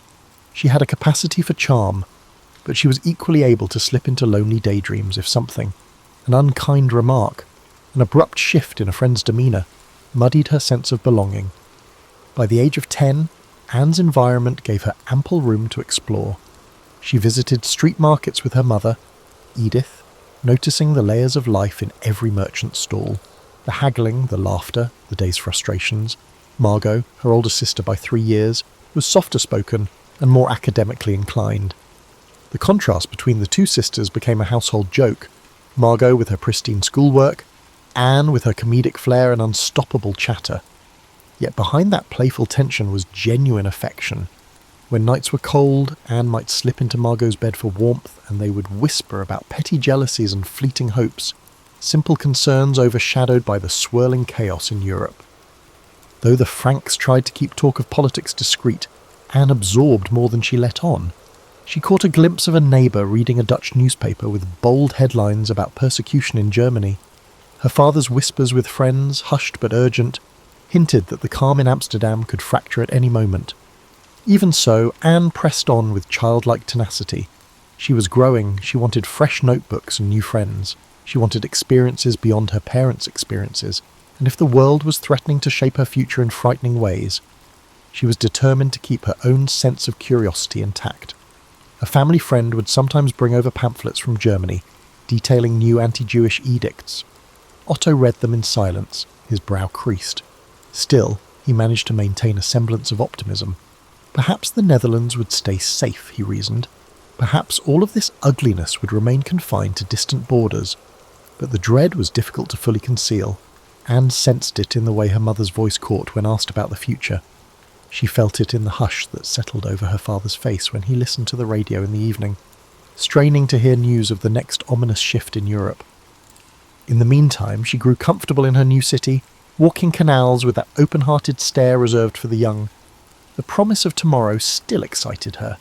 The possibility of a new friend, a new game, or a new rumour swirling at school. She was, after all, still just a child, not entirely conscious of the forces that were about to tighten their grip on her life. The curtains were only just beginning to draw shut on a chapter she had barely started writing. During the late 1930s, Amsterdam's charm still glowed, though a sense of caution dimmed the edges of daily life for Jewish families. Anne learned the city through her own lens, a mixture of innocence and growing awareness. She observed the chattering customers in small cafes, the varied dialects of dock workers, and the clatter of trams. She found it all mesmerising. Yet, she was not naive. At school, she overheard quiet discussions among older classmates, unpleasant changes in neighbouring countries. She would sidle close, gleaning half-facts about hatred and unbridled authority. In many ways, her mother, Edith, served as a shield. Edith believed in preserving a sense of normalcy. She insisted on routines, Sunday lunches, bedtime reading, and making sure the girls wrote in neat cursive. Anne, perched beside her mother on the sofa, would sometimes stare at the ticking clock, listening to the seconds slip by as Edith talked about personal values, about compassion, and about keeping one's dignity. The words might have sounded old-fashioned to some, but Anne found comfort in them. She saw her mother as gentle yet quietly sturdy. Meanwhile, Margot was forging her path in academics. Teachers often praised her discipline and intelligence. Anne sometimes bristled at the comparisons. She recognised the familial pride. Margot was considered the reliable one, but she also wanted to make her own mark. So, while Margot was off reading textbooks, Anne would roam corners of Amsterdam with a friend, giggling about inconsequential details, the shape of a dog's ears, a funny hat worn by a passerby, or the new marquee outside the local cinema. Beneath the laughter, though, she felt the silent undercurrent of war creeping into everyday conversation. As the political climate worsened, the Franks took more precautions. They heard stories of relatives in Germany who had lost businesses, homes, or worse, vanished altogether. Although Otto and Edith tried to spare their daughters the details, Anne was discerning. She began to grasp that some people viewed families like hers with malice that defied logic. She noticed fewer carefree outings, fewer times her father returned from work wearing that small, confident smile. Even so, she clung to humour, scribbling short stories in notebooks. They were full of lively characters, sometimes overshadowed by moral dilemmas she overheard adults discussing. In her own fictionons, she rearranged reality to make sense of it. At school, Anne forged relationships that were both superficial and meaningful. Some classmates were simply partners for projects. Others were confidants who exchanged hushed confessions about shifting alliances in Europe. The teachers seemed increasingly tense. The slightest classroom disruption could ignite frustrations. Sometimes talk of censorship or newly imposed rules floated around the corridors. When a classmate whispered that their family was planning to flee to Britain, Anne's heart pounded in fear and envy. Fear, because it confirmed that danger was near, envy because that option might not be open to her. The sense of uncertainty pressed on her chest at night. In those months, she developed a small yet persistent habit of journaling, practiced daily self-reflection as a child before she gained notoriety for her diaries and wrote about food shortages, about a favourite candy no longer in stock, about the annoyance of wearing an armband with a Star of David if it ever came to that in the Netherlands, about the disapproval she sensed when walking around certain parts of the city. She wrote about hoping to see a film star in the streets, about admiring the carefree swirl of a dancer's skirt she once glimpsed. She wrote because it let her feelings breathe beyond the hush of fear. Tension turned to reality when German forces invaded the Netherlands in May 1940. The swiftness of that invasion left the Dutch reeling. For Anne, the city she had come to love was transformed overnight. Buildings still stood, shops were still open, but there was an unshakable sense of foreboding. Soldiers marched along roads she used to find friendly. The radio blared unfamiliar proclamations. Suddenly, daily freedoms were chipped away. Jewish children like Anne were restricted from certain playgrounds, certain schools. The weight of each new rule encroached on her sense of self, as if invisible hands were reconfiguring her place in the world. Still, the Franks tried to maintain a semblance of ordinariness. They participated in subdued gatherings with other Jewish families, exchanging nervous jokes to lighten the mood. Anne noticed the flickers of worry in adult conversations. How does one navigate forced restrictions? Could one travel safely? The men discussed forging connections to get visas or find safe houses, while the women lamented about rationing or the difficulty of obtaining essential supplies. For Anne, these evenings often ended with her retreating to her bedroom, mind swarming with 1,000 questions. She tried to keep her voice steady, telling Margot ridiculous jokes to break the tension. The jokes often fell flat, but they were attempts to cling to normalcy. Increasingly, day-to-day activities felt like illusions. An insurmountable occupying force muffled the city's vibrant pulse. Anne would watch from her window as uniformed men passed by, hearing the slow crunch of boots on cobblestone. A sense of dread would seep into the depths of her stomach. She yearned for the old city, the one still alive in her memories, a place of swirling canal reflections and laughter among street vendors. She missed the version of life where she could imagine any future she wanted, without the weight of a designated identity forced upon her by prejudice. And yet, even in these shadows, she held on to a spark of hope, perhaps borrowed from her father's quiet optimism, that a better day would come if they could only outlast the madness. The year 1942 arrived with a more oppressive atmosphere. Anne could feel it in the stiffening posture of her teachers and the solemn hush that fell whenever an official notice was posted in the neighbourhood. She turned 13 that June, though the celebrations were muted. Her family still managed a birthday cake, scrounging for ingredients wherever they could.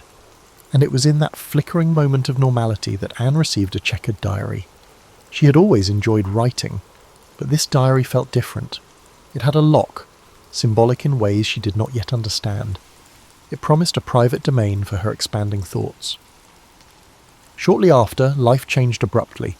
Orders circulated that Jewish families might be relocated, or worse, taken away. When Margot received a summons to a labour camp in Germany, Otto recognised the writing on the wall. He had already prepared a secret hiding place, a concealed section of the office building where he ran his business. The plan had been set for some time, but the final push to execute it came with terrifying immediacy. The family packed their things hurriedly, leaving behind large pieces of furniture, personal belongings, and cherished objects that would have signalled a life in progress. Anne's head spun that day. She tucked her new diary under her arm, while her mother insisted on bringing a few personal mementos. The ordinarily chatty Anne found herself tongue-tied as they walked through the dim streets early in the morning, wearing several layers of clothing to avoid carrying suitcases. She was scared to look at anyone's face. She feared the disapproval or suspicion that might lurk in a passerby's eyes. When they finally reached the annex, slipping into its hidden corridors, she felt an odd mixture of relief and dread. She felt a mixture of relief at having found a temporary shelter and dread at what isolation would do to them all. The secret annex was cramped, made up of several small rooms behind a movable bookcase. The Franks were joined by another family, the Van Pels, whom Anne would later label Van Daen in her diary, and a dentist named Fritz Pfeffer, Albert Dussel. The arrangement was necessary for survival, but hardly conducive to comfort. Thin walls meant little privacy. Often, someone would be in the makeshift kitchen at odd hours, rustling through meagre supplies. The single bathroom demanded coordination and patience, especially in the mornings when personal space was at its premium. At 13, Anne chafed under these conditions. She missed the outdoors, the swirl of city life, and her friends. In her diary, she spilled raw honesty onto the pages, frustration with the grown-up scoldings, her disagreements with Mrs. Van Pels, her feelings of being misunderstood by her mother. She felt stifled by the incessant reminder that she must remain quiet during certain hours so the workers downstairs wouldn't suspect their presence. She discovered how footsteps on creaky floorboards could set her pulse racing. Every muffled noise became a potential danger. The annex was a fortress made not of stone but of secrecy, where any slip in vigilance might lead to catastrophe. Yet, amid the tension, there were flickers of hope. Helpers on the outside, trusted employees like Miep Gears, risked their safety to provide supplies and updates. Through them, Anne kept a tenuous link to the world beyond. She heard rumours of Allied forces pushing against Nazi lines, gleaned stories of neighbours who had managed to flee. The news was not always comforting, often it relayed more horrors, but it was a reminder that life existed beyond the walls she now inhabited. Anne's emotional world became increasingly complex. She found that her diary was the sole outlet where she could shed the mask she wore around the annex's cramped quarters. She named the diary Kitty, personifying it as her confidant. Each page was a story on which she could vent her teenage frustrations, the pangs of budding romance she harboured for Peter Van Pels, the sense of inadequacy she felt when compared to Margot, and the longing to be recognised as more than a chatterbox. She craved independence, yet her entire existence now depended on the group's collective ability to stay invisible. The mental strain of living in tight confinement tested everyone. Small disagreements ballooned into thunderous standoffs. Someone's cooking style became a proxy for deeper resentments. A snore at night might provoke laughter one day, and fury the next. Anne, perceptive as she was, noted these shifts. She saw how fear chipped away at adult composure. Even the calm, steady Otto lost some of his cheerful veneer. He worked painstakingly on ledgers and accounts, trying to help manage the business from afar. But it was an odd charade, acting as though life was normal while concealed behind a bookshelf. As weeks turned into months, the outside world receded. The war raged on beyond their concealed perch. Occasionally, Anne glanced out a hidden window at the church tower that loomed above the city. Its bells reminded her that life still ticked forward, unstoppable. Every ring was a brief invitation to imagine the bustle of a free world. And yet, each ring was also a reminder of her entrapment, that the clock was running in a timeline she could not fully join. Every day, she wrote. She poured her observations into lines that tried to reconcile the tension of living with hope in the midst of imminent danger. The confines pressed in on her, forging a young mind's determination to remain spirited even when shadows lengthened.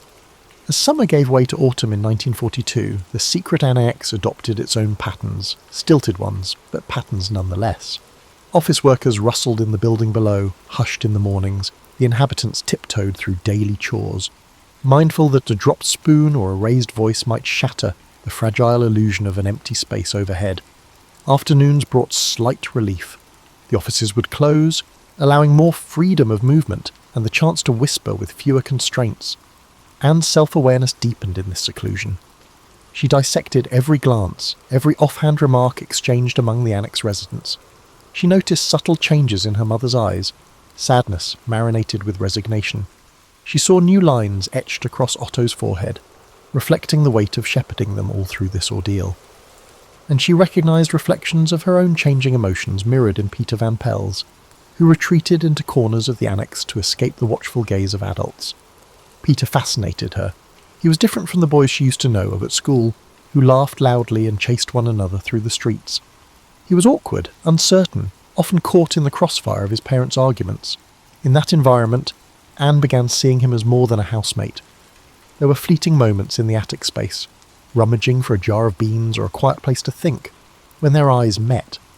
It was a wordless connection, the electric hum of adolescence overshadowed by the hum of approaching warplanes.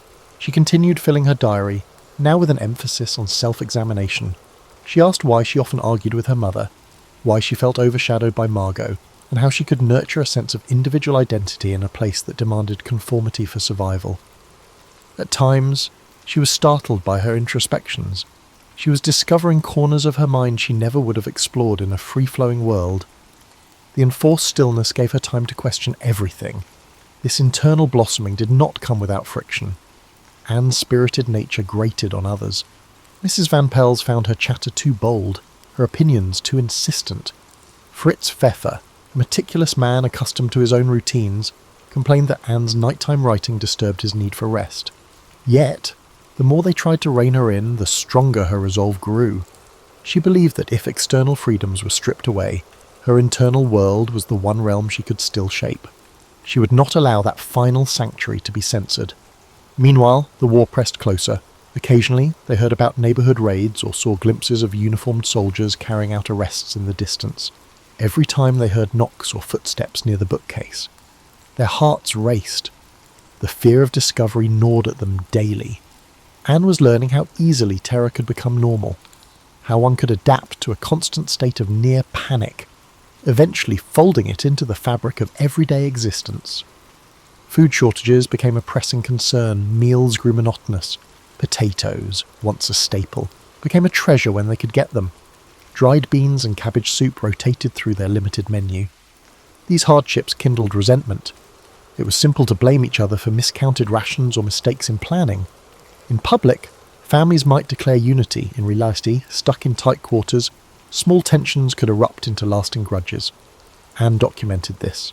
She wrote about overhearing whispered accusations, about the tension swirling in the cramped kitchen when an extra morsel of bread was unaccounted for. Yet even in these fractious moments, an undercurrent of mutual dependence bound them. They knew they either survived together or fell together. Anne's diary entries also captured flickers of humour that glimmered amid the gloom. Once, Mr. Van Pels tried to fix a faulty lampshade using a contraption of wire and tape. It collapsed spectacularly, prompting exasperated shouts that devolved into communal laughter. Another time, Anne found an old board game that had lost half its pieces and improvised rules for a clumsy new version. They played, and for an hour, life felt almost ordinary, a tiny triumph in a sea of anxiety. Week by week, Anne underwent a quiet evolution. She was still a teenager, prone to exasperation and mood swings, yet her words, penned by candlelight, revealed a maturity shaped by adversity. She reflected on the nature of good and evil, on the question of whether people were basically kind or fundamentally cruel. She tried to make sense of the paradox, how she could still believe in the potential for goodness while the world outside raged with violence and persecution. In those fleeting moments before sleep, when she heard others breathing softly in the next room, she yearned for a future full of colour and open skies.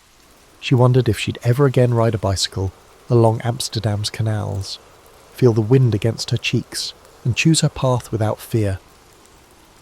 That longing for normal life coexisted with a newfound realization. She was growing into a person who did not just see but felt profoundly. She was forging a philosophy, an unspoken pact with herself to cling to hope and introspection, no matter how ominous the nights became. In the interplay between her hidden existence and her unquenchable curiosity, Anne was crafting a voice that would, in time, resonate far beyond the confines of a secret annex.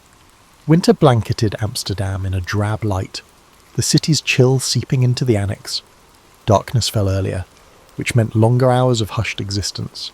The building's wooden beams groaned in the cold, a haunting reminder of how fragile and temporary their refuge was. Inside, the residents braced for gloom, not just meteorological but emotional. With each passing day, the outside world carried rumours of intensifying conflict, deeper atrocities, and diminishing hope for those targeted by Nazi decrees. During these months, Anne's reflections took on a more poetic bent. She wrote about the shapes of clouds beyond the attic window, about missing the sun on her cheeks. Whenever she managed a glimpse outside, a pang of loss coursed through her. She grieved not just for the restrictions placed on her life, but for the uncountable stories unfolding in the city below. Stories of neighbours, acquaintances, entire families being torn from their homes. She yearned to capture that heartbreak in words, as if writing could stitch together the frayed edges of collective suffering. Inside the annex, relationships continued to evolve. Anne's dynamic with Peter became deeper and more complicated. In half-lit corners, they spoke in halting whispers, sometimes about trivial things, childhood pranks or favourite foods, but increasingly about the future. Each conversation was tinged with a sense of borrowed time. They didn't declare romance in any grand way. In fact, their connection felt more like a quest for solace. Two adolescents drawing warmth from each other's company, while surrounded by a menacing void. However, it was impossible to suppress teenage impulses. Occasional jealousy flared. Anne sometimes felt overshadowed by Margot's studious composure. Meanwhile, Peter felt claustrophobic under the constant watch of his parents. The push-pull of adolescence, typically played out in schoolyards and social gatherings, was compressed into this hidden space. A single harsh word could unravel hours of unspoken camaraderie. They each grappled with the realization that they were forced to grow up faster than they'd ever wanted. Despite the daily dread, intellectual pursuits flourished in the annex, spurred by the older inhabitants' desire to keep the teenagers' minds engaged. Otto and Mrs. Van Pels quizzed Margot and Anne on geography, history, languages. Pfeffer, for all his quirks, had moments of generosity, sharing knowledge about dentistry or discussing foreign literature he'd read in his younger days. Books, smuggled in by helpers, were as precious as any ration. They devoured them, gleaning glimpses of worlds untouched by the crackdown they faced. These small acts of learning became defiance, an assertion that they still had the right to grow, think, and imagine. However, the tension of captivity took its toll. Privacy was scarce. If one person needed a moment alone, they had to negotiate with the rest, rearranging the living area or waiting for others to be occupied elsewhere. Tones of voice grew sharper. Some nights, Anne pressed her ear to the thin walls and listened to the muffled arguments. Money worries, fear of betrayal, or the question of whether to trust certain acquaintances outside, everything was debated in hushed, urgent tones. The claustrophobia was physical, but it was also spiritual. Each person carried the dread that one betrayed secret, one careless word could doom them. In the diaries, Anne noted these cracks in the foundation of their enforced togetherness, but she did so with a remarkable empathy for the adults. She recognised they were doing their best in unthinkable circumstances. Otto tried to maintain an even temperament, urging reason when tempers flared. Some nights, he'd gather everyone to read a book aloud or discuss a snippet of radio news. For a short while, the flickering lamp would illuminate a circle of sombre faces, each participant clutching at hope that maybe, just maybe, the tide of war was turning. As the winter wore on, the line between day and night blurred. The impetus to remain hidden, combined with the shortage of indoor light, meant it was all too easy to lose track of time. Sometimes Anne woke, unsure if dawn was near or if it was still the depths of midnight. In that surreal twilight, she'd scribble in her diary by candlelight. Despite her uncertainty about what love meant in such dire circumstances, she penned confessions of love in her diary. She wrote about the anger she felt toward a world that had pinned a target on her family's back. She wrote about the faith she still had in human decency, though it teetered precariously. One particular entry documented a profound realization. She understood that her life's narrative might never be fully shared with the world. The diaries could be lost, or she could vanish. The thought of losing the diaries struck her with a chilling force. Rather than giving in to despair, she channeled that fear into a fierce determination to document everything she could. If this was the only record she might leave behind, she wanted to ensure it was honest. She refused to portray herself merely as a victim. She wanted the pages to convey the complexity of her internal life, the moments of laughter, the daydreams, the defiance, and the longing for small acts of liberation. Outside, the war crept closer.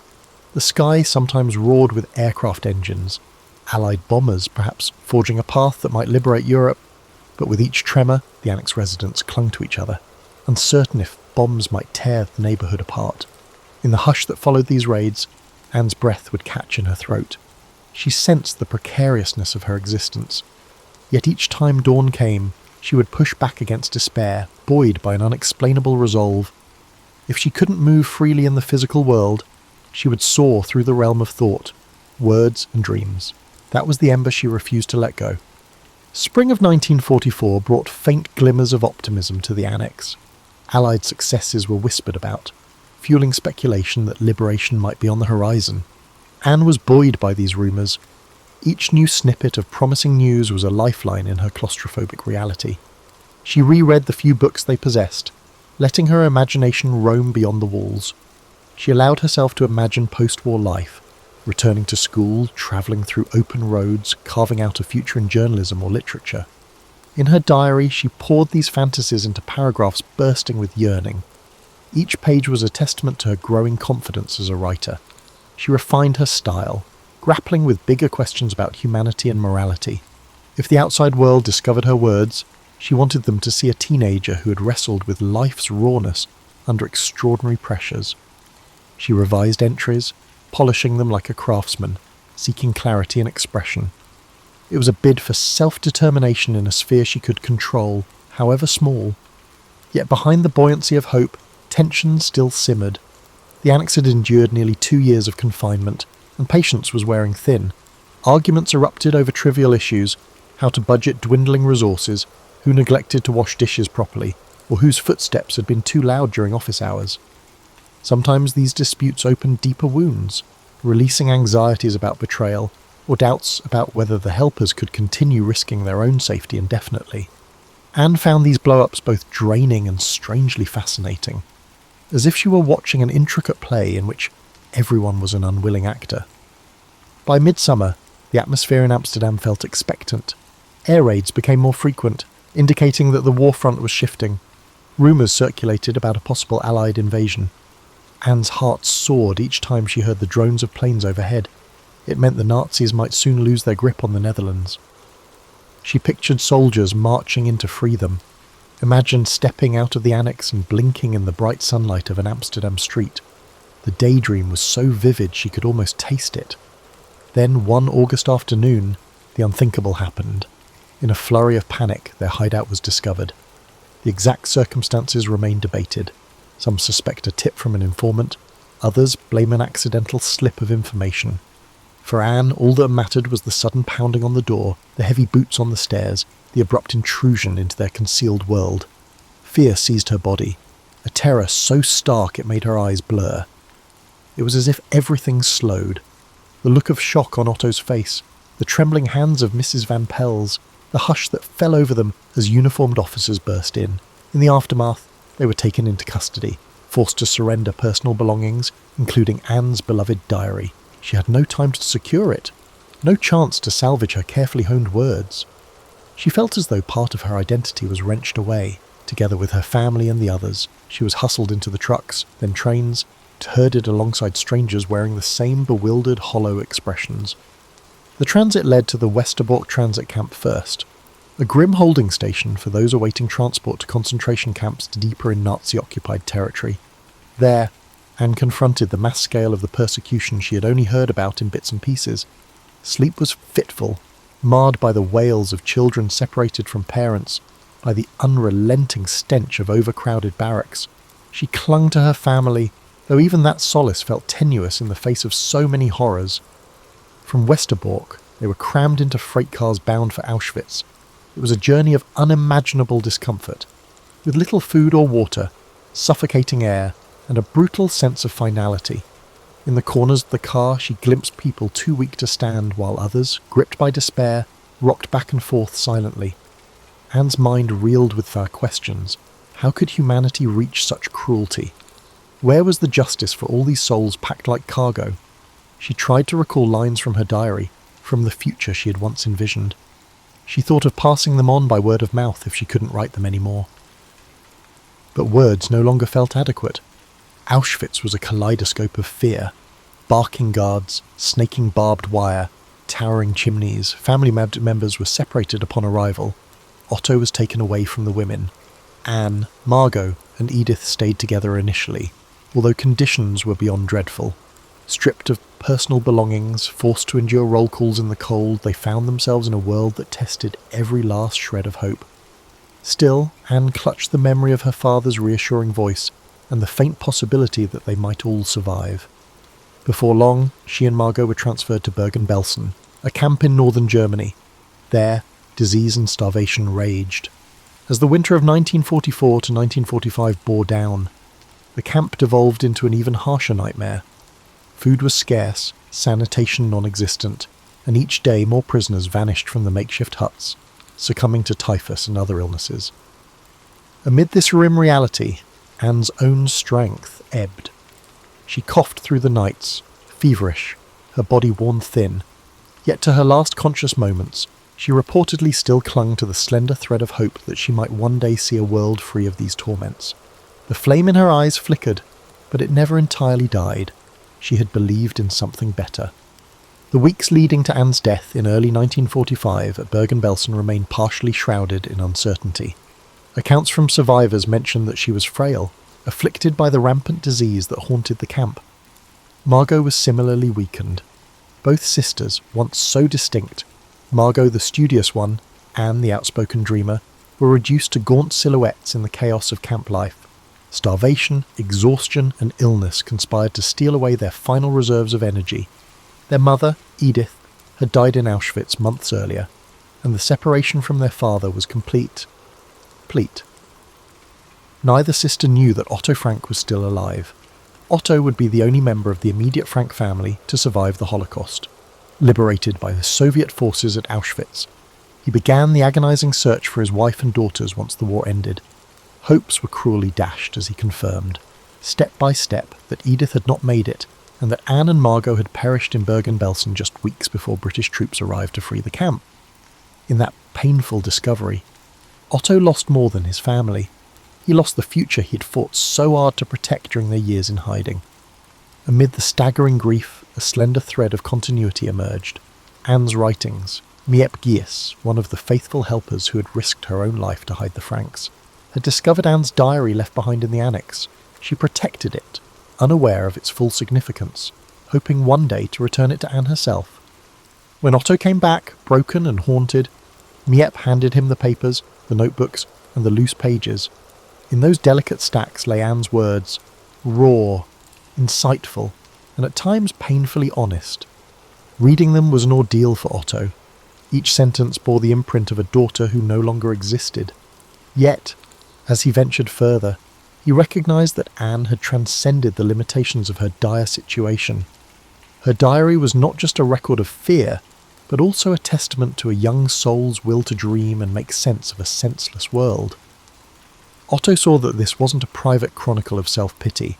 Instead, it was a clarion call from a teenage girl who kept her mind vibrant under unimaginable constraints.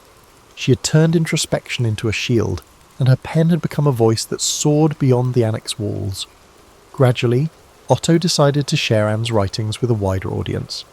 He believed the world needed to hear her story, not to sensationalize tragedy, but to bear witness to the quiet heroism in a teenager's reflections. Initially, publishers hesitated. War memoirs were abundant, and some feared there was no appetite for yet another. Yet once the diary was finally printed in 1947, under the title Het Achterhuis, The Secret Annex, its resonance was immediate. Readers recognized Anne's vivid humanity. Her teenage worries, yearnings, and insight struck a chord that transcended the specifics of time and place. Her words made the Holocaust personal, one voice speaking for millions who could no longer speak. Over the subsequent decades, Anne Frank's diary was translated into dozens of languages, staged as plays, adapted into films, and included in curricula around the globe. Some commentators questioned the sanctification of a single story when so many lives had been lost. Others worried that her universal appeal risked diluting the brutal realities of the Holocaust.